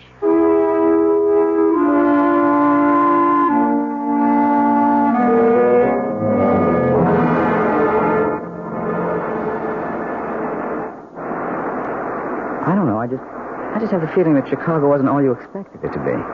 Well, we weren't there very long, Dan. And don't forget, we spent half the time with your business associates. Oh, honey, I am sorry about that. I suppose I never should have called Bill Kincaid to say we're in town. Should have known he'd insist on getting together. Oh, it wasn't that bad. I just didn't know what he was talking about half the time. All those office politics. Yes. Well, Bill loves to gossip. But you can see what I mean about the San Francisco job. Everybody in the company wanted it. They'll never get over resenting me for being picked. But I am sorry if you were bored. It's all right, Dan, really. After all, I inflicted Aunt Clara on you. She was okay. Well, I know you didn't find her very friendly. Well, why should she be? I think she's a very protective type. Anybody you married would get her jaundiced eye. Yes, I suppose that's true enough. Dan, how long did you know Terry Williamson? Who? Terry, my ex-roommate. We met each other at her house. Or have you forgotten that already? Tell you the truth, darling, I didn't know whose house I was at that night. Oh, so Terry wasn't the one who invited you? No. It was a man named Bob Chambers, one of the executive types. I got placed at General Utilities. Don't ask me who invited him, because I don't know. I see. So it was all sort of roundabout. What's the difference? Still turned out to be the best party I ever attended. Yeah. Hey, something the matter? Oh, no, of course not. Nothing at all. Dan, where did you say we were staying in Dallas? It's a little hotel called the Lazy Sea. It's kind of rustic, but I think you'll like it. Besides, we'll only be there one night. We'll rent a car in the morning and drive down to Monterey. You really know all the offbeat places, don't you? Well, when you travel around enough, I guess you begin looking for them. You haven't done that much traveling on the job, have you? Huh? Well, no, not that much. Say, do you know the name of the airport in Dallas? I forget. It's called Love Field. Isn't that a great name for honeymooners? Yes.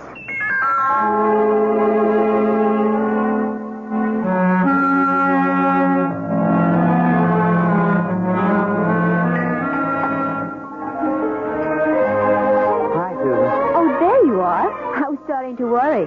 No, I had a little trouble with the phone lines back to New York, but I got through okay. Everything all right? Yeah, sure, everything's fine. Hey, you look a little strange, though. Oh, no, I'm all right.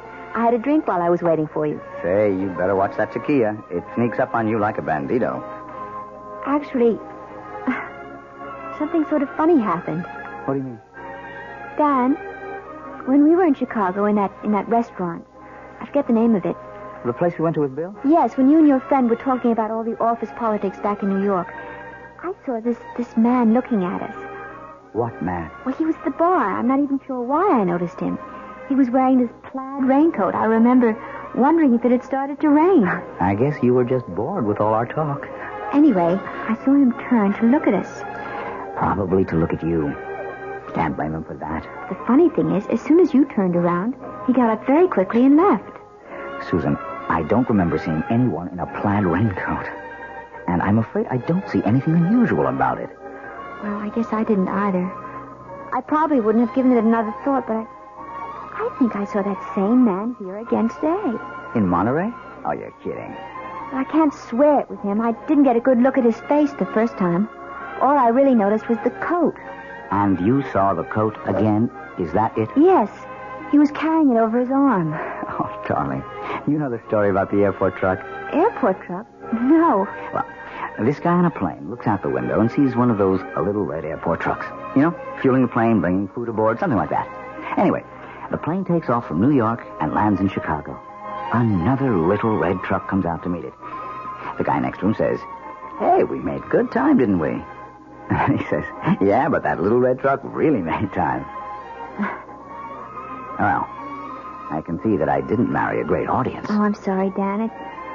It's just, it bothered me a little. Oh, forget it.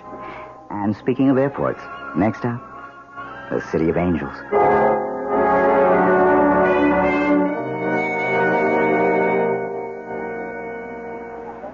Let's see. I wonder if they have this week's digest. Oh, I see it. Excuse me. Yes? You're Mrs. Daniel Carey, aren't you? Why, yes, I am. Do I know you? No, Mrs. Carey, but I know you. Saw your husband leaving the hotel about half an hour ago. Were you planning on meeting him? Wait a minute. I've seen you before. Have you? You're the man with the coat, the plaid raincoat.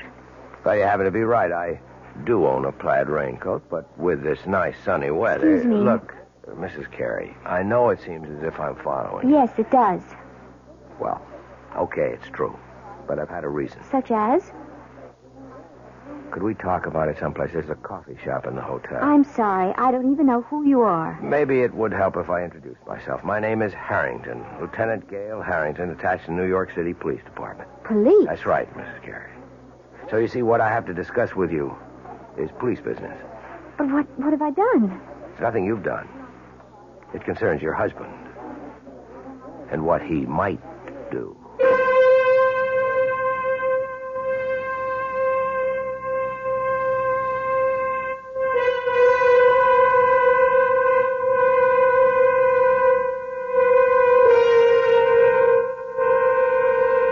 It looks like Dan and Susan Carey's honeymoon is in for a surprise.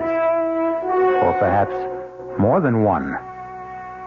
Maybe Susan will soon wonder if her Aunt Clara wasn't right about a number of things, including her cynical advice about trusting no strangers.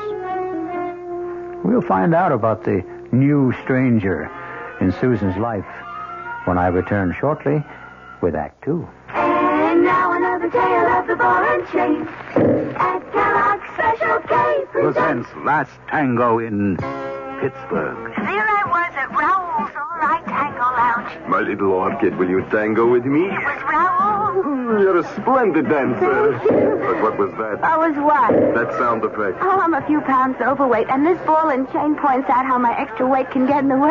I'm pointing you back to your chair. Our heroine decided to lose that extra weight. She exercised and ate smart at every meal, starting with a Special K breakfast. A bowl of Special K, skim milk, tomato juice, and coffee. It's less than 240 calories, 99% fat-free, and 100% delicious. After a while, she was rid of the ball and chain and back at Raoul's. Darling, you're looking fantastic. What a happy ending. What ending? We're just getting started. Ralph, get lost. Your happy ending could begin with the Kellogg's Special K breakfast. And that's another tale of the ball and chain. This is WOR New York, your Mystery Theater station.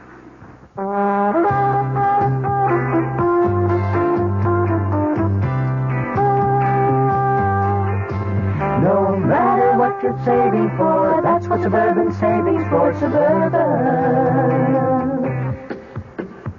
Suburban Savings offers you a regular savings account with flexibility. You can add any amount to your account whenever you wish. Withdraw whenever you want. Suburban Savings pays a 5.25% annual interest rate on regular savings paid quarterly, which earns an annual effective yield of 5.47%. Interest is compounded continuously from day of deposit to day of withdrawal, as long as $50 is maintained in the account to the end of the quarter. Come into Suburban Savings and open an account with flexibility. Our regular savings account in New Jersey at Bayonne, Edgewater, Elmwood Park, Emerson, Hackettstown, Morris Plains, Nutley, Paramus, and Sparta.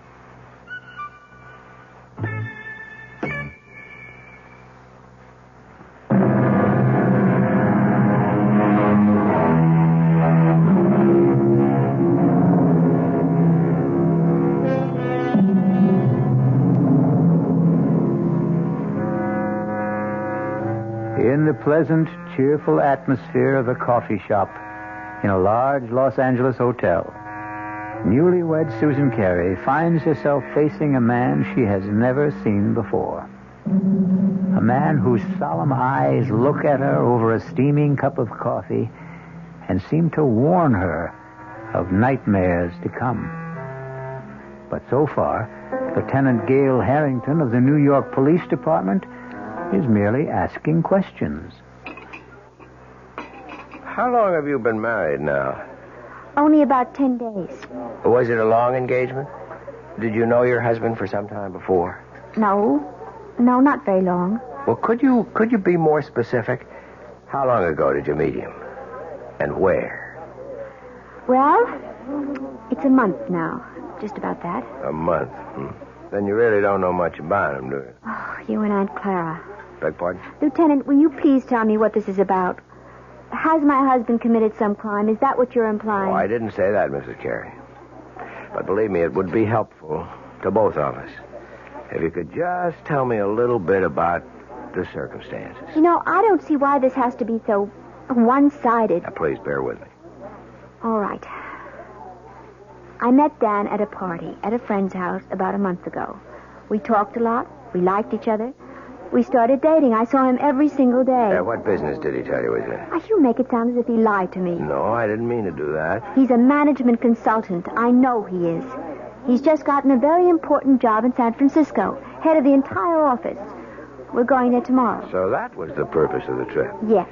But since you've been married 10 days, I gather it's a honeymoon as well. Well, naturally it is. Yes, naturally. Lieutenant. Miss Carey, do you know if your husband was ever married before? Married? No. Are you really certain? It's police business. Tell me that Dan's a bigamist or something? No, Mrs. Carey, certainly not that. Then what is it? I'm going to tell you, but you have to understand one thing. Now, I am not assigned to this case anymore. My interest is strictly unofficial. I may be completely mistaken, but you're the only one who can prove it one way or another. Prove what? About whether your husband ever called himself Don Crawford. And once, 4 years ago, David Chase. See? All the same initials, like Dan Carey. You are saying he's a criminal? Not just a criminal, Mrs. Carey. A wife killer. You're crazy. I hope so. Believe me, I do. Let me start at the beginning. If you still think I'm crazy by the time I'm finished, I'll be happy to buy you that coffee and go on my way. But if you think I'm not, if you have any doubts, then I want you to tell me so and let me help you. All right. Go on. I know you're wrong, but go on. I first heard of Don Crawford back in 1965 when I was attached to the homicide detail in the Los Angeles PD. Mrs. Crawford was the former Edith Burbank. She was the youngest daughter of a wealthy family in Baltimore. Only when I saw her, she was never going to enjoy her money anymore. She was dead. Her throat had been cut by one of those, quote, mysterious intruders, unquote, that the papers like to write about. Her husband, Don, was broken-hearted, naturally. They'd only been married 4 weeks. But her death also made him some money. Not a fortune, really. There was a mix-up about her will, and he ended up with nothing but a handsome payoff from the family. Mrs. Carey, you okay? I can't believe I'm sitting here listening to this. I won't be long, I promise. Anyway, I was assigned to the Crawford case, and I didn't exactly cover myself with glory. You mean you never found the mysterious intruder? That's right. So naturally, you decided that maybe there wasn't any. Let me go on, Mrs. Carey, okay? Yes, go on. Anyway, I ran into a similar case about 4 years ago. The murder of a young bride, fresh from her honeymoon. A broken-hearted groom named David Chase. I thought Chase and Crawford were one and the same man. But I couldn't convince the district attorney of the resemblance. But I am still convinced, Mrs. Carey. And you think Dan is the same person? Oh, he's changed again, of course. His hair is lighter than Chase's. He's thinner and paler. But there's something about the face I can't forget. And even if it's true, you still have no proof. Is that it? You couldn't solve your case, so you're holding on to your first solution. Wait, Mrs. Carey. Let me tell you why I was so sure that Crawford and Chase were the same man. It was because of the honeymoon. What? It's my theory that their honeymoons were identical. A compulsive honeymoon, you might say. That is ridiculous. Criminals are like that. Creatures of habit, most of them. Afraid to change a pattern, maybe for fear that their luck will change with it. What do you mean by it? I stumbled on the coincidence accidentally. But as far as I could trace it, Don Crawford and David Chase took their brides to the same places. They did the same things. And I knew that if I ever saw that pattern duplicated, I would have my killer. I hope I'm wrong, Mrs. Carey. But you are the only one who can tell me. And my first question is this. Was your first stop Chicago? Yes. Yes, of course it was. And you knew that. That's where we first saw you, in Chicago, in that restaurant. Okay. I just wanted to make sure. You can't possibly make something out of that. Dan wanted to see people in the Chicago office, and I thought it would be nice to visit my aunt in Evanston. She's my family. Was your next stop after Chicago in Texas? Yes. We went to Dallas. Dallas is a wonderful place to visit, Lieutenant. I don't see anything so peculiar about that. Both Chase and Crawford went to Dallas. They chose offbeat hotels. I guess they didn't care to be seen very much. Where did you stay in Dallas? It was a perfectly nice hotel. I don't think you could describe it as offbeat. All right. And then the next stop would be Monterey. You knew we were in Monterey because that's where I saw you the second time. By that time, Mrs. Carey, I'd made up my mind to follow you. Are you saying that these supposed wife killers you're talking about also went to Monterey? Yes, they did. And from Monterey to Las Vegas. Well, then you're wrong, Lieutenant. You're completely wrong. You mean you didn't go to Vegas? No. So there goes your famous theory, doesn't it? Well, I admit I'm We changed our mind about Vegas. We decided that we might be too tempted to gamble away all the money we had for the trip. Ah, so you did have it on the schedule. Well, yes. Yes, we did, but we didn't go. You really think that changes the pattern? The fact that you didn't go? Oh, please, I can't stand any more of this. I don't want to hear any more of it. Mrs. Carey, Edith Burbank was killed in Los Angeles, in her hotel room. This hotel. I'm leaving. I'm leaving right Carey, now. wait. You're wrong. You've got Dan mixed up with someone else. Let me finish, please. Just one more moment. Please, no, please let me go.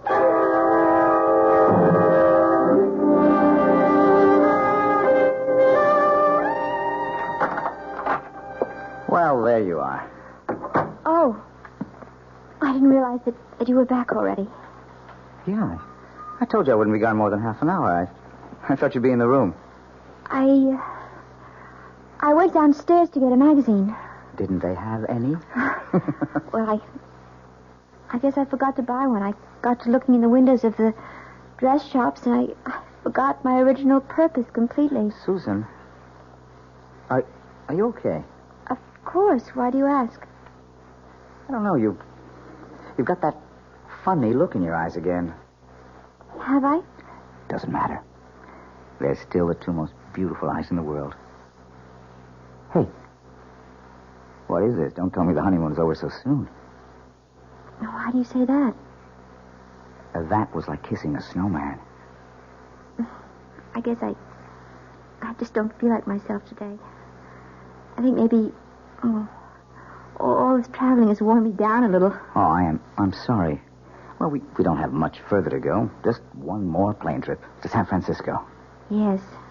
Look, maybe you'd rather not go out tonight. Maybe you ought to stay in, order some dinner in the room. I don't mind. But you wanted to go to that restaurant, the one you told me about. You've been looking forward to it. The landmark? Yeah. Well, I did want to try the place. It was supposed to be really spectacular. But you've never eaten there before. Well, no, how could I? I've never been in L.A. before. I was thinking today that, well, you seemed to know the city so well when we drove around. You didn't seem to have the slightest trouble. The streets are very well marked in this town. It's really a pleasure to drive here. Look, you know what I think? I think you ought to take a nap before dinner. Yes. I was thinking of lying down, but I don't think I can sleep. Okay, then. Just read your magazine. Wait a minute, you haven't got one. I'll take care of that. Where are you going? Going to get my bride something to read. How about a nice magazine about cooking? You know, I never did ask you if you can cook. Just get me a news magazine of some kind, all right? Uh-huh, the brainy type. I should have known. See you in 10 minutes. I'll take the key so you won't have to get up. Yes. All right. Oh, dear God. It can't be true. There just can't be any truth to what that man said. He's made a mistake. Terrible mistake. Down his luggage. His initials, D.C. Oh, but anyone could have those initials. Anyone. I wonder if it's open. Oh, for heaven's sake, what am I doing? Searching my husband's luggage like some kind of hotel thief. No, I won't do it. I won't. I'm not going to believe any of it. I won't. Who's that? Hello? Mrs. Carey, it's Gail Harrington. Leave me alone. Stop bothering me. You shouldn't have run off like that, Mrs. Carey. You didn't give me a chance to finish what I was saying. I told you I don't want to hear any more. It isn't true. You've made a mistake, Lieutenant. Your husband is at the newsstand right now, Mrs. Carey. I can see him from where I'm standing at the house phones. And the more I look at him, the more sure I am that I'm right. No, you're wrong. I want you to hear the rest of the story about Crawford and David Chase and what they did on their honeymoon. Maybe what I told you before didn't convince you, but if you heard a few more things... I'm going to hang up, Lieutenant, right now. I wanted you to know where Don Crawford took his wife the night she was murdered in a room. He took her to a restaurant called The Landmark. You ever hear of it? Mrs. Carey? Hey, are you listening? No. No, I'm not listening. I won't listen.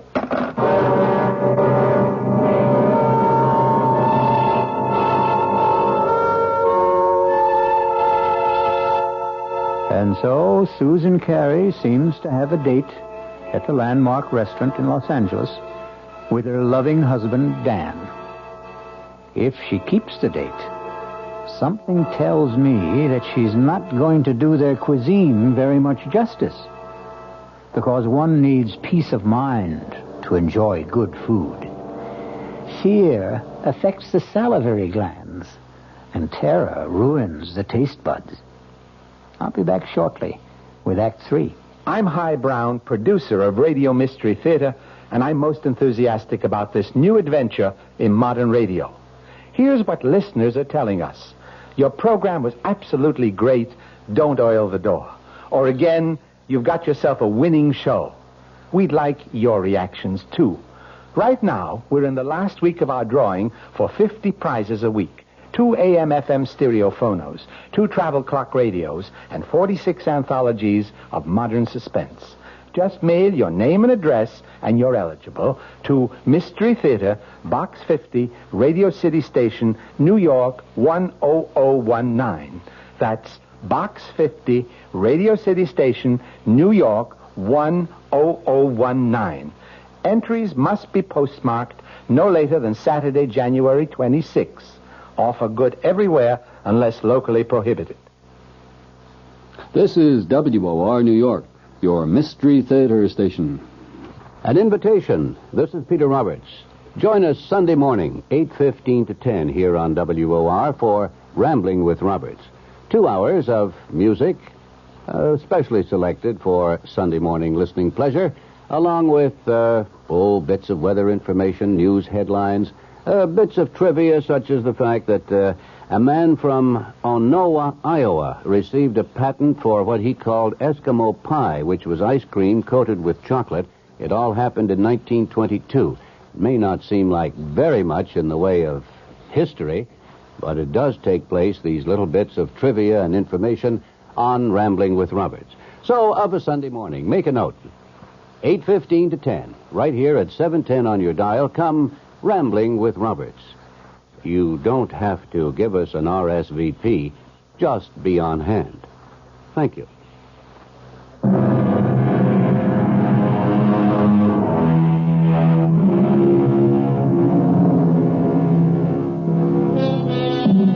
Well, what have we here? A quiet meal for two at the Landmark restaurant? No. We seem to be in a hotel room. The same room in which we last saw our honeymooning couple, Susan and Dan Carey. Obviously, there's been a change of plan. Room service has provided the meal for the two lovers this evening. Can it be that Susan Carey has decided that if there is a pattern, it must be broken? Have some more wine, honey? No. I really don't think I want any. Hey, come on. You know what this bottle cost? You shouldn't have been so extravagant. Uh-oh. That sounds more like a wife than a bride. Well, $18 is an awful lot for a wine, Dan. Especially when I really can't drink that much of it. I just wanted to make up... Well, never mind. You mean for not taking me to the Landmark? No, it doesn't really matter. I told you, it's fun to eat in the room. It's very elegant. I'm sure you were disappointed at it. No, I really wasn't. Look, we're not going to be very far from Los Angeles. We'll probably fly down from San Francisco a few times a year. There are dozens of wonderful restaurants in San Francisco, too, aren't there? So they tell me. I'll ask the guys at the office for recommendations. I think this food is quite good, don't you? Yeah, sure. It's fine. Tastes even better with the wine. Well, all right. I'll have some more, I guess. That a girl. Now, look, I'm not trying to get you drunk, you understand, so I can take advantage of you. Although, come to think of it... Dan, oh, don't. You almost knocked the table over. Sorry, I guess I got a little carried away. You look very delectable in that robe. Oh, do you really like it? Irresistible. I didn't take much of a wardrobe with me. Yeah, you said you were going to buy clothes in San Francisco. Yes, if I can find out where to go, I'll take you down to Union Square. I hear that's the place. Oh, I have told you about the weekend, haven't I? No. What about it? Well, I thought we'd get our first look at the town by taking one of those Circle Line cruises. That okay with you? Oh, yes, that sounds lovely. I love to see places by water. And if we can squeeze it in, we might go picnicking in Golden Gate Park. They've got this Japanese tea garden. It's supposed to be very nice. Yes. All sounds wonderful, Dan. Susan, I just wish you felt better. Listen, maybe you ought to check with the hotel doctor in case you picked up a bug or something. Do I look that bad to you? No. You look just great to me, darling.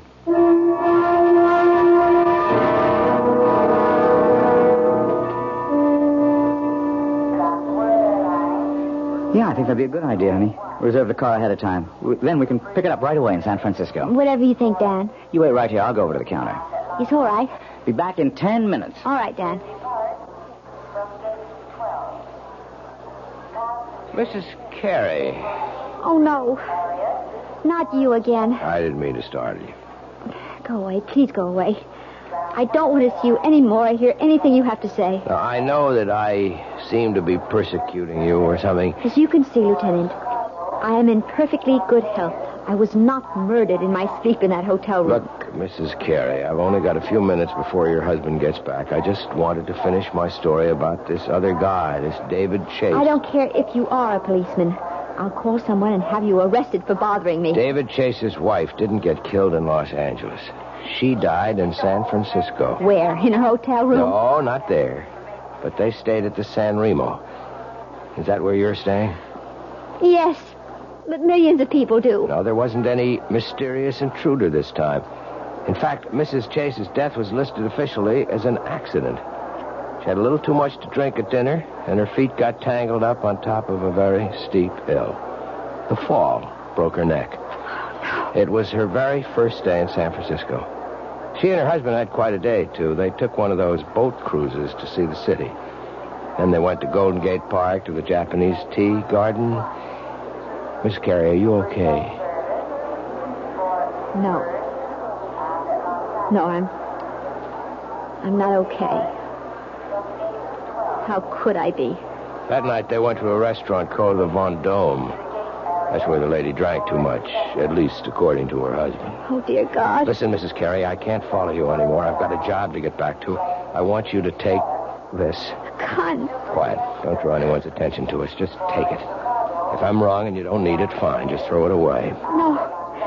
I don't want I it. cannot have you on my conscience, don't you understand? All right. Yes, all right. I'll take it. I still say you're wrong. I hope so. But I don't think I am.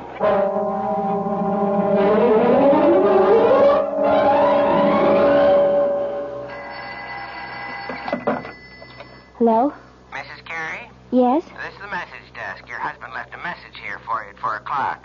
Oh, I've been out until now. Would you like me to read it to you?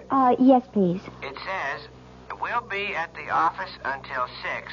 Should be there no later than 6:30. Love, Dan. Oh, yes. Thank you very much. Welcome. Bye. Bye. $6:30. 6:20 now. Oh, God. Why do I keep staring at his luggage? Why can't I just forget about it? No. It isn't dishonest. It's just something I have to do. No, nothing in this one but clothing. This one has papers and things. All his documents. Birth certificate. Honorable discharge. U.S. Navy. Daniel Eldon Carey. That is his name. It is. That Matt Harrington was wrong. Doesn't this mean he was wrong? Or does it just mean that... No. I'm not going to start thinking that way. These look like photographs. Maybe his family... Oh, no, wait. This picture is signed. Such a pretty girl. To Dan. All my love forever, Edith. Edith. What was the name he said? That policeman, what was the name that man's wife was? Wasn't it Edith? Oh, no. Who is it? It's me, honey. Oh, 1 second. Hi, sweetheart. Sorry. I forgot to take my key. Hey, I'm not late, am I? I told him at the desk I'd be back at 6. Well, it's not even that. Hey, why is it so dark in here, Susan? Oh, I just got back myself. I didn't think of turning on all the lights. Susan, I have a confession to make. I wasn't at the office at all. My new staff thought they ought to christen the new boss. I tell you one thing about San Francisco. It's a hard-drinking town. Susan, what's the matter? Dad, I found her picture. What? I found her picture. Your first wife's. What are you talking about? I was never married. Then what's her picture doing in your luggage? Hey, what's going on here? You must be drunker Look than I am. near me. Stay away from me, Dan. Susan, are you out of your head? I saw her picture. Do you hear me? I found her picture. On our honeymoon. Now, wait a minute. Do you mean Edith? I know all about her. Yes, and about the other one. She drank too much, too, didn't she? She was drunk, too. Now, look, will you calm down? Is that what you were planning to do tonight? Get me drunk? At the restaurant? You were going to take me out to dinner tonight, weren't you? Of course I was. I asked one of the guys at the... I can tell you the restaurant he picked. Do you want me to tell you the name of the restaurant, Dan? It's the Vendome, isn't it? What? Well, yes. I mean, it is. How did you know that? Because I know it all. I know everything. Oh!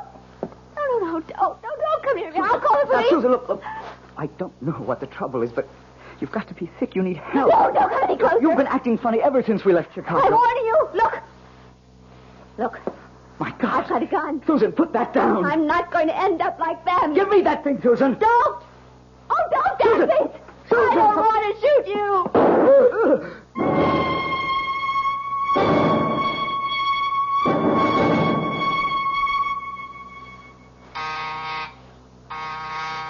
One second. Wow. Mr. Harvey? Mrs. Carey, I didn't know that you were... Look, let me just get a shirt on. I was just shaving. I'm sure you're surprised to see me, aren't you? Yeah, I am. I didn't expect that you'd... what brings you back to L.A.? I'm sure you know, Mr. Harvey. That is the right name, isn't it? Not Harrington? I guess that means you know all about my little joke. The gun wasn't a joke, was it? The gun was real. Now, look, I can tell you're upset, but I didn't mean any harm. I mean, I like Dan. I really you do. You despised my husband, Mr. Harvey. Why don't you admit it? You hated the fact that he got the job you wanted in San Francisco. And all you got was an assistant manager's job in Chicago. You are wrong. I just thought it'd be a good gag, a good joke on Danny boy. Yes. I've heard about your reputation. The great practical joker. You thought of a great one this time. Yeah, but that's all it was. You gave Dan the itinerary for our honeymoon trip. You were just being helpful, of course. You gave him all the names and places, all the benefit of your traveling experience. That was the gag. See, I thought if Dan took you to all the places I listed for him... You even knew about Edith, the girl he was once engaged to, the one who died. She became his murder victim in your little fantasy. What did you think would happen, Mr. Harvey? Did I get frightened enough to kill Dan so that you might get the job he took away from you? Listen, is Dan all right? I thought you might want this back, Mr. Harvey. Your gun. Oh, now, wait a minute. Don't do anything stupid. Oh, you don't have to worry. I found out that I'm a terrible shot. That Dan's alive? See for yourself. Hello, Marty. Dan! Thank heavens you're okay. Look, Dan, I didn't mean for anything serious to happen. See the bandage, Marty? Just a flesh wound in my arm. I'll be okay. I'm glad to hear it, Danny. Honest, I am. Mm-hmm. But I am learning to use my left arm, though. Wait a minute. Oh, no, don't, please. I didn't mean it. Don't hit me again. Relax, Marty. I've got better things to do. I've got a honeymoon to finish. Although with any luck, it'll never end.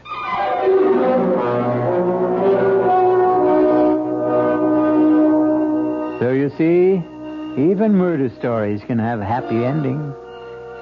Martin Harvey may have spoiled Susan and Dan's honeymoon, but that doesn't mean he managed to spoil their marriage. No. If that's going to happen, Susan and Dan will take care of that all by themselves. I'll be back shortly. Hello, this is Joe Franklin. Ladies and gentlemen and boys and girls, for the very latest in nostalgia, for the ultimate in remembering, please join with me on Saturday nights from 9:05 to 11 o'clock, where memories are truly happening right here over WOR Radio.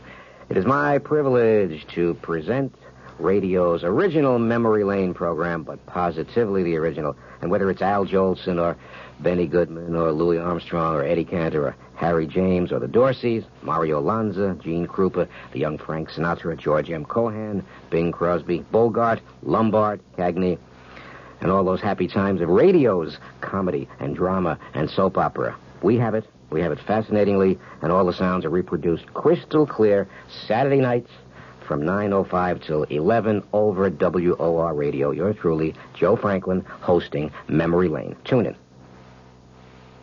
WOR New York, your station for Mystery Theater.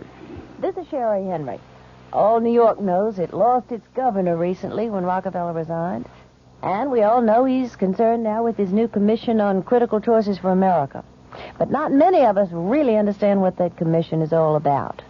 Well, we'll all know more tomorrow afternoon when Henry Diamond, the executive director of that commission, divulges goals and directions. It's on the Sherry Henry program at 2:15 on WOR Radio.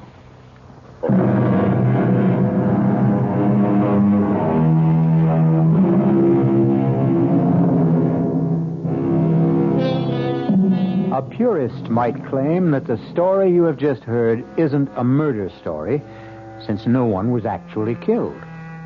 The murders which took place were all in the imagination of Martin Harvey, who passed them on to the mind of Susan Carey. But it's a good demonstration of the point we've tried to make all along, that the most terrifying crimes can happen within the theater of the mind. Our cast included Betsy von Furstenberg, Michael Wager, Elspeth Eric, and Mason Adams. The entire production was under the direction of Hyman Brown. Now, a preview of our next tale. What are you thinking about, child? The day you said it was bad luck for us to see each other before the wedding. Nobody believes those old wives' tales. Nobody believes so many things that are outside the ordinary. Did you see Michael's body after? Don't talk about that, lass. I know they said the horse trampled him. I asked Dr. Ferguson about the hooves, and he wouldn't tell me. You'd tell me, wouldn't you, Jeannie? Oh, tell you what? Were they like horseshoes, or were they cleft in two? Were they cloven hooves? In the name of God, what are you saying? I'm not speaking of God. I'm speaking of the devil. This is E.G. Marshall inviting you to return to our Mystery Theater for another adventure in the macabre. Until next time, pleasant dreams.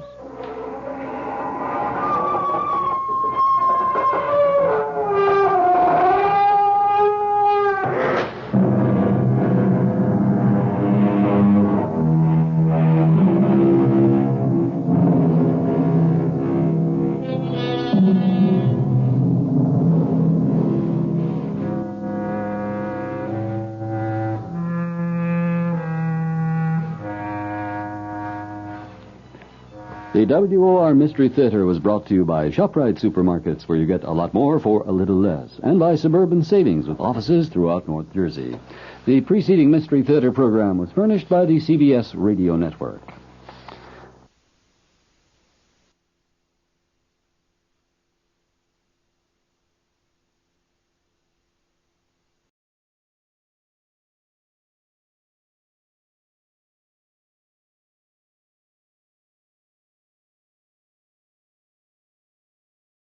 This is Chesterton Radio, your home for podcasts of works by G.K. Chesterton, plus drama, comedy, mystery, science fiction, big bands, and much more.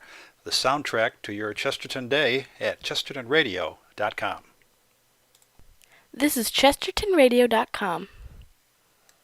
This is Chesterton Radio, the true, good, and beautiful at chestertonradio.com.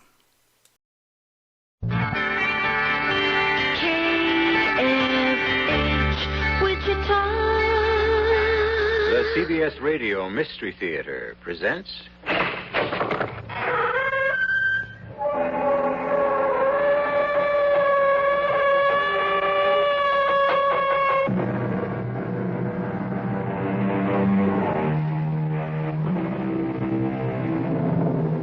Come in.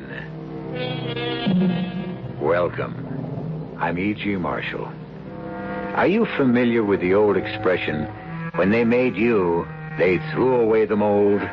Or, there's nobody else like you in the whole world? What is it inside every human being that makes him or her unique, one of a kind? What kind of a doctor are you? What kind of a place is this? Why won't anyone believe me? Now, Susan, this is the last time I'm going to ask you. Calm yourself. Calm myself? How many times do I have to tell you I'm not Susan? That's enough. Take her. No, Susan, it's all a mistake. Susan, stop it. I'm telling you the truth. I'm Anita. You'll feel better tomorrow. Leave me, please. I'm not Susan. I'm not Susan.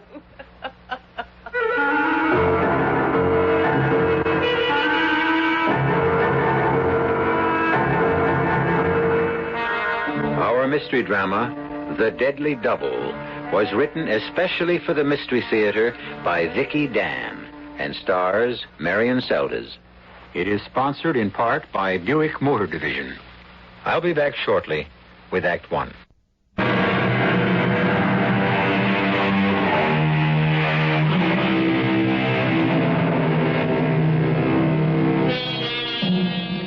Her name is Anita Gregory, and she leads a quiet life, an almost solitary life, except for a single casual friendship. It isn't that she likes being alone.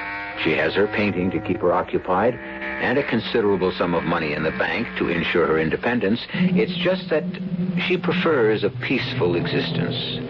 For there are certain things that happened long ago that she would prefer to forget.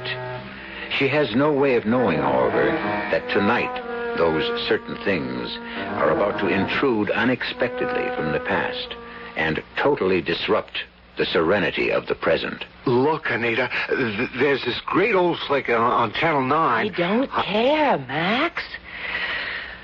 Now, why don't you go home? Well, it's not even 1 o'clock. Not even 1 o'clock. Max, I want to go to sleep. Why are you mad at me? I'm not mad at you. You're using me as an excuse. What are you talking about?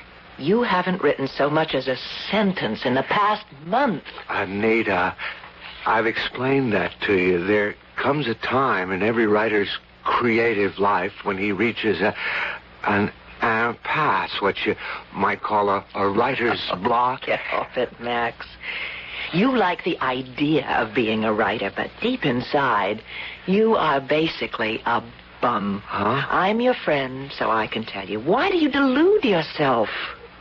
Well, I need fresh ideas. I need fresh ideas to rejuvenate me. Good night, Max. Well, it's not like you and your painting. All you have to do is look out the window at some tree, and you're inspired. My pictures are good, Max, because I don't sit around waiting to be inspired. I paint what I see, a face, a tree in the wind, a leaf. Anita, you don't understand. Who would call this late? Hello? What? But how? Now? Well, Yes, where? Yes. All right. Yes, I promise. Anita, you okay? Who was that? I can't believe it. Who was that on the phone? My sister. Your sister? Susan. Susan, the nut? Oh, don't call her that. She's just disturbed. Well, she's in an institution, isn't she? It's a rest home, Max. How many times do I have to tell you? It's a rest home. Well, call it what you want. You're the one who pays the bill. Hey, you really look shook up. What's the matter? I haven't seen Susan. It's been 5 years. And now she... She... what?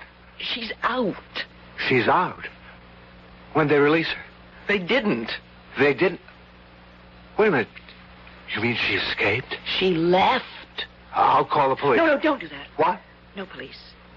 No, there can't be anybody else. I know where she is, and I'll take care of this in my own way. Anita, I don't want to be difficult, but you're the one who signed the commitment papers. You're the one who had her declared insane. I never even went up there to Westbrook. I couldn't. But 5 years is a long time. People change. Anita. A lot of things can happen in 5 years. She said she was trying to get in touch with me for a long time. They wouldn't let her write or phone or anything. Anita, where are you going? Lock the door when you leave, Max. Let me come with you? No, I have to go alone. It'll be all right. I know what I'm doing. Call me when you get back? Sure. I'll be waiting up for you. Remember, I'm just down the hall. I've got to go. Anita. What? I hope you know what you're doing. So do I.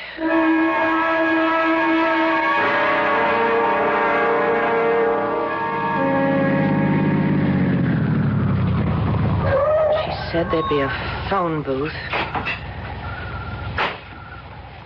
God, where is she? Susan? Susan? It's me, Anita. Where are you? Susan? Is that you? Who's there? Susan, is that you? Oh. Yes, Anita, it's me. Susan. Thanks for being stupid enough to come.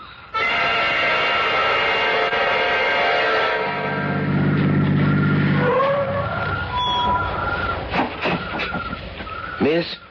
Taking a nap, miss? Hmm? What? Where am I? Well, you're a mile off Highway 25 at 2 o'clock in the morning. Oh, she must have knocked me off. Oh, where's my car? Huh? What car? Say, you better get into my car. You must be freezing in that thin dress. Dress? Could have sworn I was wearing... Well, she did it. She changed clothes with me on top of everything. What are you talking about, miss? My sister, she took my car, my wallet. She even changed into... Wait, are you a policeman? No, we don't have policemen here, miss. I'm the sheriff. My name's Tom Wiley. Oh, I'm Anita Gregory. Well, pleased to meet you, Miss Gregory. Well, now, why don't you get in my car before you get pneumonia? Are you taking me down to the station or whatever it is that you call it around here? Well, actually, we call it the sheriff's office. Well, I don't mean to inconvenience you or anything. Oh, no, it's my job. Now, suppose you start all over again and tell me exactly what happened.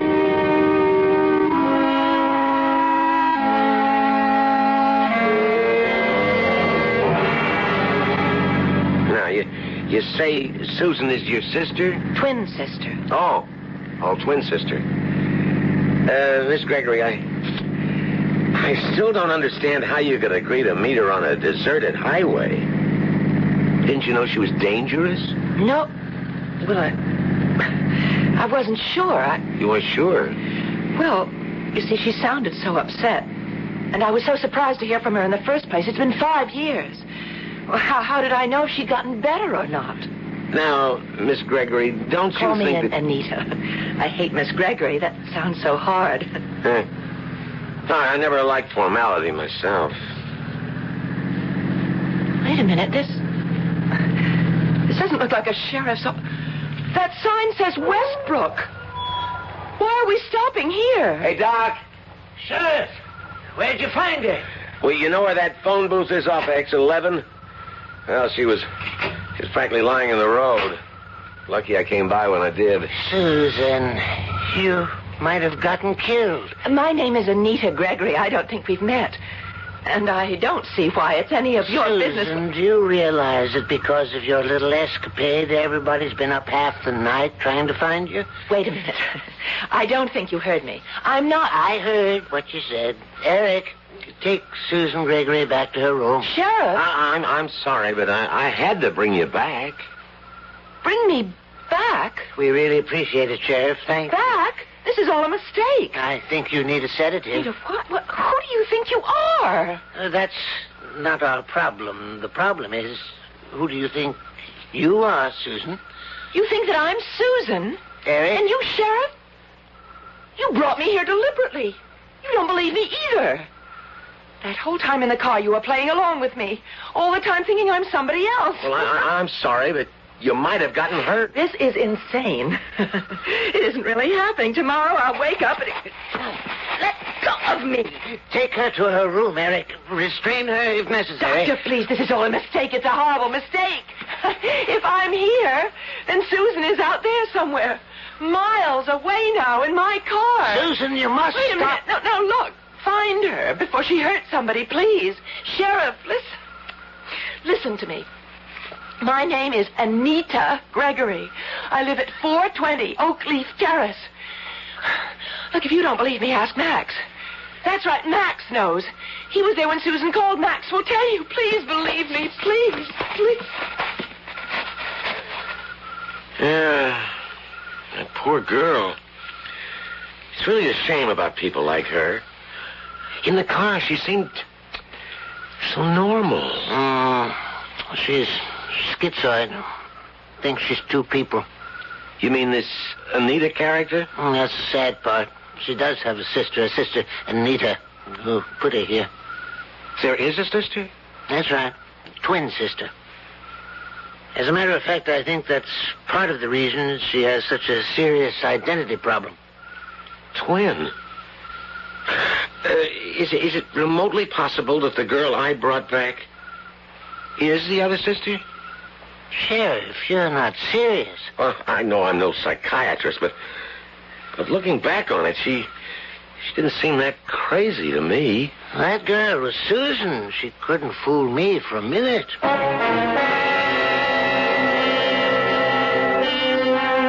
A perfect example of being in the wrong place at the right time. As far as Dr. Cooper is concerned, Susan is back where she can't harm anybody. As far as Sheriff Wiley is concerned, he has just apprehended a dangerous lunatic. But what about Anita? She is about to discover that while it is relatively easy to prove a person is insane, it is quite a different matter to prove that a person is sane. I'll be back in a moment with Act Two.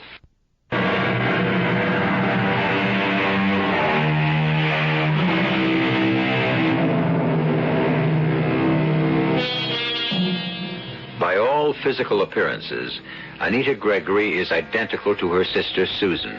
Same eyes, same hair, same voice, but the similarity ends there because no two minds can ever be the same. It is merely logical that Dr. Cooper will presently recognize her for what she really is. Or is it? Good morning, Susan. How do you feel? What? Oh, is it morning? Yes, morning, more or less. It's 11:30, but you had a rather late night. Oh, no. Oh, I thought I'd dreamt all this. Oh. No, Susan. And that's why after last night, we must make an even more determined effort to face reality. Call me Susan once more and I'm going to scream. Good, go right ahead. It's good therapy. Let out all your hostility. Isn't it at all conceivable to you that being identical twins, Susan and I might have changed places? Well, yes, there is that possibility. Good. We're getting somewhere. Now, what about a phone call?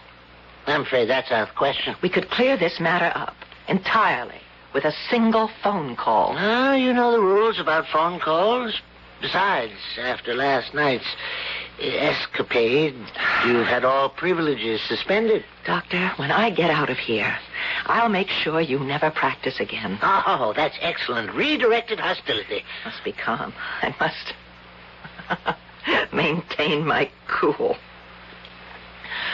Doctor, explain to me about my case. You know all about your case. Please, humor me. Yeah, very well. Your name is Susan Gregory. 5 years ago, following a series of incidents where you repeatedly attempted to kill your sister, Anita, you were declared legally insane. Now, those incidents, couldn't they have been merely frustration or anger of the moment? Unfortunately, no. You see, it's been inside you since you were a child. No matter what you did, your sister did it better. The years went on, and you watched as Anita became a successful artist.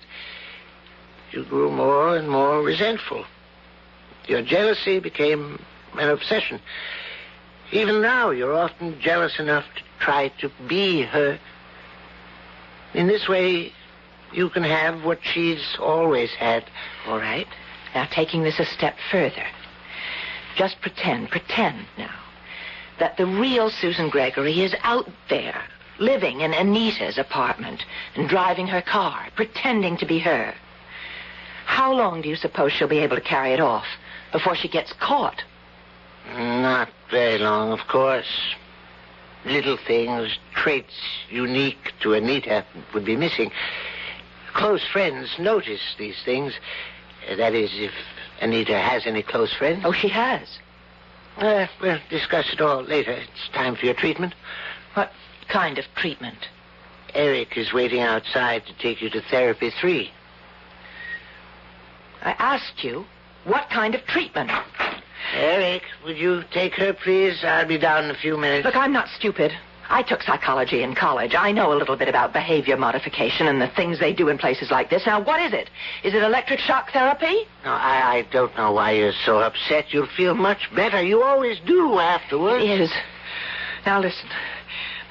Staying here for a few days is one thing. Now, I've tried discussing the whole thing rationally with you, and what happens? You aren't going to give me any shock treatment. Eric? You call yourself a doctor. You're a charlatan. You're a quack. Now, you see, Susan, it's just a matter of time before your true nature comes through. You're hysterical. Just wait till I get out of here. I'm going to sue you. I'll sue this hospital. I'll sue everybody.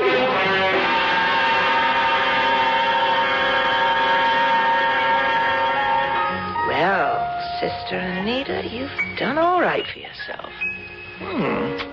This is a nice little apartment.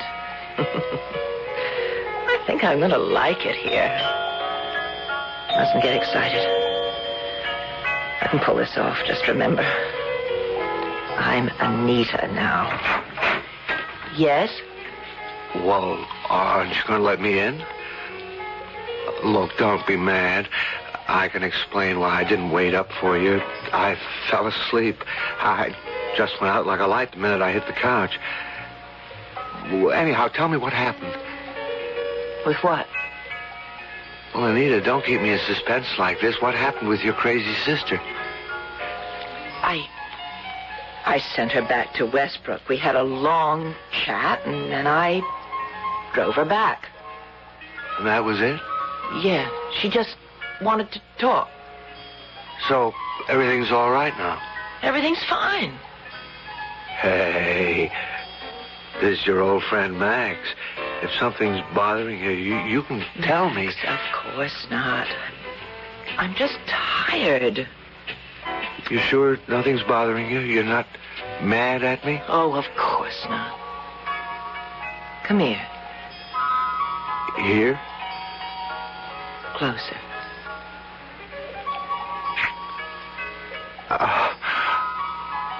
Anita. See? I'm not mad at you. Why? Why did you kiss me? Why? You never kissed me before. You said I wasn't ready for a serious relationship. You wanted to keep it platonic. I did. Oh. Well, sorry, Max. If you don't like it, I won't do it again. Oh, well, no, I'm not sorry. Oh, yeah, Max, I have a headache. You asking me to leave, Anita? Yes, do you mind? No. No, sure, I understand. Maybe some other time, okay? Sure. Bye now. Bye. Oh, that was close. I hope that dummy swallowed it. Susan, how do we feel today? We? How do we feel? I only wish you could feel like I feel right now. I have a surprise for you. You have a visitor. What did you say? Someone's here to see you. He says he's an old friend. Max Hogan. Max? Max is here? You want to see him? Max! Oh, wonderful, beautiful Max. I'll send him in. You can come in, Mr. Hogan. I'll be right outside. Max. Anita. Oh, I'm so glad you came. I thought I was going crazy. Anita, it is you. Well, of course it's me. Well, I wasn't sure. Max, I've got to get out of this place. Don't worry. Never fear, Max is here. Wow, this is wild. But it isn't funny. Now, how did you figure I was here? Give me credit, honey. I had her pegged for Susan the minute she opened the door. She's in my apartment? Sure. Making like she's you. But she didn't fool me for a minute. No. What really did it was when she kissed me. She what? Now, you see? You'd never do that. I mean, she assumed I was your boyfriend. Oh, I can't wait to see the look on that doctor's face when you tell him. Max, would you get Dr. Cooper and tell him who I really am? Hey, what an idea for a story. Two sisters, twin sisters, who changed places. Yes, you have my permission to write the story. Now get Dr. Cooper and we can discuss it on the way home. Sure, of course. I have to go into greater depth, take more time to evolve my characters. You aren't thinking what I think you're thinking. I could come up a couple of times a week with a tape recorder. Oh, no, you can't be thinking that. Anita, please, just give me a few weeks. That's all I need. No! But can't you see? It's perfect. I haven't been inspired for months. You said so yourself. Absolutely not. And the story would practically write itself. It's a bestseller. We ripped the facade off mental institutions. What an expose. I said no. Oh, how can you be so selfish? Selfish? I'm being selfish? Can't you see? I'm 36 years old and I've never been published. You don't seem to understand that every day I'm in this place, I lose a little bit more of my grip. There's drugs, there's shock therapy.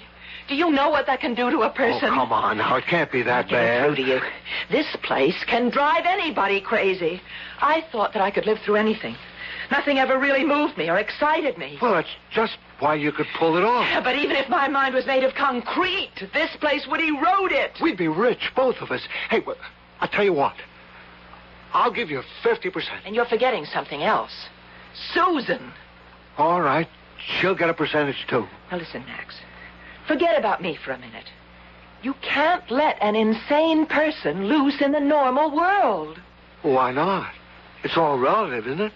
Isn't the whole world going crazy? Who are we to say what is and what isn't normal? What a theme. Listen. Hey. You don't know Susan. She's dangerous. She seemed all right. Besides, weren't you the one who said that maybe the doctors were wrong? I made a mistake. She hasn't changed at all. She's vicious. She could even kill. Don't try to talk me out of it. Listen, take me seriously for once. When we were little, even then, she did vicious things. She broke the heads off all my dolls. She took the goldfish out of the bowl and she watched them die. Typical healthy tomboy. I don't want to discuss it anymore. Now get me out of here, please. All right, Anita. Sure. That's how you want it. Doctor? I'm ready to go now. All right, now tell him, Max. Tell the doctor. Tell him what? Who I am. Doctor, Max knows. I think this has been too much of a strain for her. You'd better go immediately. Of course. Max! Goodbye, Max! Doctor. Goodbye, Susan. Oh, no, Max, she'll kill you. When she finds out that you know, she'll kill you.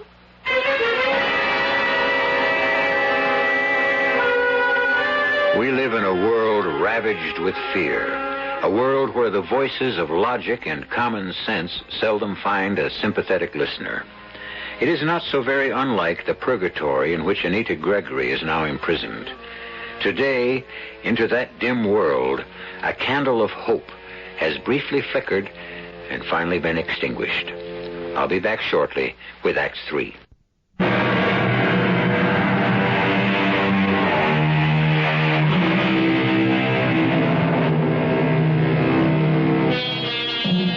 Je pense, donc je suis.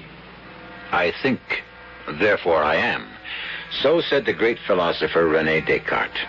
It was this brilliant Frenchman who logically demonstrated that there is only one thing of which a man can be sure of, and that is his own existence. After all, most people accept what they see as truth. They do not question the obvious. They leave that for the philosophers. Hello, Doctor. Sheriff, what brings you here? Well, you know what happened was I was typing up the week's report, and I suddenly realized that I never got you to sign this release for that Gregory girl. It was such a hectic night, it totally slipped my mind. Of course. Also, could you fill in her sister's full name and address? I need it for the records. I'm glad you stopped by. She was asking for you. For me? Yeah, she says there's something she'd like to tell you.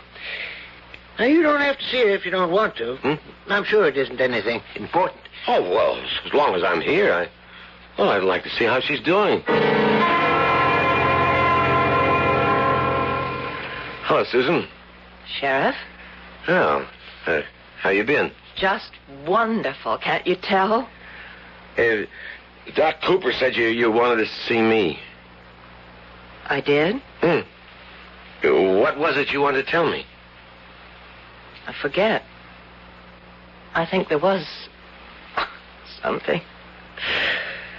Why can't I remember? Oh, now take your time. What did I want to tell you? Nice paintings on the wall. Oh, that's the doctor's idea. He feels by giving us a creative outlet, it's releasing hostility. Very good. Well, I'm a professional artist. I mean, Anita's a professional artist. I'm supposed to be Susan. Susan can't paint. Susan cooks. Anita paints. It's always been that way. Well, I'm sure no art critic, but I think you're very good. Yes, you know I am. Look at that wall. Look at the girl in the picture there. Her hands. Her arms, there by her neck. Do you know how many years of training it takes? The discipline, anatomy classes, live models to get the bones, the muscles, the skin tones just right, to understand the shading. Well, like I said, it's very good. Would you say I have a style? Style? Yeah, I'd say so. You see, it takes years to develop a style. I spent 2 years in Paris. That's heaven for an artist. And that's what influenced me, those early impressionists. But Max says I still have a distinctive style. Oh, Max. That's what I wanted to tell you. What about Max? She's going to kill Max. Who's going to kill Max? That's right. Now, Max is writing a book about us, how we changed places. And I warned him. I said, Max, Susan hates to be tricked, and she hates people fooling her. And when she finds out that you know who she is, she's going to get really mad, and she'll kill you. That's very interesting. You think I'm crazy, don't you? Oh, no, I didn't say that. That's all right. It's quite all right. I tried. I did my best. I warned him. And he didn't believe me either. When Max is found dead, maybe then you'll believe me. That's all I wanted to tell you. Thanks for coming. Oh, there's no trouble. I wanted to see how you were doing. Now, if you'll excuse me. I'm very tired. Sure. I was just leaving. Well, bye, Susan. Sheriff, wait a minute. Don't you want this back? Huh?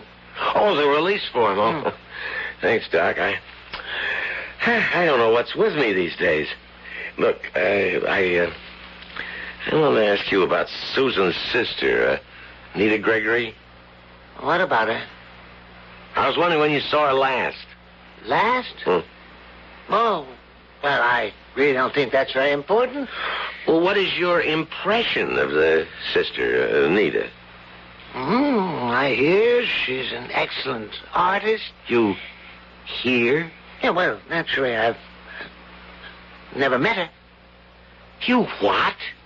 There really wasn't any need to. I mean, she pays the bills on time, and she never comes to visit. Well, when did Susan start painting? Just recently. How recently? Well, I don't see why. Well, about a week ago. She isn't bad for a beginner. Matter of fact, she's pretty good. Did it occur to you that maybe she was too good?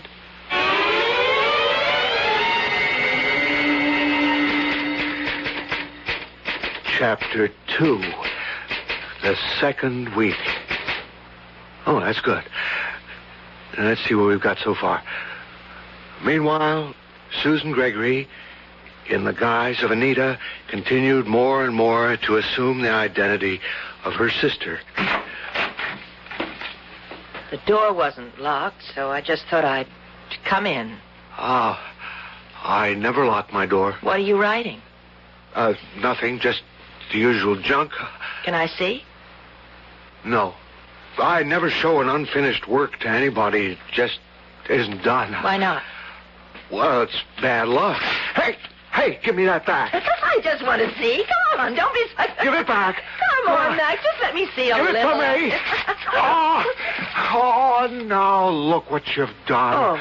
I'm sorry. Max, I'm really sorry. Sure. I mean it. You're so funny. You get so excited about a silly piece of paper. No, I wouldn't expect you to understand. Why not? Well, it's very personal. When a writer writes, what you did just now was almost like tearing me in half physically. I don't see what's so funny.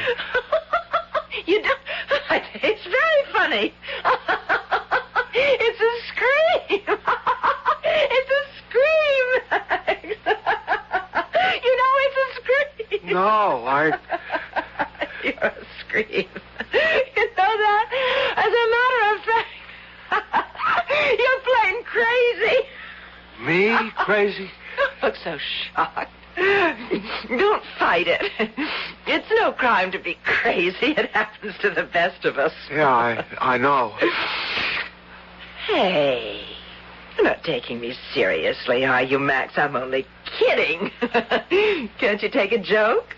No, sure. I tell you what. You come over about 6, and I'll make you some chili. You'd like that, wouldn't you?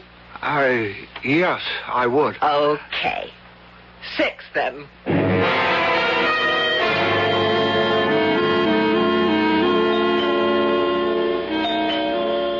Max?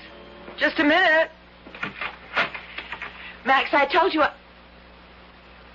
Oh. Miss, Anita Gregory? Yes? It's amazing. I beg your pardon? Oh, the resemblance. It's fantastic. Between you and your sister, I mean. My sister? Susan Gregory. I'm an acquaintance of hers. Oh, I'm sorry. Let me introduce myself. I wish you would. The name's Wiley. Tom Wiley. I'm sheriff up in Clay County. Near Westbrook, where your sister is staying. Sheriff? Could I come in for a minute? Oh, well, of course. Please. Thank you. Oh, you have a very nice apartment, Miss Gregory. Well, thank you. Well, what can I do for you, Sheriff? You see, I'm the officer who apprehended your sister after she escaped from Westbrook, and well, she was really nice and likable, and, well, to be perfectly honest, Yes, be perfectly honest. Well, I have to admit there was a remote possibility that, well, she might have been a victim of mistaken identity. Oh. You know, you're not at all what I expected you to be. Oh, what were you expecting, an ogre? Oh, I don't know, really. Are you disappointed? Well, kind of. Oh. Something wrong? Well, these paintings. Yes? You, painted them? Oh, well, I almost hate to admit it, but look, I can't expect everyone to love my work. Oh, I didn't say that I didn't like them. It's just you have a style. It's very distinctive. Oh, here it comes. Everyone's a critic. I honestly like your work, Anita. Well, I really better get back. Thanks. Thanks for everything. Yes, sure. Oh, by the way, you wouldn't happen to know a guy named Max? Max? Oh, sure. He lives down the hall. I thought it was him at the door before. Why? Well, I'm wondering if it's the same Max. The same Max? Your sister had a visitor the other day, a guy named Max, and I was just wondering if it could be the same. No, no. The Max that I know never met Susan. You see, I don't like to let new friends know that my sister... You understand. I mean... Oh, sure. I understand, sure. Well, it was just a thought. Thanks anyway. Bye. Goodbye. So, Max does know. All this time I trusted that idiot. And he knew all along. That must have been what he was writing about, wanted to hide from me. It all fits. All this time he made a fool of me. He tricked me. Hey, Anita, why'd you lock your door? It's only old Max. Oh, Max, just a minute. Hello, Max. Why'd you lock me out? Here, I brought some wine. I thought we'd have a nice evening. Thank you, Max. I guarantee you this is going to be an evening you'll never forget.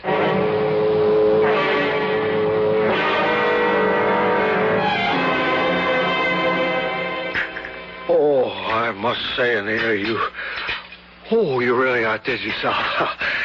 That chili was fantastic. Well, you certainly ate enough. Yeah, well, I'm positively stuffed. Let's have some more wine. But you finished it all. Oh. By the way, Max, how's your book coming? My book? Yeah, your book. You never did tell me what it was about. Well, it's just Tell me about... something, Max.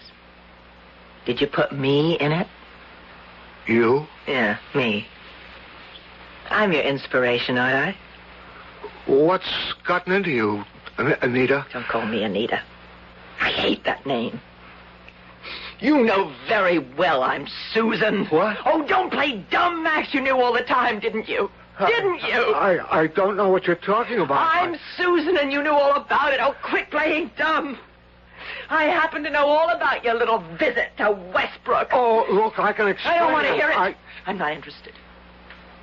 I'm more interested in this bookend. Did you know, Max, that there are only two like it in the whole world, that they belong to my grandfather, that they came all the way from Spain. They're made of mahogany. They're hand-carved. But look, notice the base. That's solid bronze. Hey, what are you doing? I really thought you liked me, but you were just using me, making a fool of me. You tricked me. Susan. No, Wait a second, let me explain. Get mad when people fool me. I get really mad. Susan! No, put that down. You could kill somebody with that. I intend to kill you. Oh, no. See, Max, you're such an easy target. Hey, you're crazy. I'll kill you. Kill you. Please, kill Susan. You. You liar. Kill you. Susan, stand still. Don't move. You're too late. Sheriff, he's dead. I killed him. No, he's not dead. He just fainted. No, he's dead. He's alive, Susan. Not that I really care after what he did to your sister. I wanted to kill him. I'm not sorry. He tricked me, you know. I know. Now, are you ready to go back now, Susan? Susan. You know? How? You told me with your paintings. You see, your sister has a distinctive style. She tried to tell me that in Westbrook. She duplicated from memory those 3 paintings on that wall. Exactly. And Anita's the artist. But I don't care. Max, I didn't really mean to hurt him. I understand. But I'm still not sorry. I'm not sorry about anything. You can take me back now. All right, Susan. Susan. Susan. That's a nice name.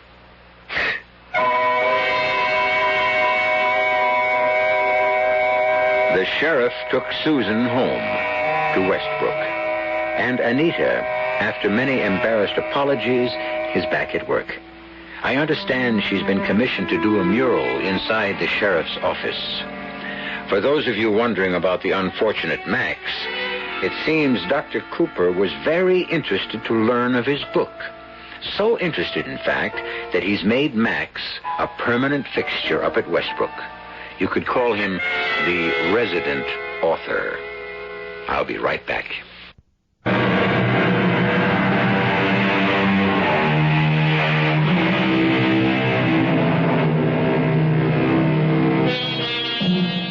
To any of you who are asking if there is a moral, a lesson to be learned from our little story, let me assure you, we do not attempt to moralize.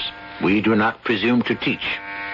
However, if you happen to be close friends with a writer who is hard up for a story, I would just say, be prepared for anything.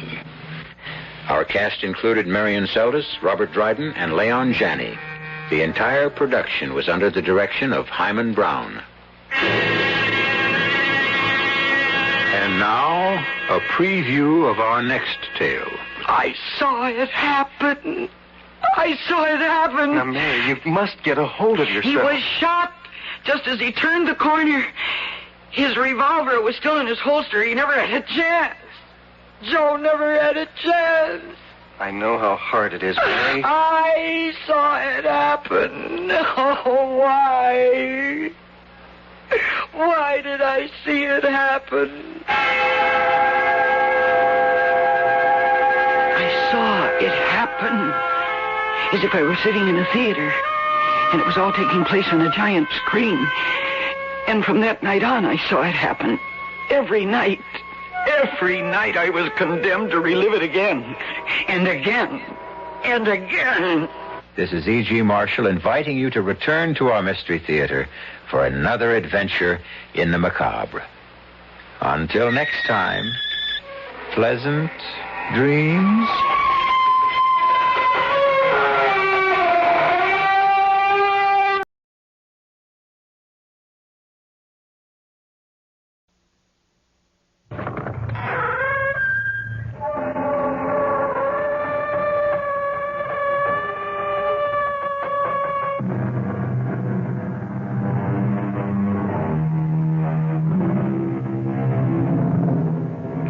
in. Welcome. I'm E.G. Marshall. There is more than the fear of the supernatural, the unknown. There is the terror that stalks the streets of our cities, and the nightmare of sudden accident that can erode a man's soul and destroy faith and hope. This story begins in an old limestone house, once an extravagant mansion, now a walk-up apartment building. And we start at the top, in the tiny two-room flat occupied by an elderly single lady as she opens the door after the long climb. Our mystery drama, The Deadly Blind Man's Bluff, was written especially for the Mystery Theater by Ian Martin and stars Mason Adams and Augusta Dabney. It is sponsored in part by Buick Motor Division and Contac, the 12-hour cold capsule. I'll be back shortly with Act One. Say, do you know what happens this time of year? The swallows come back to Capistrano. Nope. The buzzards come back to Hinkley Ridge, Ohio? No. Bulldogs all over the world begin to shed? Not even close. Oh. This, my friend, is the time of year when you can get a super little deal on the practical but elegant Buick Apollo. And just between you and me, it may very well be the best chance you'll ever have to buy a Buick. I could have sworn this was Buzzard Day in Hinkley. Hinkley. Most appetizers you eat, but there's one appetizer you drink. Dubonnet. Before that's the time to think about some Dubonnet to drink. Before a meal by day or night, it helps to whet your appetite. Before you have a it's the time before for Dubonnet. Think of Dubonnet as an appetizer. It's the wine you drink before meals, before lunch, before dinner at cocktail time, before whatever you've got cooking. It helps to whet your appetite. Whether you serve it straight, on the rocks, with a twist, or soda. Dubonnet before makes what comes after that much better. Dubonnet. It all started in France, of course. Before, yeah, before. The time before for Dubonnet. A product of USA, Dubonnet Company, New York, New York. Hi, Dave Herman here, reminding you that my analysis of this Sunday afternoon's football game, the Jets against the Buffalo Bills, is brought to you in part by your local Chevron dealer. Broadcast time is at 12:35 over WOR Radio.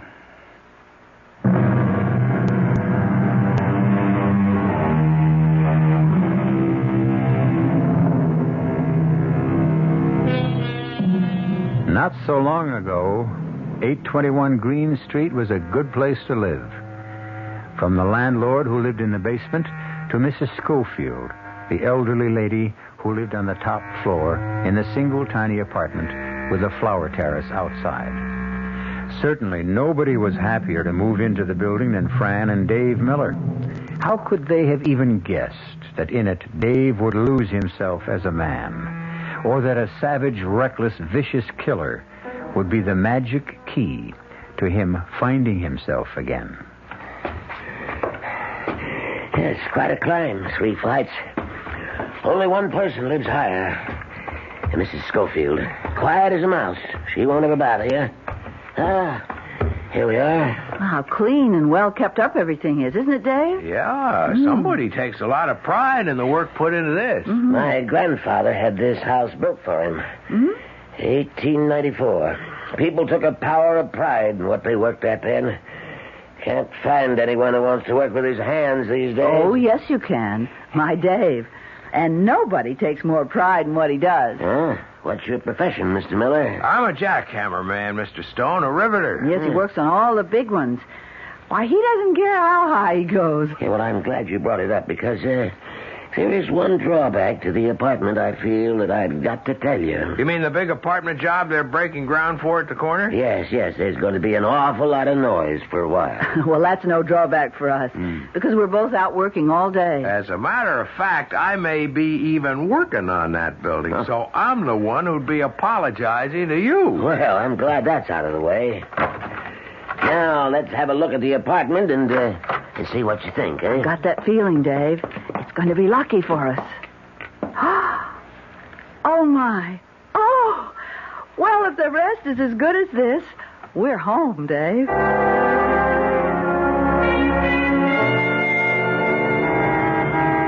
Morning, Mrs. Schofield. Not off babysitting with your grandson today? Oh, Sergeant Hennessy. Now, how would you know today is my day? Because 'tis Friday, and your habits are as regular as clockwork. The sergeant knows the habits of everyone in the precinct.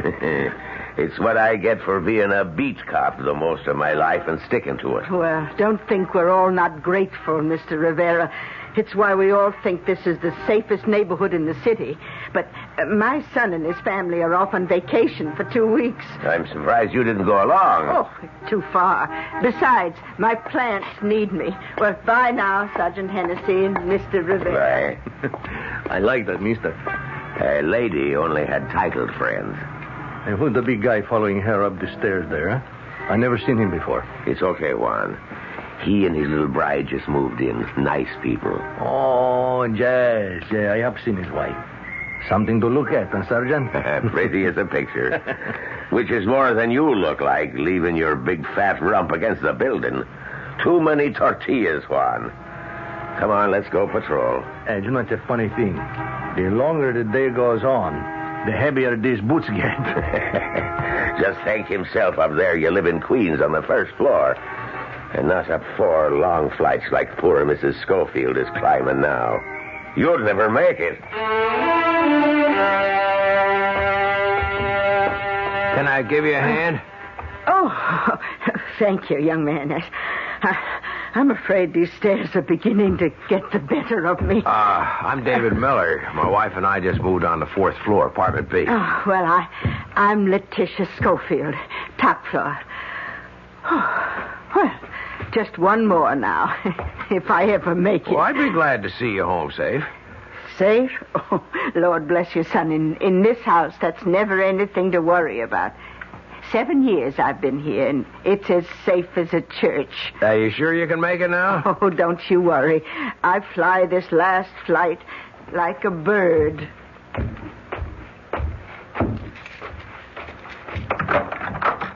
Fran, it's me. I got the cup hooks and the other stuff. Hi, darling. Oh, I've just been fixing and fiddling, and it's all just as perfect and wonderful as I knew it would be that first day when we took it. Hey, take it easy. You want to break me in half? No, I just want to hug you as hard as I can to let you know how happy I am. Oh, nothing could break you anyway. You're as hard as steel. Not inside. Not when you're this close. Well, I want to be as close as close. I love the apartment, darling. I love you. I love us. Do you love me? You know I do. All I do is have to look at you. You're so beautiful, Fran. Okay, you just keep wearing those rose-colored spectacles, and I'll stay that way. I don't need spectacles. Nothing the matter with my eyes.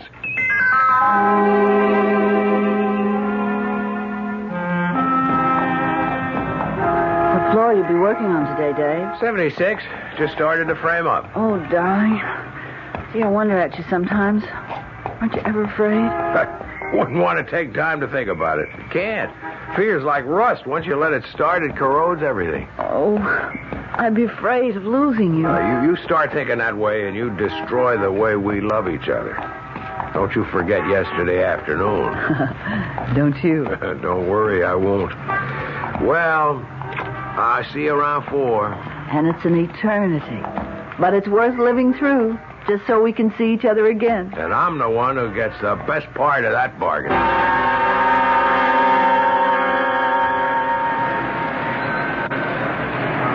What are you, Juan? The bird of ill omen? You're always hovering over the bulletin. Hey, that fellow top dog.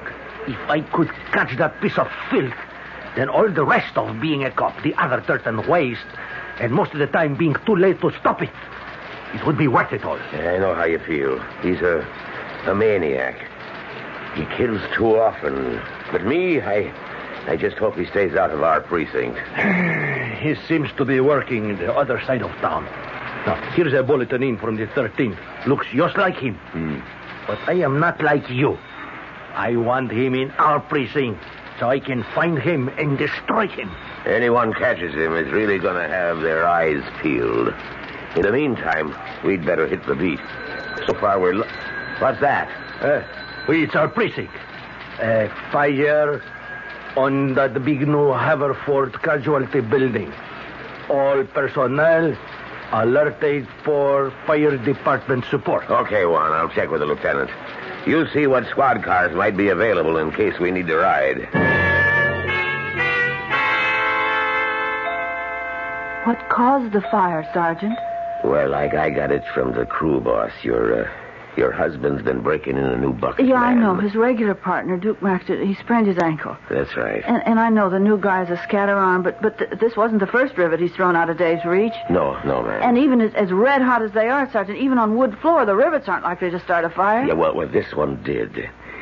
You see, they were just about to start welding on one of the joints, and the welder had just brought up his tank and uncoiled the hose.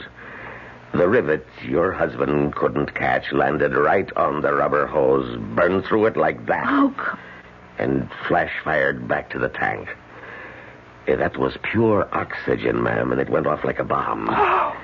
It's a lucky thing for Mr. Miller. The welder was kind of between him and the tank, a human shield, like. Oh, poor man, how awful.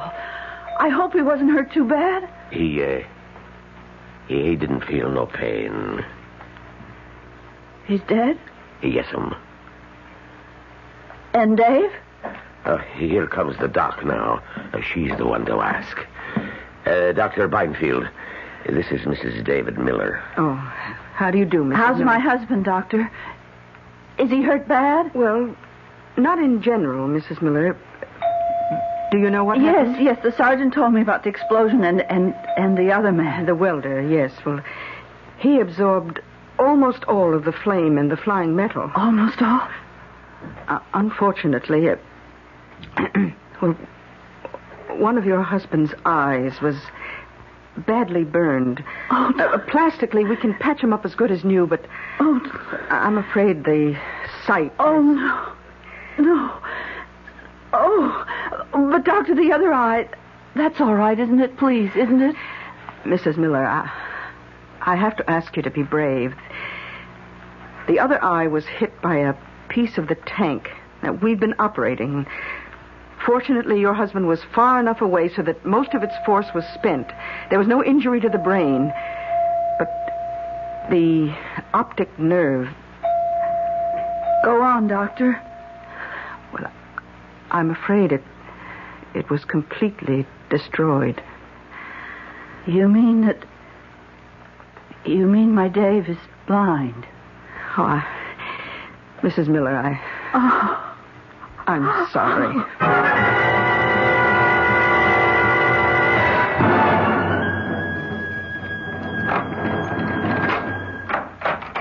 You had to walk in and see me. No. Just keep your mouth shut and do like I tell, mister. And just walk over to that wall. Away from the door. Keep your hands up. Say nothing, right? Not a peep. Not even to beg and crawl and tell me you never seen me. You never seen nothing. You didn't see nothing, mister. Nobody sees Top Dog and lives.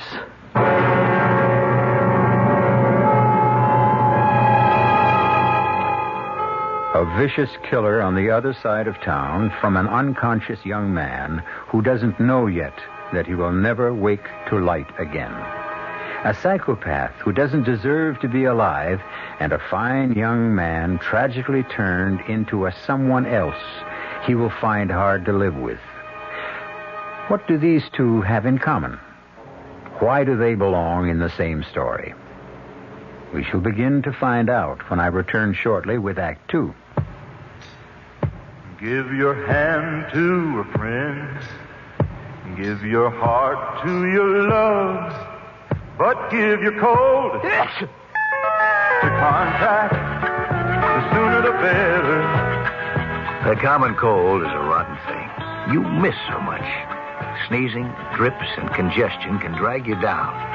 Then ask yourself the contact question. 6 or 3 or 1? You'd need 6 cold tablets, 2 every 4 hours, or 3 ounces of Cold's liquid, 1 every 4 hours, or just 1 contact for up to 12 hours continuous relief of those symptoms. That's daytime, then nighttime relief. Both the others have things for aches and fever, and the liquid, something for coughs. Not found in Contact 600 Tiny Time pills. Give your cold to Contact. 60301. Take Contact. Only as directed. Hey, Mom, what's for dinner? Hey, Mom, what you got? Here's this week's dinner winners from your ShopRite supermarket. Fresh American whole leg of lamb, just 97 cents a pound. Shoulder lamb chops, $1.27 a pound. First cut beef chuck steaks, 59 cents a pound. Semi-boneless beef chuck roast, 99 cents a pound. Fresh pork spare ribs, 89 cents a pound. Fresh honeydew melons, just 69 cents each. Lots of variety for your menus and savings, too. So get a lot more for a little less. Throughout your ShopRite store, it's ShopRite. She loves the family. She wants the best. She does all that she can do. She lets ShopRite do the rest. Hey, Ma, what's for dinner? ShopRite has the answer.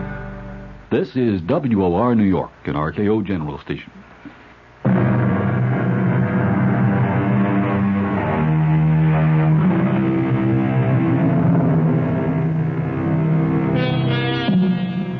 In the long weeks that followed, Dave tried to make his adjustment. He faithfully followed all the instructions of his teacher who came daily. Most difficult was persuading Dave to leave the house, to learn to walk on foot, to carry the white cane that was the badge of his condition. One thing only he did willingly enough: exercises. He kept himself as fit and hard as he had always been. Outside, he was still the same Dave Miller, alive and vital. But inside, something at the very core of him had died, particularly after the riveters came to the building at the corner. Oh, Mr. Miller, can I give you a hand upstairs? No, I don't need a hand up. Oh, I'm sorry, Mrs. Schofield.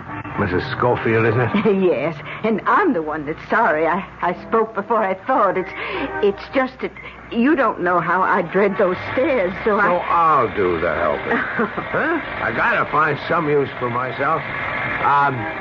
You got groceries there? Oh, just a few. Most I can manage at one time. Well, you give me those. Come on here. Now, let me have them and take my other arm. Oh. And this time, I am taking you right to your door.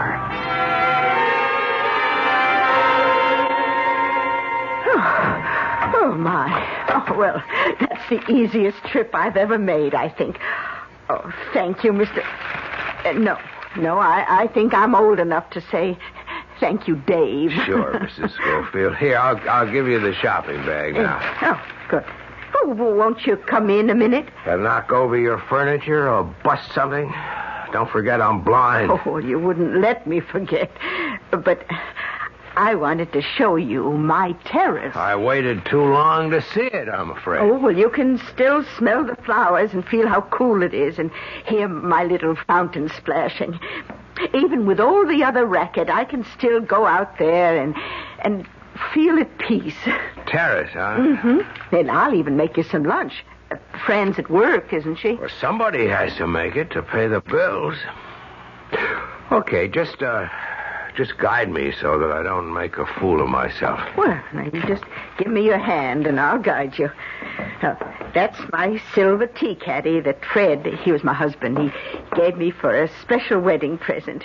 He knew I always... Oh, watch out for the chair. Here. He always knew I liked to set a good table. And that's my corner cupboard with my bells. Fred gave me one every New Year to ring it in. 35 of them. He died before he could give me the last. Oh, now, here's the terrace. I'll get the door, and watch out for the step over. Yeah. Oh. Hey, something smells good. Oh, that's honeysuckle. It's just like a weed, really. It takes so much pruning, but I can't bear to get rid of it. Other good smells, too. Mm-hmm. Roses, gardenia, carnations. That honeysuckle's getting stronger. Oh, that's because you're right near the edge. Now, careful. Yeah, I feel the coping. What's down below? Oh, the sidewalk and the areaway. Long drop.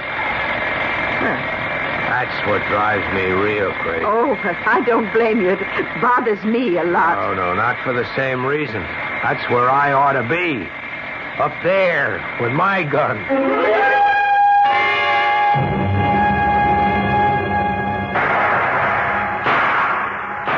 Watch it, Juan. He's got a gun. We know that. Did you hit him? I never even saw him. He went over the fire escape so fast. Let's get after him. It's too late.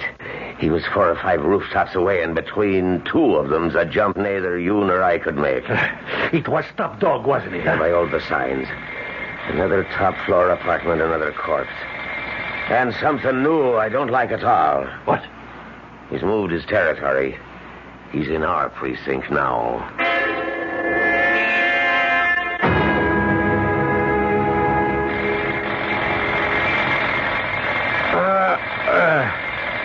Yeah, boy. Drive that rivet home. What? Who's that? Fran? Yes, Dave. Oh, I'm sorry about the riveting gun. Well, they'll be jack-gutting all day. Well, I should have closed the bedroom window when I got up. I'll get it now. No, I'll do it. What time is it? 5 after 8. Darling? What? Why didn't you go on back to bed? No, I couldn't sleep now. You must be so tired. Why should I be tired? Because you were up half the night again. You were prowling about in the... So say it. In the dark. What else is there? I got things on my mind. Oh, what are you looking for, darling? My slippers. Well, I'll get them for you. I can get them for myself. Will you stop treating me like a baby? Never mind, I got them. Dave, don't find it so hard to ask me for things. I'm your wife. I want to be everything to you. I've always tried to be. Is it so hard to let me be? Dave, can't I be your eyes? I'd give them to you if I could. Oh, honey, come here. I'm sorry. Just try to bear with the bear, huh? That's not much of a joke. I think it is. To hear you cracking one again. Second best thing you could do for me. What's the first? Well, as long as you are up, couldn't you kiss me good morning? Oh, darling, forgive me. I love you. Good morning. Good morning. I love you. Sit down, honey. Oh, Dave, I haven't time. And it's payday today. I'll be home real early. Okay. Can't do anything to interfere with the old take-home. Somebody's got to keep a roof over our heads. Honey, listen. Don't get down in the dumps again. What is the point? I feel so useless. I gotta do something. I gotta find something to keep me busy instead of hanging around in the apartment all day, twiddling my thumbs and going nuts. Well, you ought to be taking your walk, getting some air. Sure. I tried that yesterday, bumping into everyone, bumping into everything, having little kids help me across the street. I tell you, when I went up with Mrs. Schofield, I was ready to take a dive off her terrace. Oh, listen, now, I can't leave you like this, Dave. Why don't you listen to the teacher and you get a dog? No. How many times are we going to have to go around that again? Gee, forget it, honey. Look. Maybe I will look into it. Don't worry about me. Worry about yourself, huh? Hey, what's the time? After 8. I've got to get my coat and fly. Yeah, any hot coffee left in the kitchen? Oh, no. And Dave? Yeah? Well, you'll have to make instant, because the electric pot is on the fritz again. Darling, it shorted out the whole house when I plugged it in this morning. Did you put in a new fuse? Oh, sure. Oh, where's my bag? I'm the last person to ask. But I'll fix the percolator. It's just a loose connection. And, Fran. Yes, darling. While I'm at it, I'll try to rewire myself. Oh, darling, I hate to leave you in this mood. Yeah, in this mood, I ought to be left. I'll see you around 5. Okay, maybe earlier. Oh, and there's fried chicken and corn on the cob for dinner. Well, that ought to bring out a grin. From ear to ear. Oh. Just look at me. My favorite sight. Bye now. Bye-bye. Good morning, Mrs. Schofield. Oh, Mrs. Miller. Oh, I'm so glad someone's going downstairs. You know, they'll be the death of me. Well, yet. here, you lean on my arm. Oh, thank you. How's Mr. Miller? Oh, Dave's coming along fine. How's your son? Well, I don't see so much of him. He's off at business so much. Well, I should think you'd want to live with your family. Oh, no, I'd only be in the way. My son and his wife have their life to live, and 3 is a crowd. Besides, it's good for old people to be independent. If we had to hold on to our pride, we'd fall apart without it. Not only old people. Oh, I was just thinking, what can you do for someone who's lost it? Well, you can't. Just count on time for Dave. I'll try to remember. There, that's the last step. Oh, good. I'll get the front door. Oh, that's awful riveting. I'll be glad to get away from it for a day. Morning, Mrs. Schofield. Mrs. Miller. Oh, good morning, Sergeant Hennessy. Good morning. Could I remind you that me and Juan Rivera are collecting again for the Police Boys Fund? Could I put just a wee bite on your board? Well, not on me now. I've only a subway token and lunch money till I get paid. But I'll be back early. Before 5 this afternoon. Could you stop back? Oh, yeah, sure. Well, could you wait for me till then, too? I've got to catch my bus. Well, I wouldn't bother either of you, except in a good cause, but I wonder now, should I be troubling Mrs. Miller at all under the circumstances? You let her contribute her bit. Don't undermine her pride. Well, it's Dave Miller's pride I'm thinking about, now that he can't work.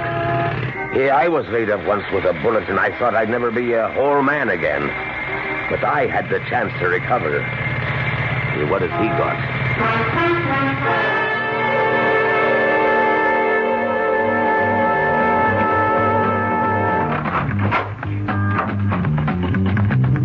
For heaven's sake, Dave, it's bedlam in here. What'd you say, friend? You mind if I turn off the TV? Be my guest. I can't look at it anyway. That hammer was driving me up the wall. I had to kill the noise. Oh, baby. I'm gonna have to get a dog, Fran. You're right. At least it'd get me out of the house more often. Why, hon, that's what you need. You've got to start living again. Living. Living. That was living for me. Fran, you just don't know.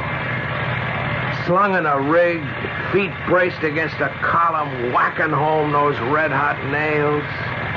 Or straddling a crossbeam as a bucket man and picking those sizzling babies out of the air and lobbing them up to the gun hog and his funnel. Or passing them on with the tongs. I tell you, a guy felt like a king. I mean, you owned the world. You were building a whole city. You could turn any which way on your perch and you could see the... Dave, darling. Darling. Gee, forget it. It's over. It's done with, and so am I. I'm no good to you. You're my world, darling. You're all I want. But you know, you're acting like a baby. It's about time that you started acting like a man again. How? By facing your problems. By realizing that, well, in spite of what's happened, you're as good as any other man. And for me, you're a darn sight better when you're yourself.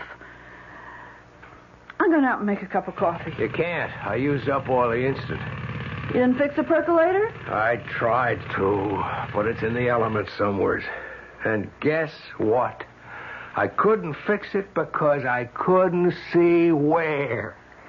Dave, where are you going? I'm going out.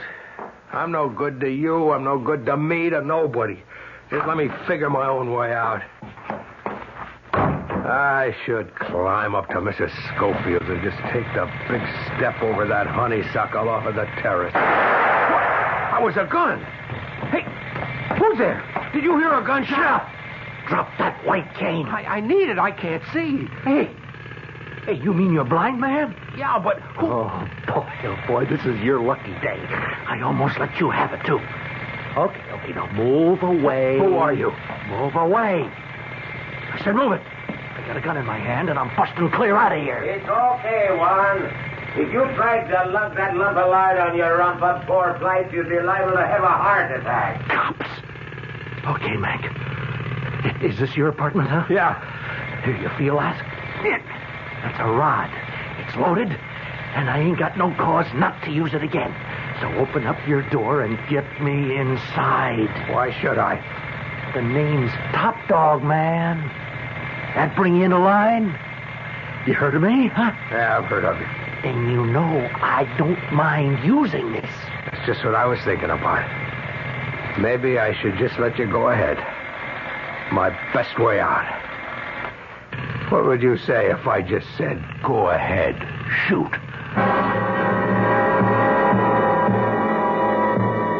It's taken a while, but these uneven antagonists have met by sheer chance.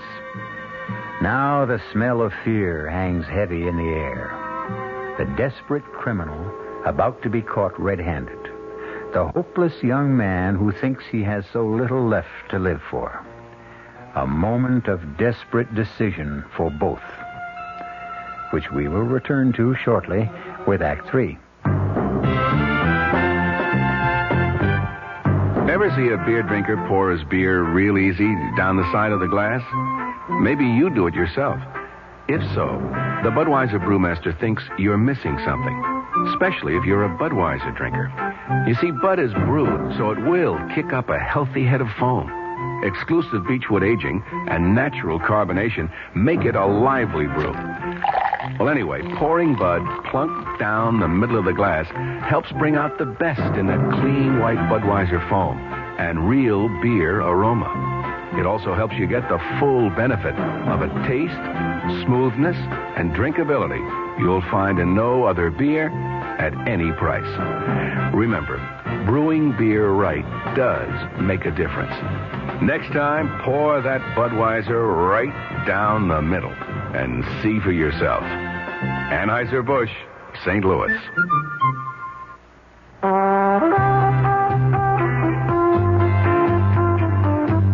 At Suburban Savings in northern New Jersey, you're always the tops.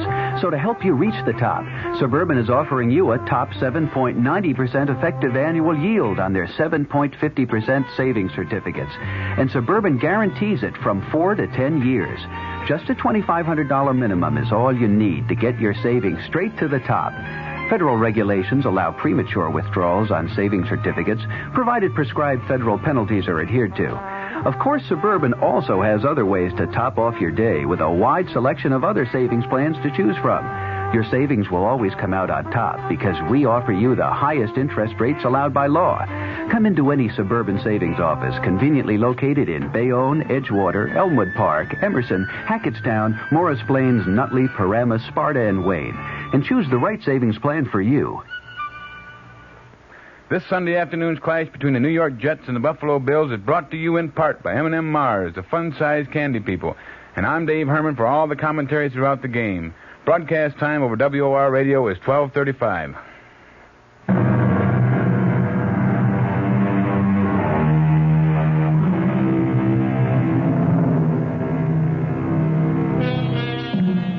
On the 4th floor landing, Top Dog looks in awe at the first person he has ever met who shows no fear of the lethal weapon that has killed without mercy so often.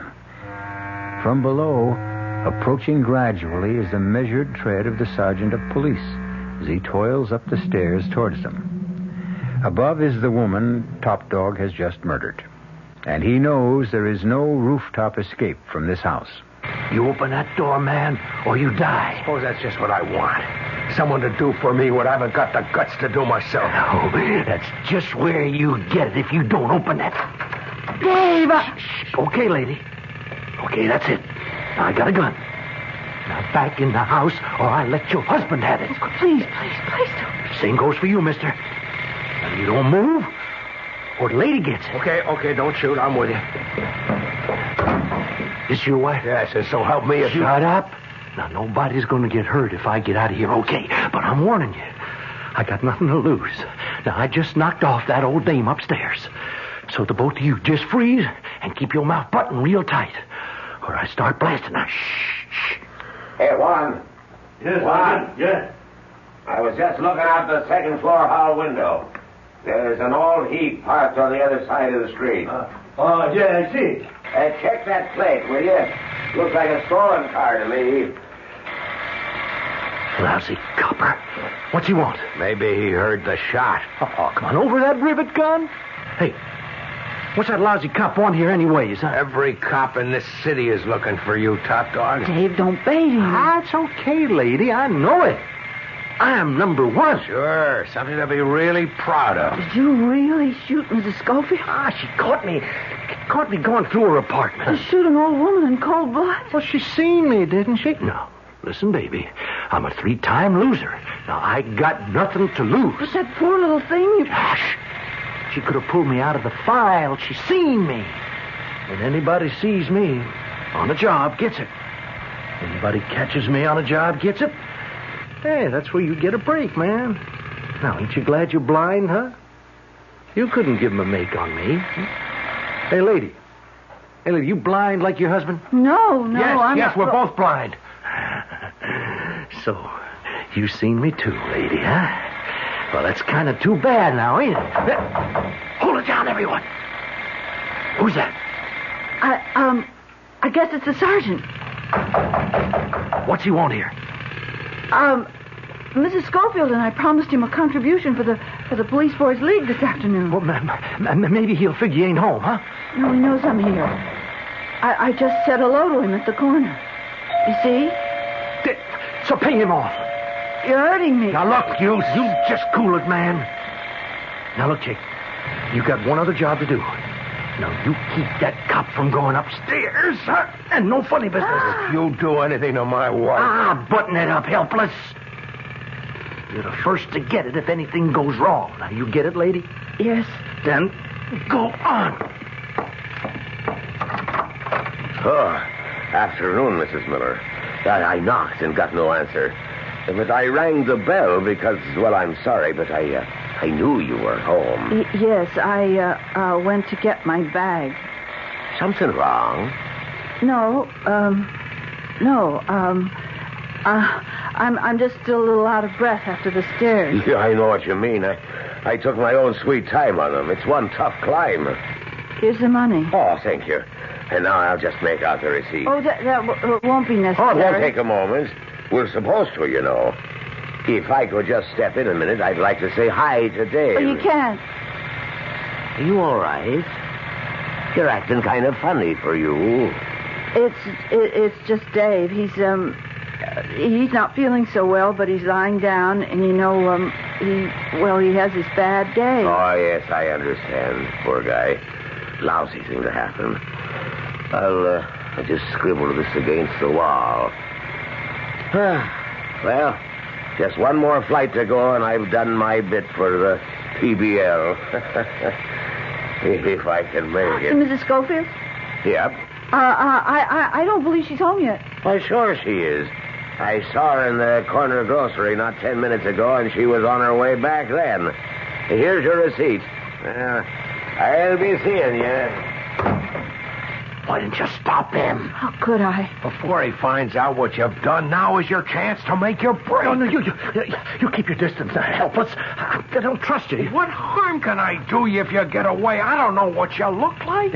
Your wife here does. Let me think.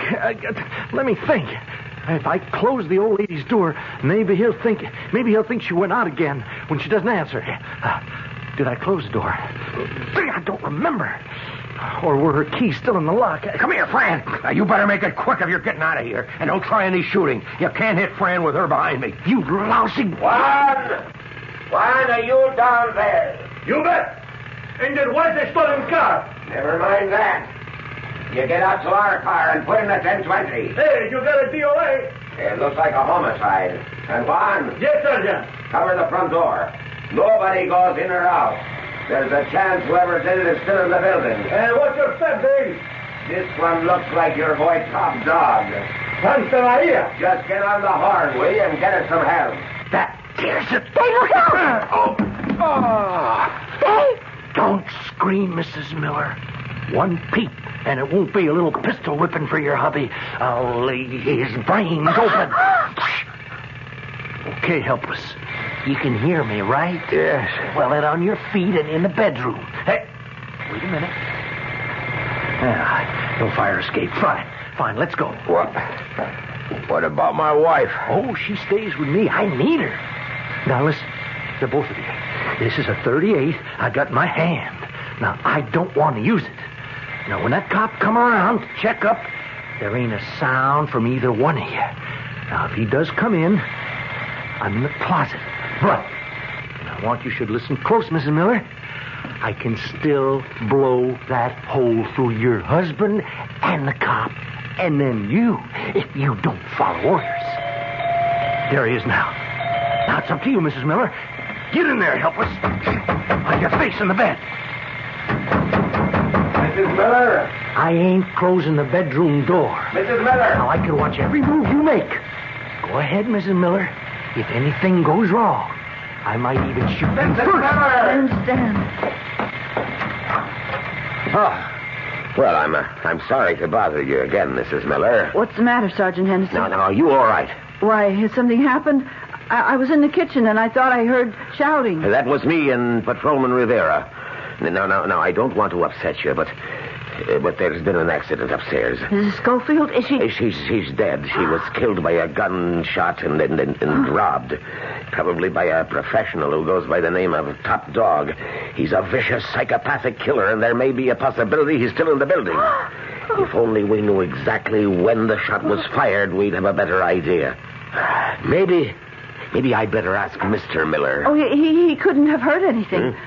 I told you, Sergeant, he isn't feeling well, and I'd given him a sleeping pill, and so he was dead to the world. Oh, well, God knows I wouldn't want to disturb him. I'll go on checking. Now, just be sure to keep that door closed and bolted, and don't open it to anyone till you're sure who it is. Well, that was close. Now, what do you expect to do? Right now, we're all going to sit down and relax until the excitement's over. And then I'm just going to walk right up. Suppose they put a watch on the building. Sit down, everyone. Now, I've been thinking about that. Comes out easy. Once the cop gives Mrs. Miller the all clear, I get me a real good disguise at just the right kind of protection to get me away clean. What's that? Huh? Well, your wife here is going to take her poor blind husband for a little breath of air. Nice walk around the block. Only it'll be me in your turtleneck sweater behind the dark glasses and carrying the white cane. You can't get away with it. Why not? Once it's good and dark.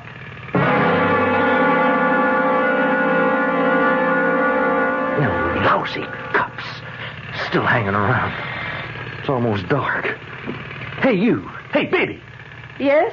Turn on the light so I can see. Okay. Now, pull the shades. And you can shove them shutters closed as well. Come on. Hey. Bet it's dark as the bottom of a well in here without lights, huh? Hey, how come a blind guy wants it so dark, huh? Mike wasn't always blind. In fact, he used to be so sensitive to light. Okay, spare the sob story now. Get me some more lights on while we're waiting for the coppers to take off, huh? Yes. Oh, now, wouldn't you just like to have your hands on my throat? No gun, pair of eyes to see? I bet you think if we was on equal terms, you could take me. I'd sure like the chance to try. Well, you ain't getting it, baby. Hey, how's for some coffee, huh? Coffee? No, I'm afraid I can't. Of course you can, friend. But you said we were out of instant. Yeah, we are, but you can always make some in a percolator. But the Yeah, just plug it in. It's just what we need. Oh, well, if you think... Oh, come on. No tricks. I'm standing right here where I can watch the both of you, huh? Okay. Oh, what are you waiting for? Now, plug it in. Come on. Hey, what's this? Lock yourself in, friend. Hey, how did you fix the lights? I can't see. How do you like it? Come on. Come on, where are you, helpless? You come near me, I fill you full of lead. Keep away from me or I'll shoot. That won't do you no good. I'll get to the window. I'm going to get me some light and then you haven't a chance, not on even terms. If I could see you. If I could only see. You're on my turf now, buddy. I still got my gun. Some light on my wrist. Just one little more move and I'll break your arm with pleasure. Dave! All right, honey, I got him. I could handle 6 punch like this. Get his gun. It's right by my foot. Let me go, mister. I'll give you a break. Yeah, I'll give you a break. You shut your mouth or I'll break both of your arms. Dave, I was so scared when I heard the shots. I thought it was all over. All over. All over. Fran, honey, it's just beginning. No one is ever going to call me helpless again. First of all, myself. I'm not afraid of the dark anymore. That's my element. And you'll see. You'll see I'll find a way to make it work for me. Well, you better put in a new fuse. The police will need some light when they get here. Those shots will bring them running. Oh, Dave, I'm so proud of you. Oh, it's even better, Fran. So am I. I got my own pride back.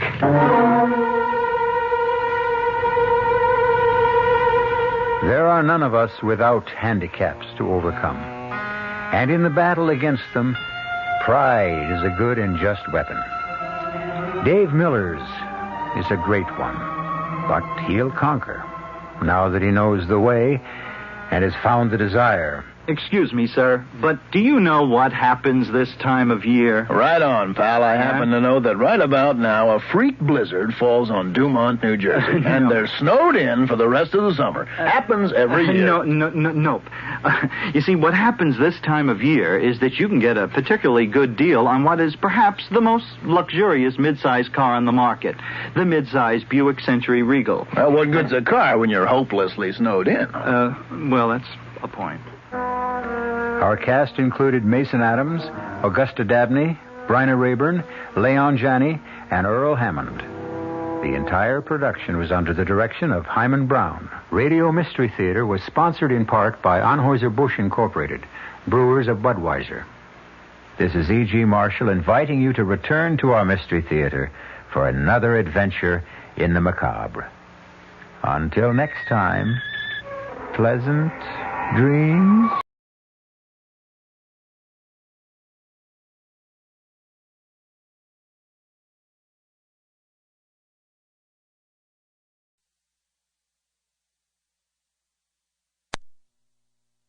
Perry Mason, brought to you by Tide.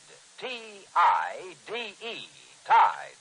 Procter & Gamble's new Wash Day Miracle.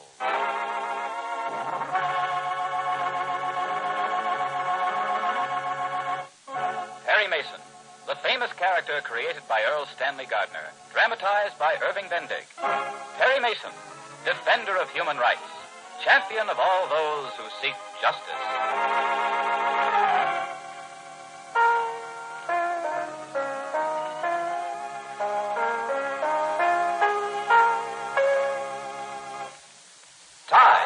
T-I-D-E.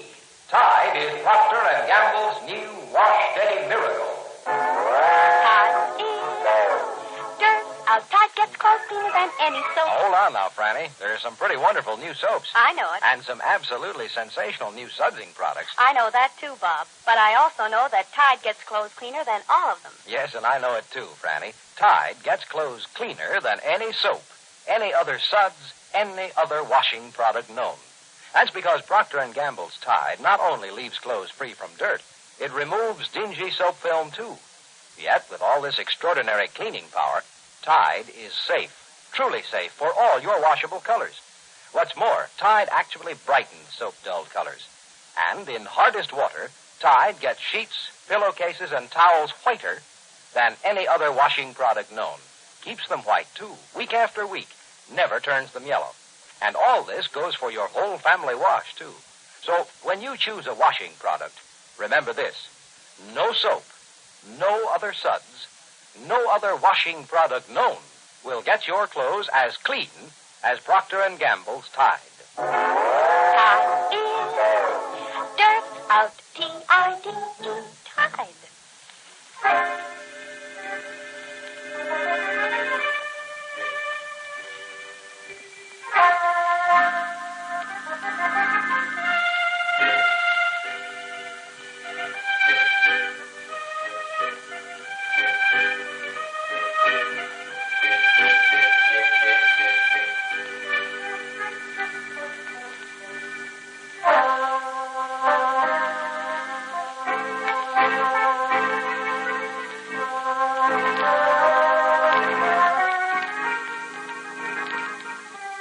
About 8:30 p.m., and Walter Bott, forewarned that justice is fast catching up with him, is taking quick countermeasures.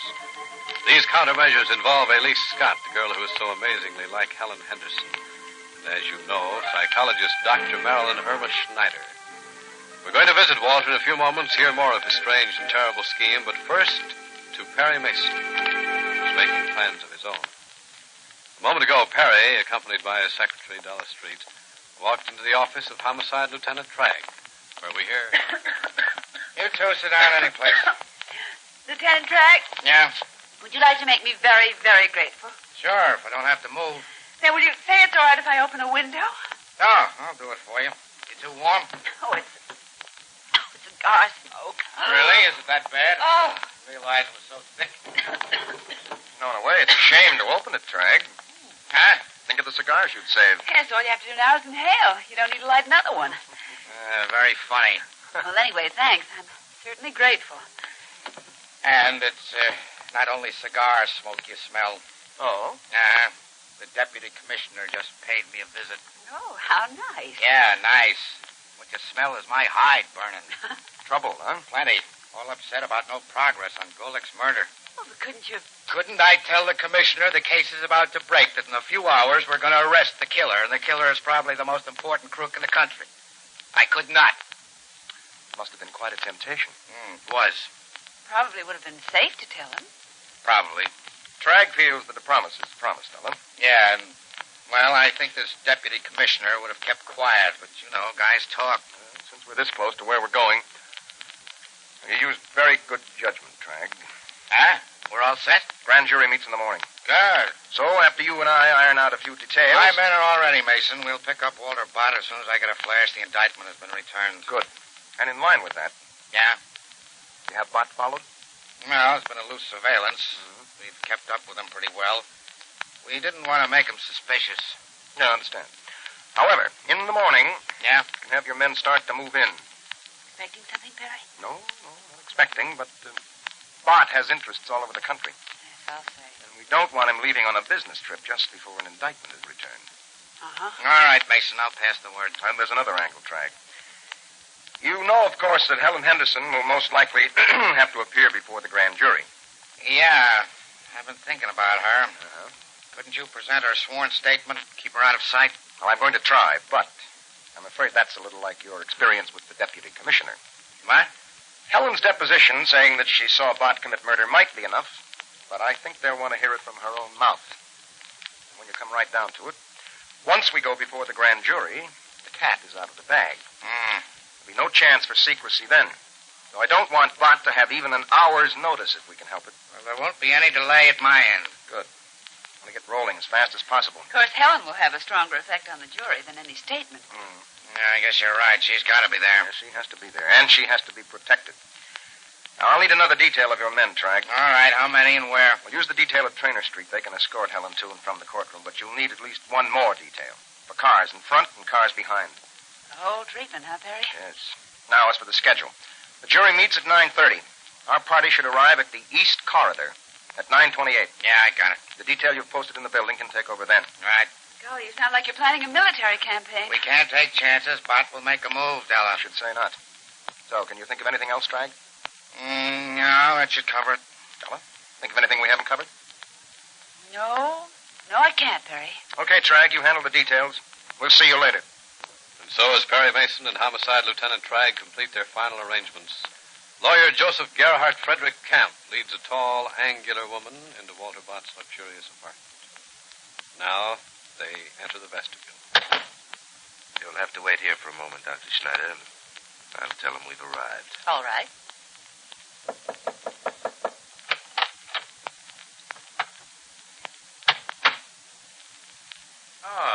Joseph. She's outside, Walter. Dr. Schneider? Good. Bring her in. All right. But, Walter. Yes? You won't like her. She's a cold fish. Bring her in, Joseph. All right, Dr. Schneider. He'll see you now. Just walk right up to the desk, Doctor. So, you're Marilyn Irma Schneider, Ph.D., I believe. I don't know your name, That's true. but I assume that you're responsible for my freedom. To be scientifically accurate, my money is responsible. Even more accurately, about $25,000 of your money, if Mr. Kemp is to be believed. To say nothing of what you paid Mr. Kemp. It all comes to a sizable amount, Doctor. Well, I don't say thank you. What? I said I don't say thank you. Well, of all... Wait, Joseph. It really doesn't matter, Doctor, but now that you've made a point of it, why not? You're no philanthropist. Analyzing my character, Doctor. Looking at facts. Psychologists deal in facts. And the fact is obvious that I'm expected to repay you. Well, didn't Mr. Camp explain? In a way. But I wanted you to know that I understand the arrangement perfectly. You effected my release. Therefore, I am in your debt. I'll work to discharge my obligation. But you're telling me you have no feeling of gratitude. I do not. You've bought my services. That's all. You know what I want you to do, Doctor? In a way. Camp said something about training a girl to serve as a double. And doesn't that interest you? It might, under certain conditions. Under certain conditions, it could be an interesting experiment. A very interesting experiment. But... Dr. Schneider, I believe when you fully understand, you'll be very grateful. Yes. I doubt that Mr. Camp explained the extent of the task we're going to put before you. Just the outline, Walter. I see. Dr. Schneider, you're correct. Basically, ours is a business relationship. I repaid the rather sizable amount you embezzled. Mr. Camp had the charges against you dropped, and in return, we expect... You have a task to perform, but quite aside from the business aspect, I think you'll be very pleased with this job. Oh? Why? Because I'm offering you the greatest experiment of your career. An opportunity an experimental psychologist has never had before. There are no limitations. No limitations. I want you to remake a personality, to remake a life. Your task will be to rip away the existing patterns of reaction and thinking, to rebuild, to recreate a totally different human being. I'm offering you clay, Dr. Schneider.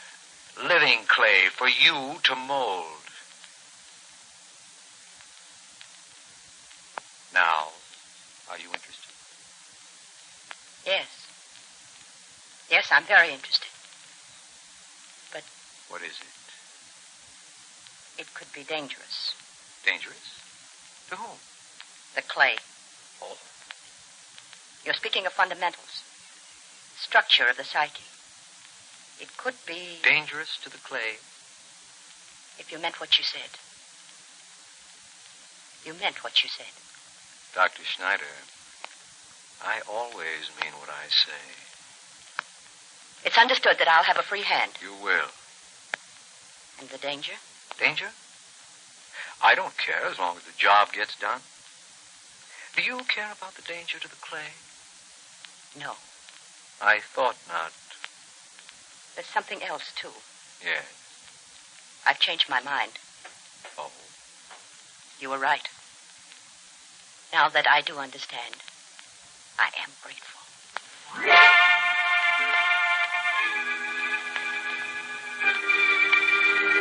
Of course, the clay Walter Bott and Dr. Schneider referred to is Elise Scott. The girl Walter Bott once molded and trained in the image of Helen Henderson. So it's obvious that Perry Mason's precautions for his witnesses' safety are vitally important. But will they be enough? You better listen to us on Monday.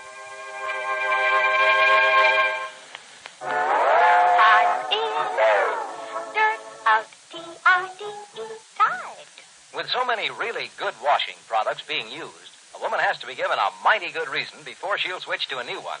Well, we think we can give you the best reason in the world for changing to Tide. Listen, Procter & Gamble's Tide will get your clothes cleaner than any soap, any other suds, any other washing product known. Tide leaves clothes free from dirt and more. Tide removes dingy soap film, too. Yet, with all this amazing cleaning power, Tide is truly safe for all your washable colors. In fact, Tide actually brightens soap-dull colors. And in hardest water, Tide gets white things whiter than any other washing product known. So try Tide. Watch those suds billow up. Notice how different they look and feel. And see your family wash at its cleanest best. No soap, no other suds, no other washing product known will get your clothes as clean as Tide. Tide gets clothes cleaner than all of them. T-I-D-E, Tide.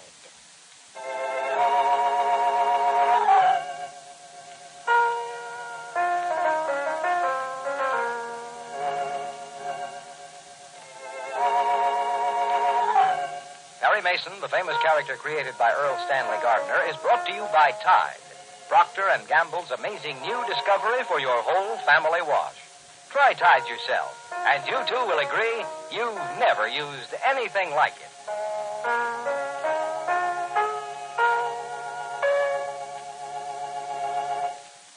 This is CBS, the Columbia Broadcasting System.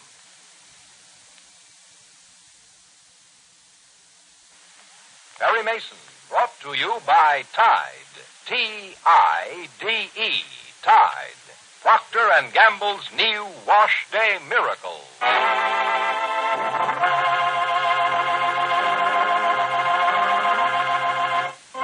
Perry Mason, the famous character created by Earl Stanley Gardner, dramatized by Irving Bendig. Perry Mason, defender of human rights, champion of all those who seek justice.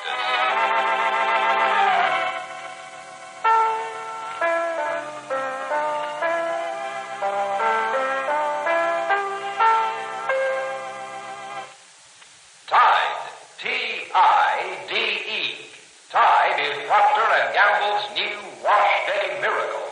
Tide is dirt. Our Tide gets clothes cleaner than any soap. Hold on now, Franny. There's some pretty wonderful new soaps. I know it. And some absolutely sensational new sudsing products. I know that too, Bob. But I also know that Tide gets clothes cleaner than all of them. Yes, and I know it too, Franny. Tide gets clothes cleaner than any soap, any other suds, any other washing product known. That's because Procter & Gamble's Tide not only leaves clothes free from dirt, it removes dingy soap film, too. Yet, with all this extraordinary cleaning power, Tide is safe, truly safe for all your washable colors. What's more, Tide actually brightens soap-dulled colors. And in hardest water, Tide gets sheets, pillowcases, and towels whiter than any other washing product known. Keeps them white, too, week after week. Never turns them yellow. And all this goes for your whole family wash, too. So when you choose a washing product, remember this. No soap, no other suds, no other washing product known will get your clothes as clean as Procter & Gamble's Tide.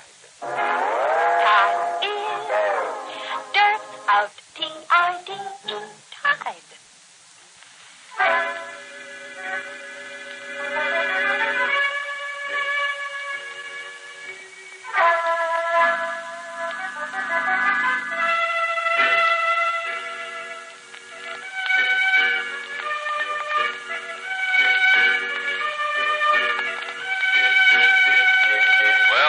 The long preparation, the weeks of combined efforts by Perry Mason, Helen Henderson, and the police are about to pay off.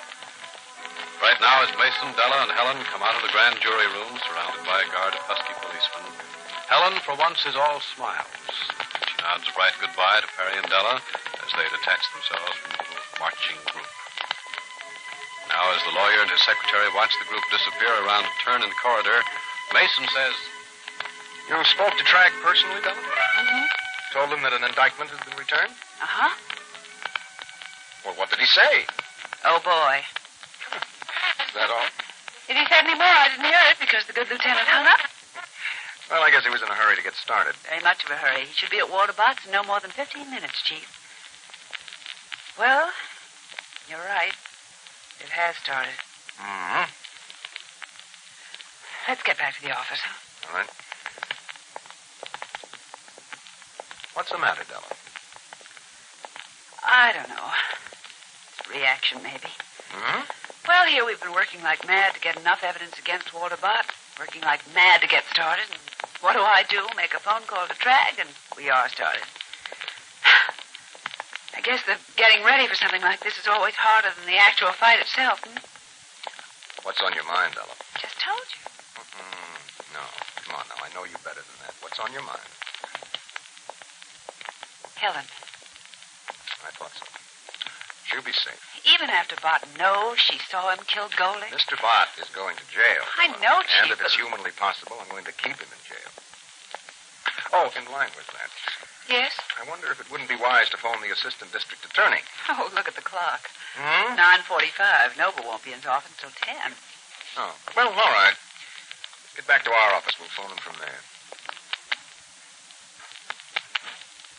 Now, as Perry Mason and Dollar return to their office, and Helen Henderson, under heavy guard, returns to the house on Trainer Street where Mason is keeping her, as Homicide Lieutenant Tragg, armed with a murder warrant, approaches Walter Bott's apartment.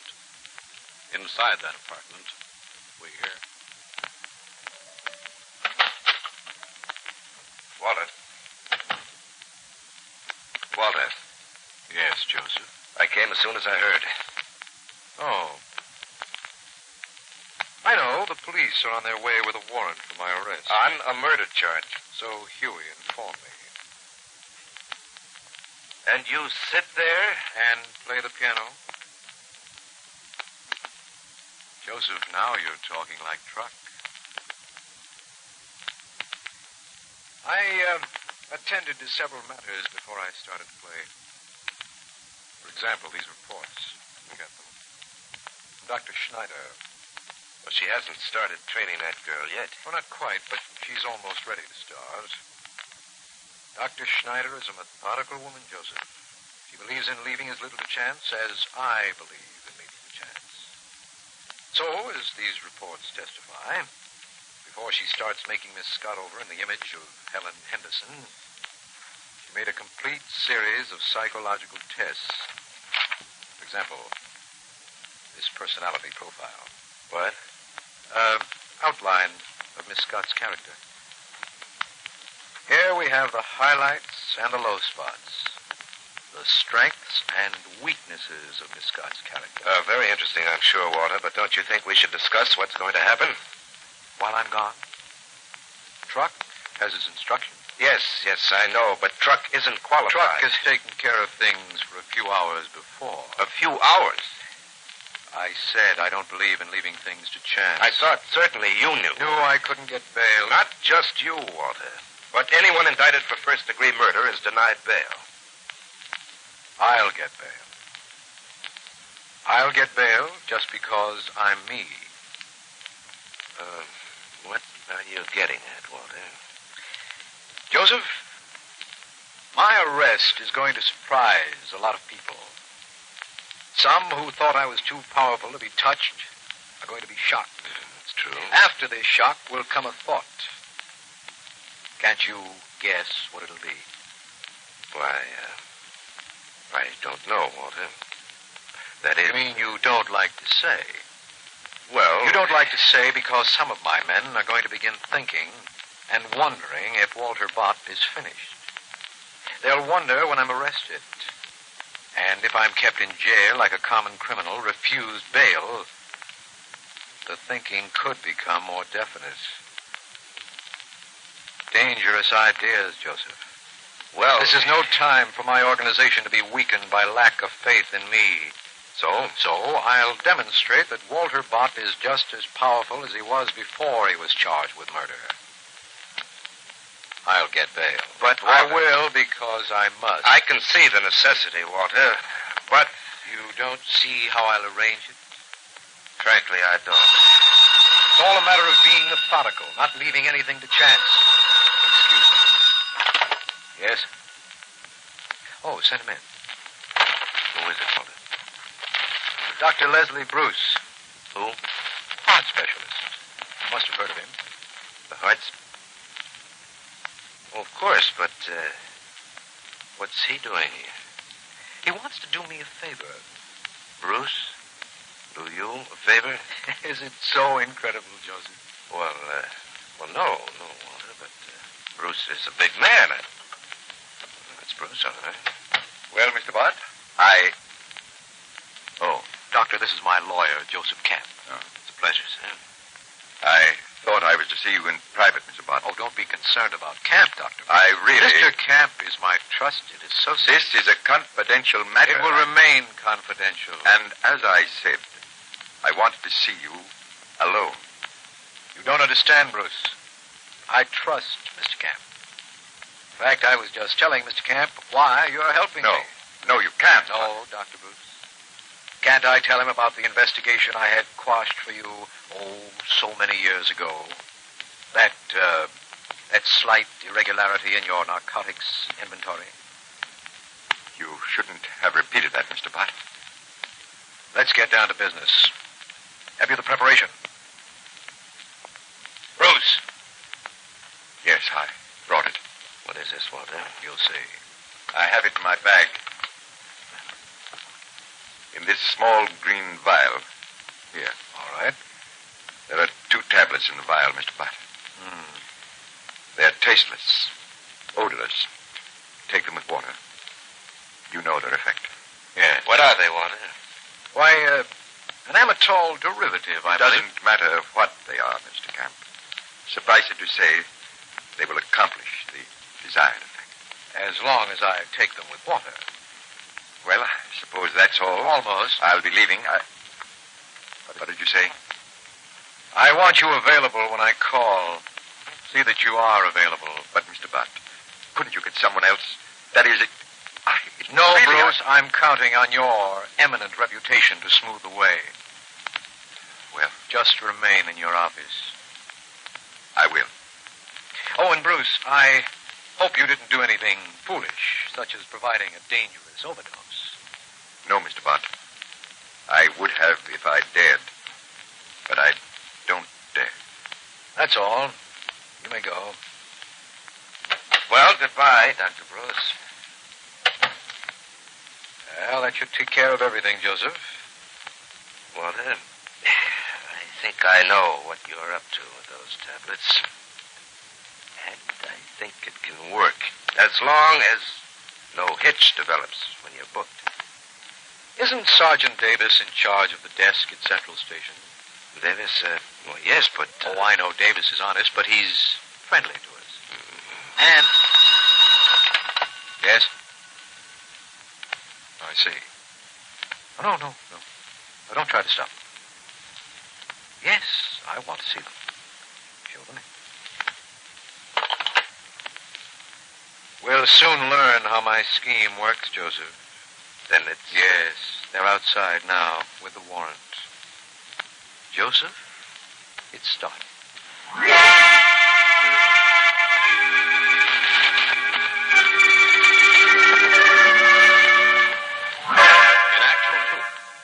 Fight between Perry Mason and Walter Bott started long, long ago. Walter Bott is correct. The final battle has now begun. And as we know, this is a battle to the finish.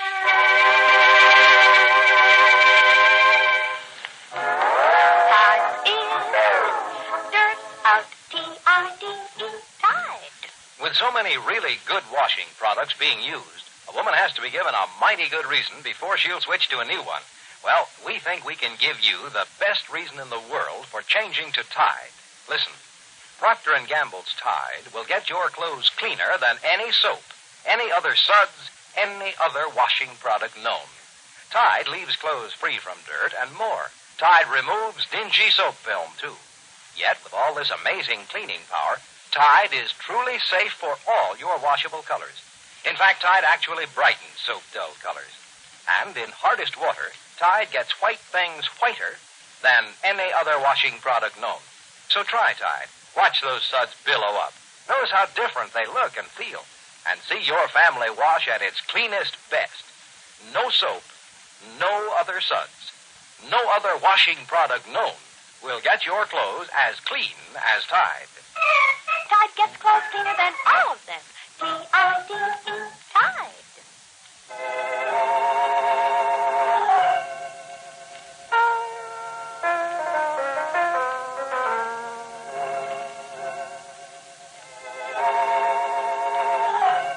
Perry Mason, the famous character created by Earl Stanley Gardner, is brought to you by Tide, Procter & Gamble's amazing new discovery for your whole family wash.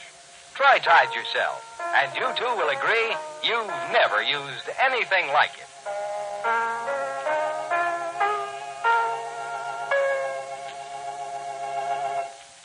This is CBS, the Columbia Broadcasting System.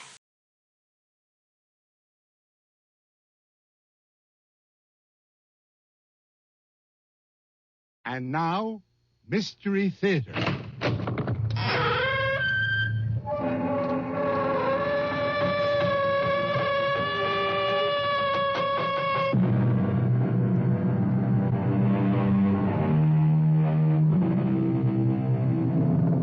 Come in. Welcome. I'm E.G. Marshall. Most people look upon their own everyday lives as being routine, without much excitement. But that shouldn't stop anyone from having an active imagination. This is why we make our escape from the humdrum with stories of adventure, mystery, and murder. Another mental activity most people enjoy is fitting together the pieces of a puzzle. The stranger the shapes, the more challenging that puzzle becomes. Our present puzzle concerns a young man who is called upon to use all his wits in figuring out the whereabouts of a string of deadly pearls. Now, it's absolutely essential, Keith, that you understand the importance of this assignment. I believe I do, sir. If those pearls aren't recovered, and recovered soon, it's an established fact that someone else will die. I understand. And no matter what happens, no one on that island must have any idea who you really are or what you're doing there. Check. You better be a good actor. I think I can manage that. What do I have to lose? You could lose your life.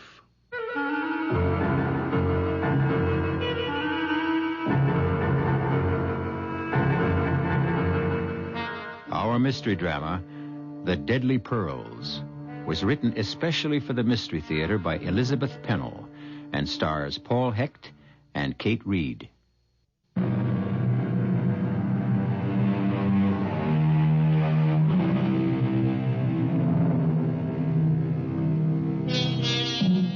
Although the FBI and the Honolulu police were in on the case, because of certain peculiar circumstances, it was important that the criminal be apprehended by a private investigator. This hazardous assignment went to Keith Spencer, a young man who had proved his physical courage in wartime service.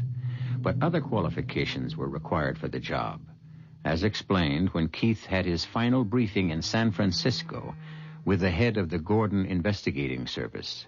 Afraid we've given you a rough time these past few days. Oh, I didn't mind, sir. Only I am anxious to get going. You do type, don't you? Sure.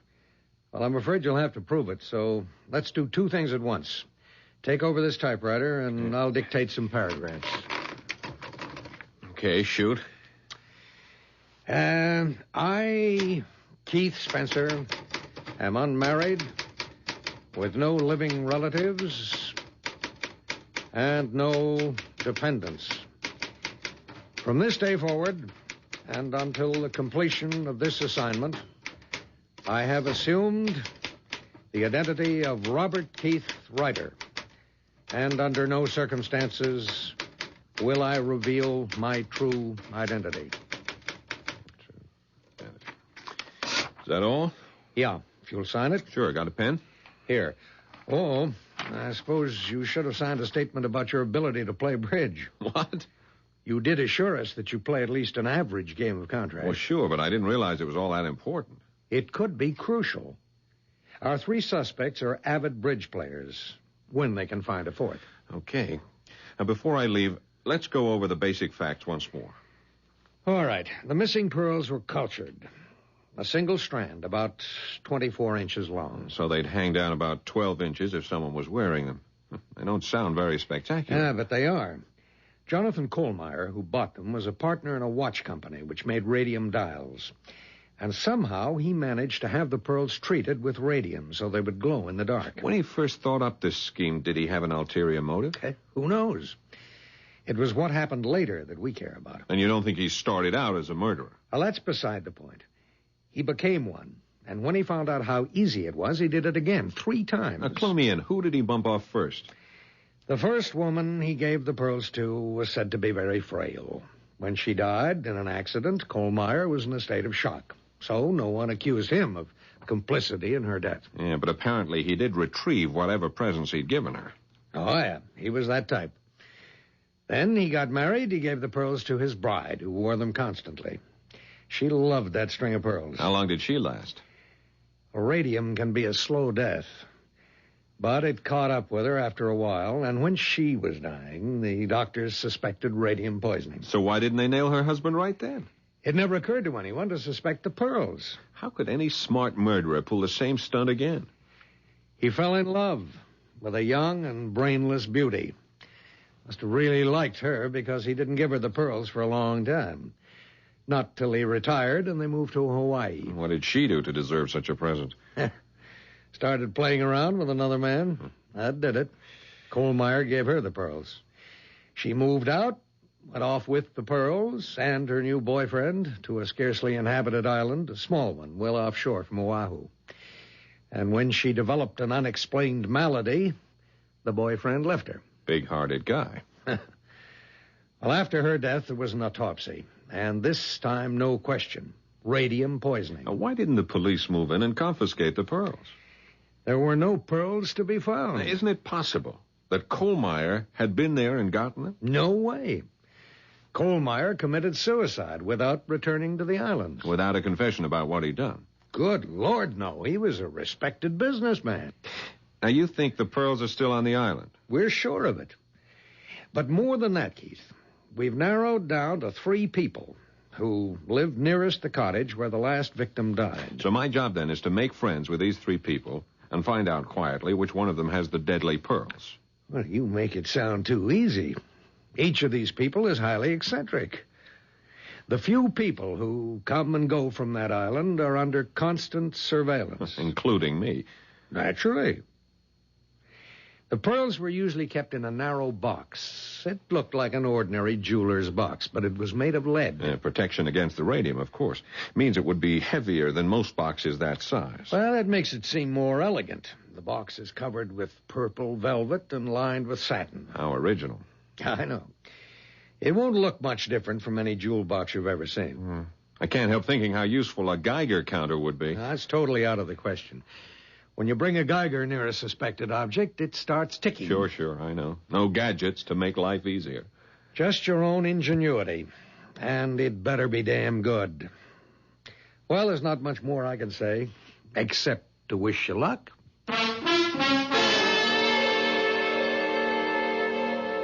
I did my homework, and the more I read about those 3 characters on the island, the more curious I was to meet them. The Honolulu police cleared me, and then I was completely on my own with a photograph of the cottage and a map that showed how to find it.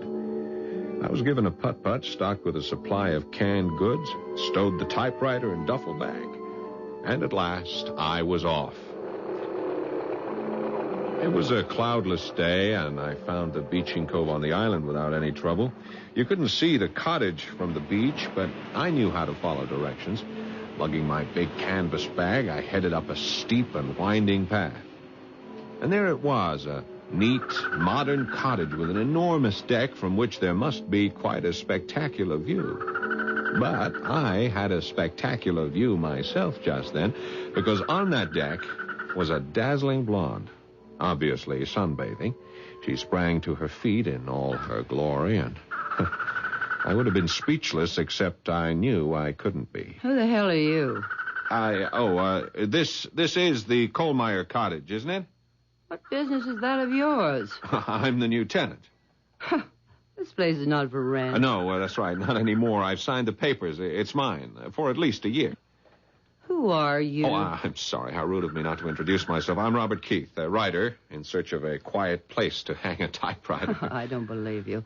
The last thing we need around here is a writer. Lady, I am planning to live here. Not if I can help it.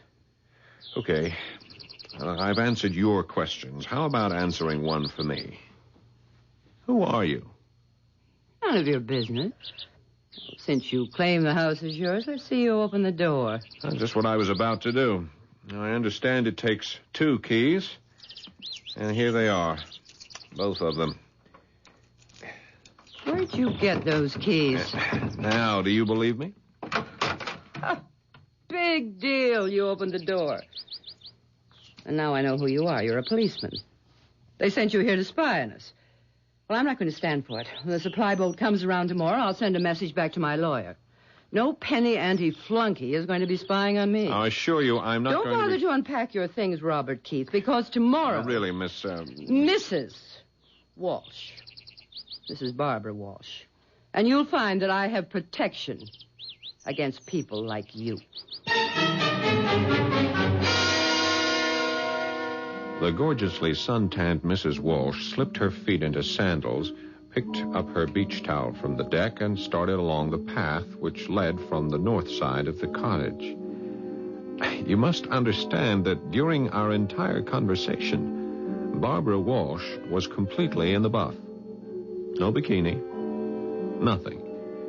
Except around her neck and dangling in long loops over her well-formed body. Not pearls, but necklaces made of those decorative native seeds strung together. Ropes and ropes of them.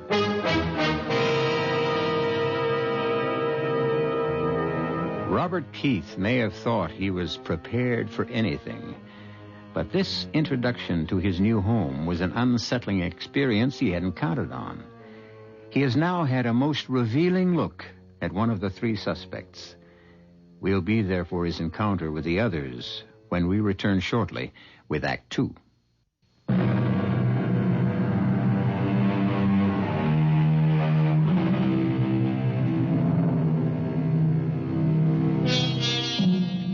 Robert Keith found the cottage very much to his liking.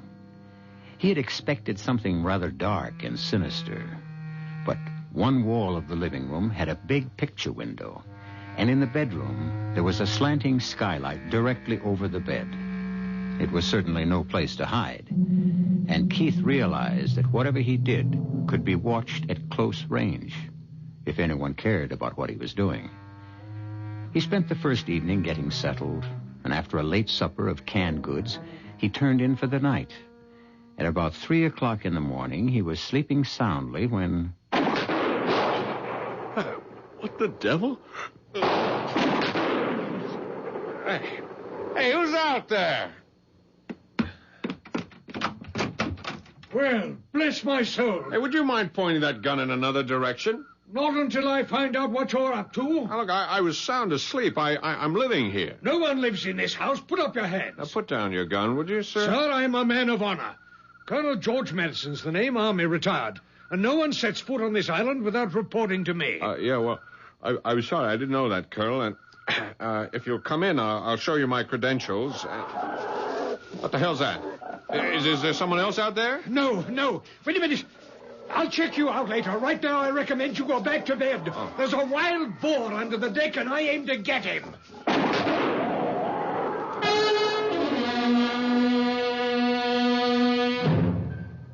When the sun came up, it was another cloudless day.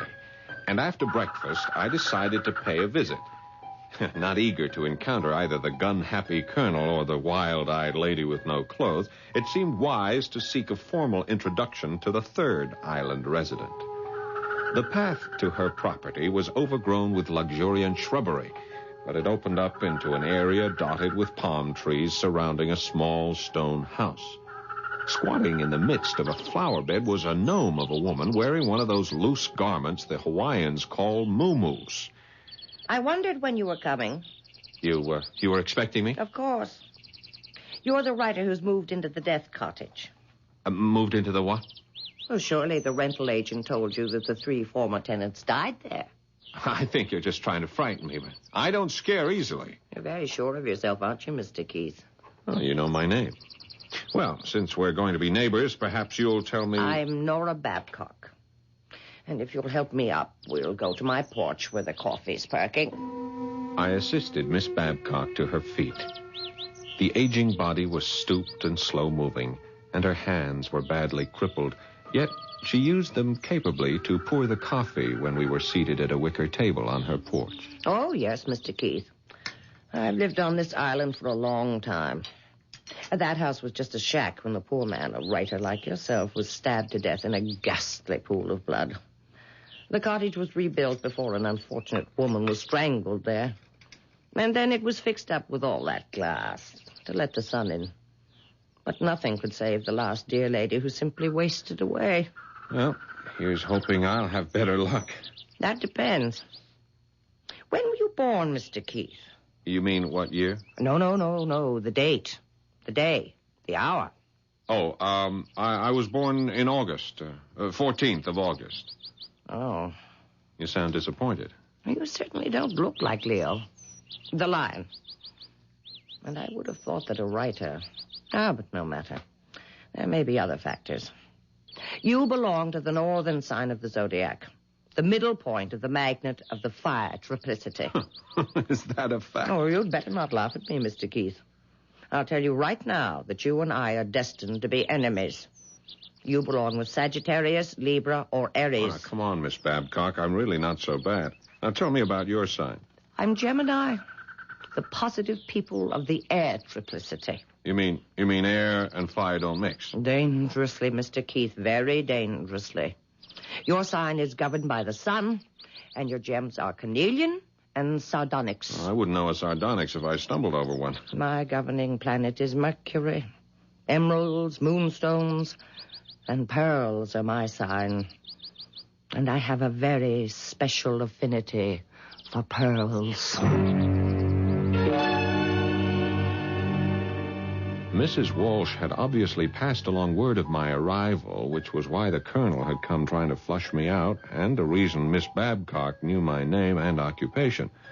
So, that afternoon, I became a spy, hidden in the underbrush with binoculars trained on the 3 of them walking along the beach. I was darn sure they were planning some strategy to get me evicted. Then, Colonel Madison left the 2 ladies and headed up the trail toward my house. I went quickly to the typewriter and pretended to be busily at work. Hello there, Mr. Keith. I hope I'm not disturbing you. Beautiful day, isn't it? Yes, that it is. How are you, Colonel? Oh, couldn't be better. Say, I'm sorry about last night. Wouldn't want you to think we're not hospitable around here. Do you mind if I sit down? No, please do. I was beginning to feel like an outcast. I gather you've met the ladies. Yes, they didn't exactly give me a warm welcome. Pay no attention. Batty old Babcock won't be a problem. She's usually off in outer space, talking to the stars. I gather she's hipped on astrology. Oh, mad as a hatter, even though she does play a good game of bridge. You say you're also acquainted with Barbara Walsh? If you mean, have I had a good look at her, you're darn right. Stunning, isn't she? You said it. Well, look, tell me, Colonel, what's a woman like that doing all by herself way out here? Oh, but if this were a British colony, I'd say she's a remittance woman. She's being paid to stay away? Yeah, being paid very well. The big man in her life is a mafia type. They nabbed him. My guess is the family's afraid she'll talk unless she's kept well out of the way until he's released from jail. What's he in for? Oh, drug traffic, I think. I don't know. Dealing in stolen goods. Let's talk about you, Mr. Keith. You writer fellows interest me. What's your special subject? I'm a novelist, science fiction sometimes, but mostly light stuff. Know anything about pearls? No, not much. How'd you like to come over to the other side of the island and watch the pearl divers? Pearl divers? Here? Oh, well, it's not like Ceylon or the Sulu Sea, but they go through the motions here twice a week during the season. Occasionally they come up with a creditable pearl. Come along if you want to. Well, I'd like that very much. Fine. Oh, wear some stout walking shoes, and I'll pick you up in about an hour.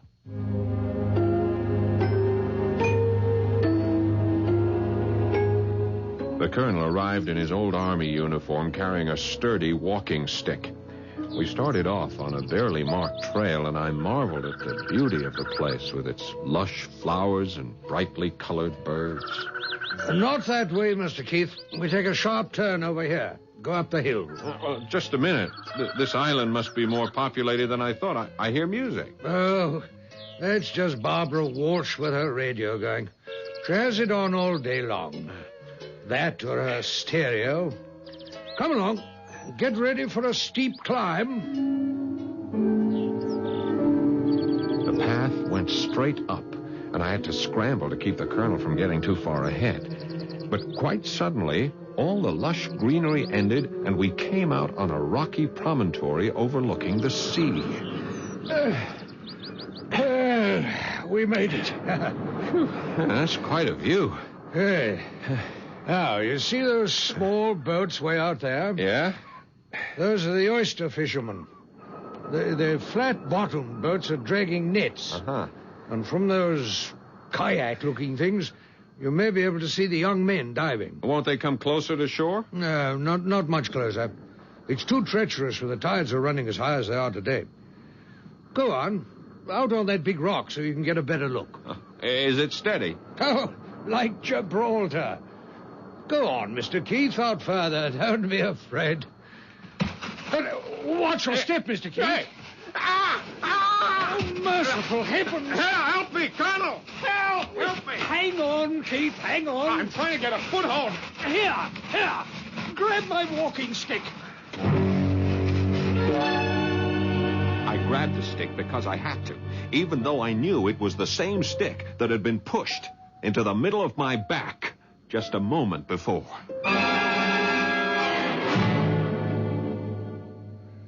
I'll say you're a brave man, Keith. I like the way you handled yourself back there on the rocks. I wouldn't say I had much alternative. It was all the fault of your shoes, Mr. Keith. That's what it was. I warned you to wear walking shoes. I say, Mr. Keith, why don't we stop by to see Barbara? Right now? Why not? We need a drink. And she has a good liquor supply. Oh, I think I better get back and tend to these scratches. Just take a look at my clothes. I'm in no condition to go visiting. Well, as you wish. I'll leave you then at the foot of this hill. And, yes, I've been meaning to ask you, Keith. Do you play bridge? Well, I'm not the world's best, but yes, I play. Oh, splendid. I'm rather out of practice. Well, heavens knows, so are we. Well, let's say my house, Friday evening. Come for supper, around 7. Well, thank you. Dear me, Mr. Keith, you did get scratched up. Your hands are still bleeding. Perhaps I should go with you. I'll be all right. Yes. Well, I'm off then to tell the ladies the good news. Good news? Why, yes. The good news that we found a new bridge partner. And I might as well warn you to bring a fat wallet. Our stakes are high.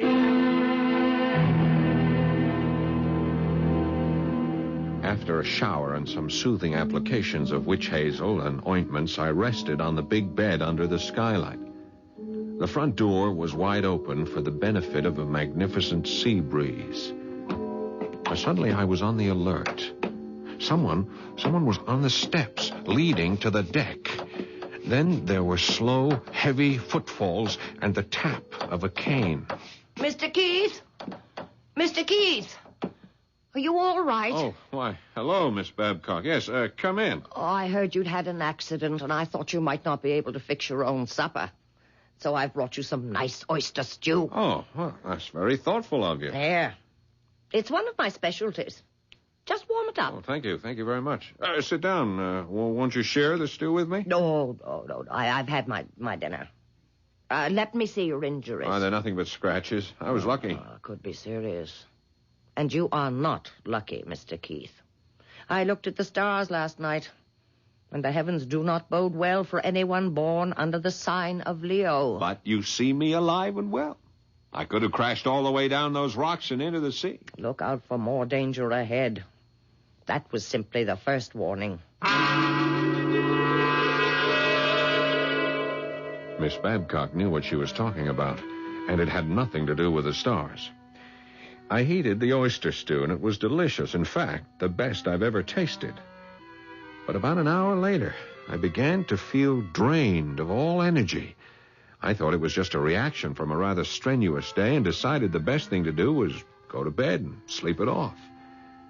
It was a tremendous effort to get undressed, but I managed to drag myself, partially clothed, onto the big bed. In a prone position, I felt as though I were being suffocated, and panic was setting in.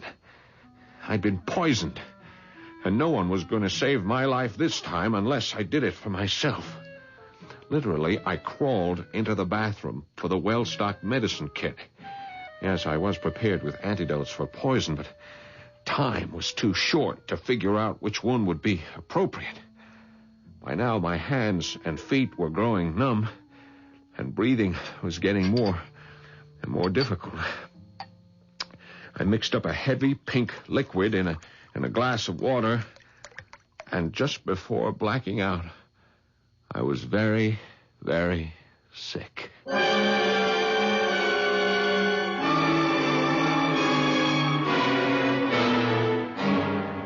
When I came to, I was lying on the bathroom floor, weak but grateful to find I was still alive. Very slowly, I got to my feet and staggered toward the bedroom, hoping at last to sleep off the effects of whatever had been in that poisonous stew. But my whole body sagged, and I knew I'd never make the bed, so I eased myself down on a narrow couch in the living room and fell instantly into a heavy slumber. Once again, it must have been about 3 o'clock in the morning when there was a sound which would have awakened the dead. The skylight in the bedroom, backed flat against the wall. I waited for minutes that seemed like an eternity. No movement. Absolute silence. So I crept into the next room, armed with a flashlight, and cupping the beam, examined the bed. It was a mass of shattered glass. In the darkness once more, I moved stealthily to the front door, opened it without a sound, and stared into total blackness. Slowly I raised the flashlight and then snapped it on full beam. Pointing straight down the path, facing directly toward me, stood the statuesque Mrs. Barbara Walsh, fully clothed in a long, dark kimono. And over her breasts hung a necklace of gems which burst into life like 4th of July sparklers.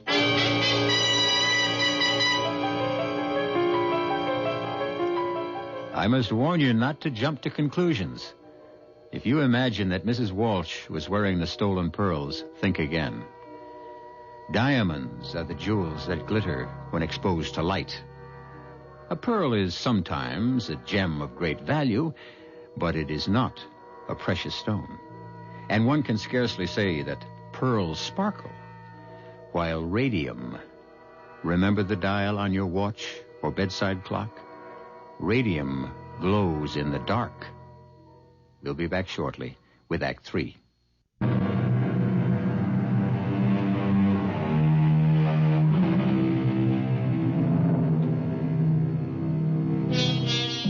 Mercifully for Robert Keith, the next 2 nights and 3 days were totally uneventful.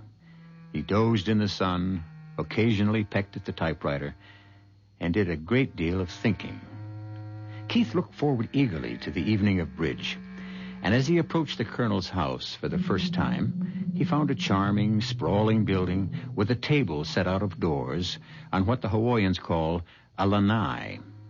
He was glad he had purchased a colorful sports shirt in Honolulu, although it paled beside the one Colonel Madison was wearing over his white slacks. Even Miss Babcock looked festive in her flowered muumuu. Hi. Ah, welcome, my boy, welcome. You're looking much better, Mr. Keith. Quite recovered, thank you. This island air will cure anything. Anything but my arthritis. Where's Barbara? Oh, always late. I suspect she's getting herself decked out, ready for the kill. Oh, you expressed things so aptly, Colonel. If it's like old times, Barbara will come prepared for murder at the bridge table. Oh, I'm speaking... Hello, everybody. Oh, Barbara. Well, you've outdone yourself. Hey, dazzling. Simply dazzling. Oh, Colonel. And, Nora, dear. I believe you've met Mr. Keith. My lawyer has verified that he exists. Well, I'm glad to hear that. Mr. Keith, you may have the right to live on this island, but that doesn't mean that I have to love my neighbor. No, Barbara. However, since we have so little opportunity for social occasions, I propose we declare an armed truce. But I'm not at war with you, Mrs. Wolfe. Speak for yourself. Peace for the evening. Dinner began with oysters on the half shell. 6 enormous oysters for each of us. And I should be interested in your opinion of these, Keith. Delivered by my favorite fisherman, fresh from the beds this morning. Colonel, look. My horoscope said this would be a lucky day. Well, bless my soul. Oh, Nora has nothing on me. I found one, too. But I suspect you, Colonel. Come on, confess. All right, I confess. Party favors. There's a pearl in every oyster shell. You rogue. I must say this is rather a good one. Nice sheen. Oh, I love them. Every one. They feel so good. I thought the surprise was just for the ladies, but I see you've included me. Very pretty, Colonel. Well, let that be the beginning of your collection. I hope you won't mind if some of them are already pierced. You mean a pearl like this one has been removed from a string? Yes, that's right. Part of my hobby. I seldom find a string that meets my standards for matching, so I rematch them and mix them. But come, let's finish our dinner so we can get on to the battle.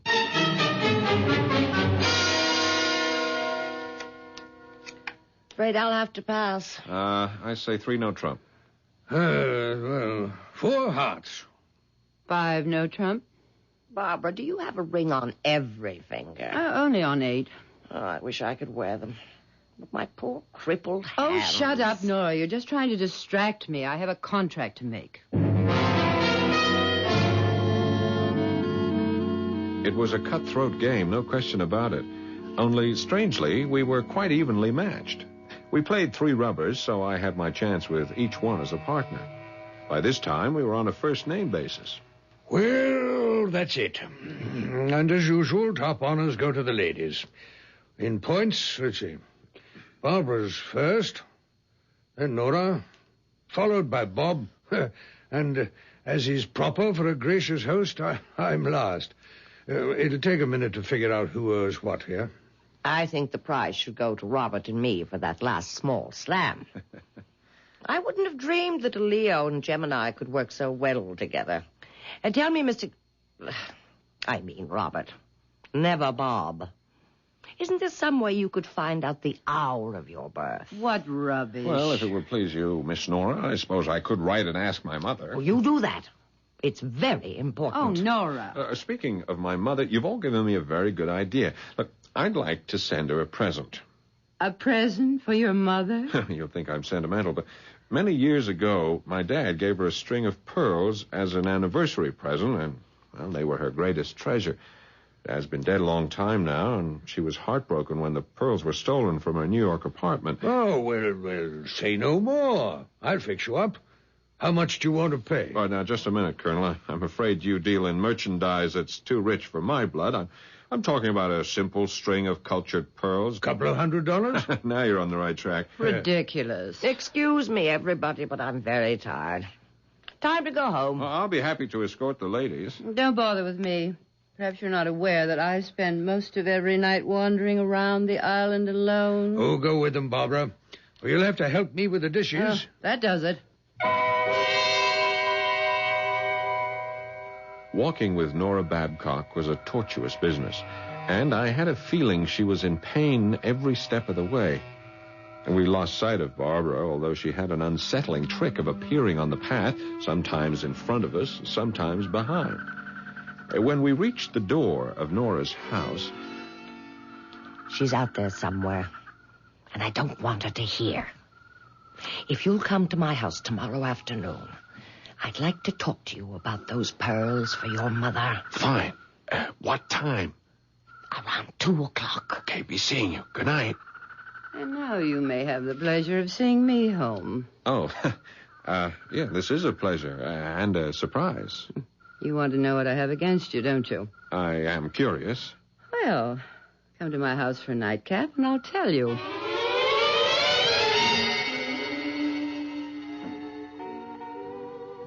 What do you think of my pad? Exotic luxury. You writers have a way with words.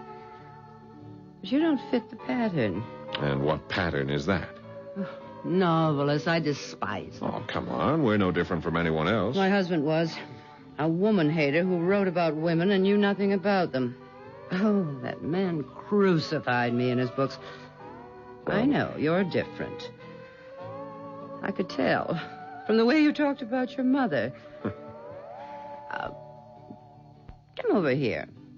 Sit on the couch. That's better.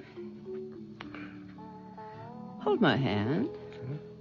You know, it's been frightfully dull around here. Pretty hands. But don't your fingers get tired under all those rocks? Take the rings off. It'll make you feel any more comfortable. Now, let's see. Rubies, diamonds, sapphires. Suppose you'd never stoop to wearing something as simple as a pearl. On the contrary, my most prized possession, I own a string of priceless pearls. Over there in that velvet box. May I see them? I don't put them on display for just anybody. If you're a good boy, I'll show them to you. Here, let me freshen your drink. You have some fascinating things in this room. That Buddha, for instance. It's carved from jade. And, are these the pearls? Put down that box. Oh, you said you'd show them to me. But it's locked, and I have to get the key. Oh, yes, Bob. I said I'd show you the pearls. If you're a good boy. And I will. Tomorrow morning. After you spent the night.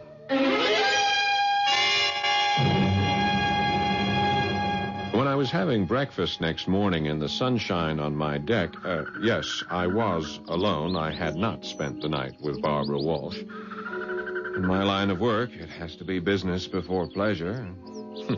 There was no need to accept a bribe. You see, when I picked up that purple velvet jewel box, it was light as a feather. But, as I was saying, while eating breakfast... Well, good morning. You're a late riser. Yeah, I went to a big party last night, Colonel. Come on, have a cup of coffee. I brought you something.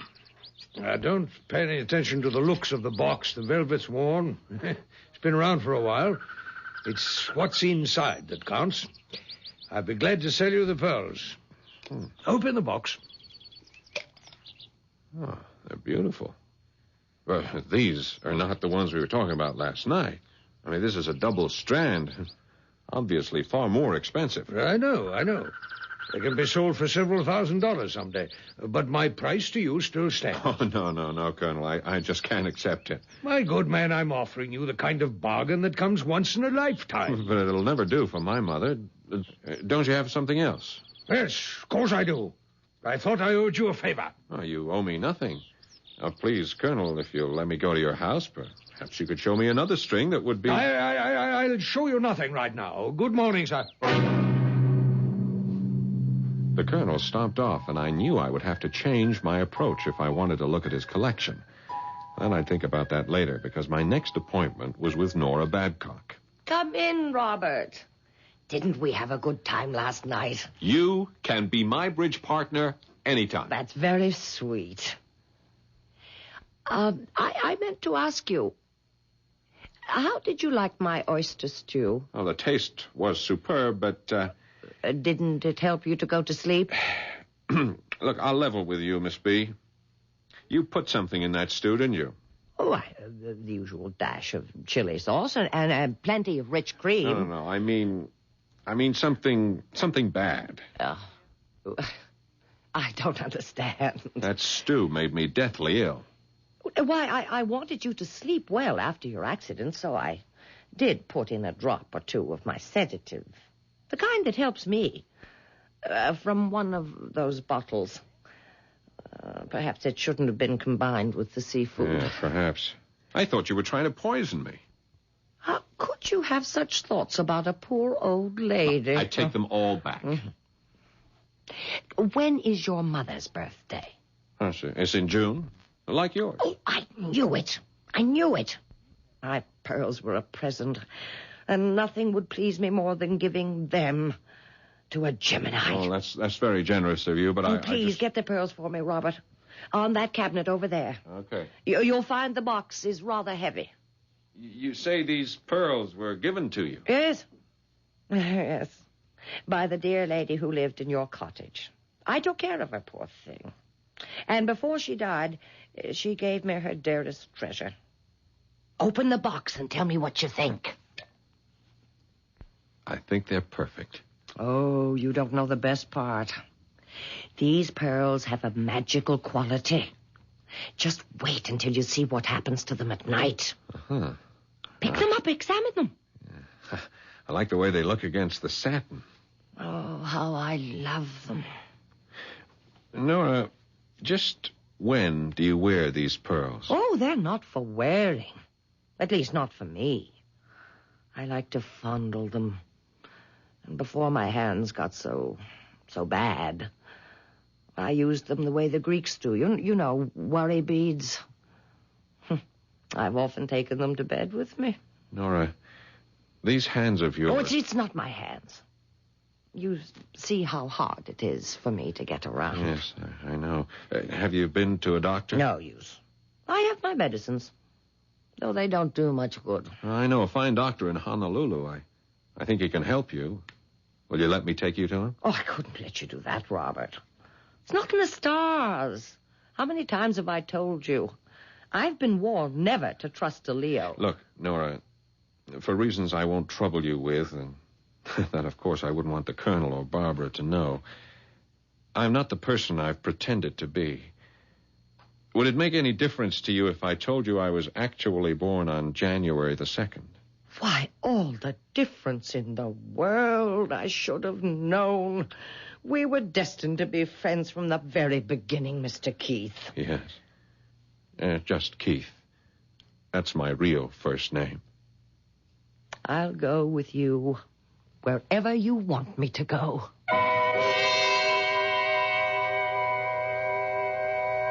Case closed. Miss Babcock's destiny was not written in the stars, even though she went to her grave believing it was. The deadly pearls were taken out of circulation, and Nora Babcock was given the best of care in a hospital, where they did what they could to ease the pain during the short time she had left to live. It was thought best not to shatter her dream, so she never knew that Keith Spencer was an orphan, or that her treasured pearls had been anything but a comfort. I'll be back shortly.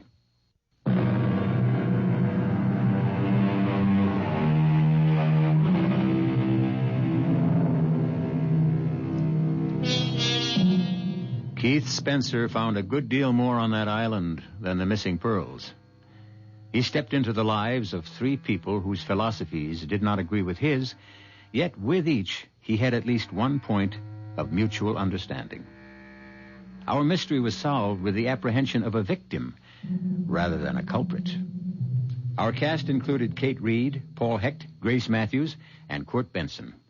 The entire production was under the direction of Hyman Brown. This is E.G. Marshall inviting you to return to our Mystery Theater for another adventure in the macabre. Until next time, pleasant dreams.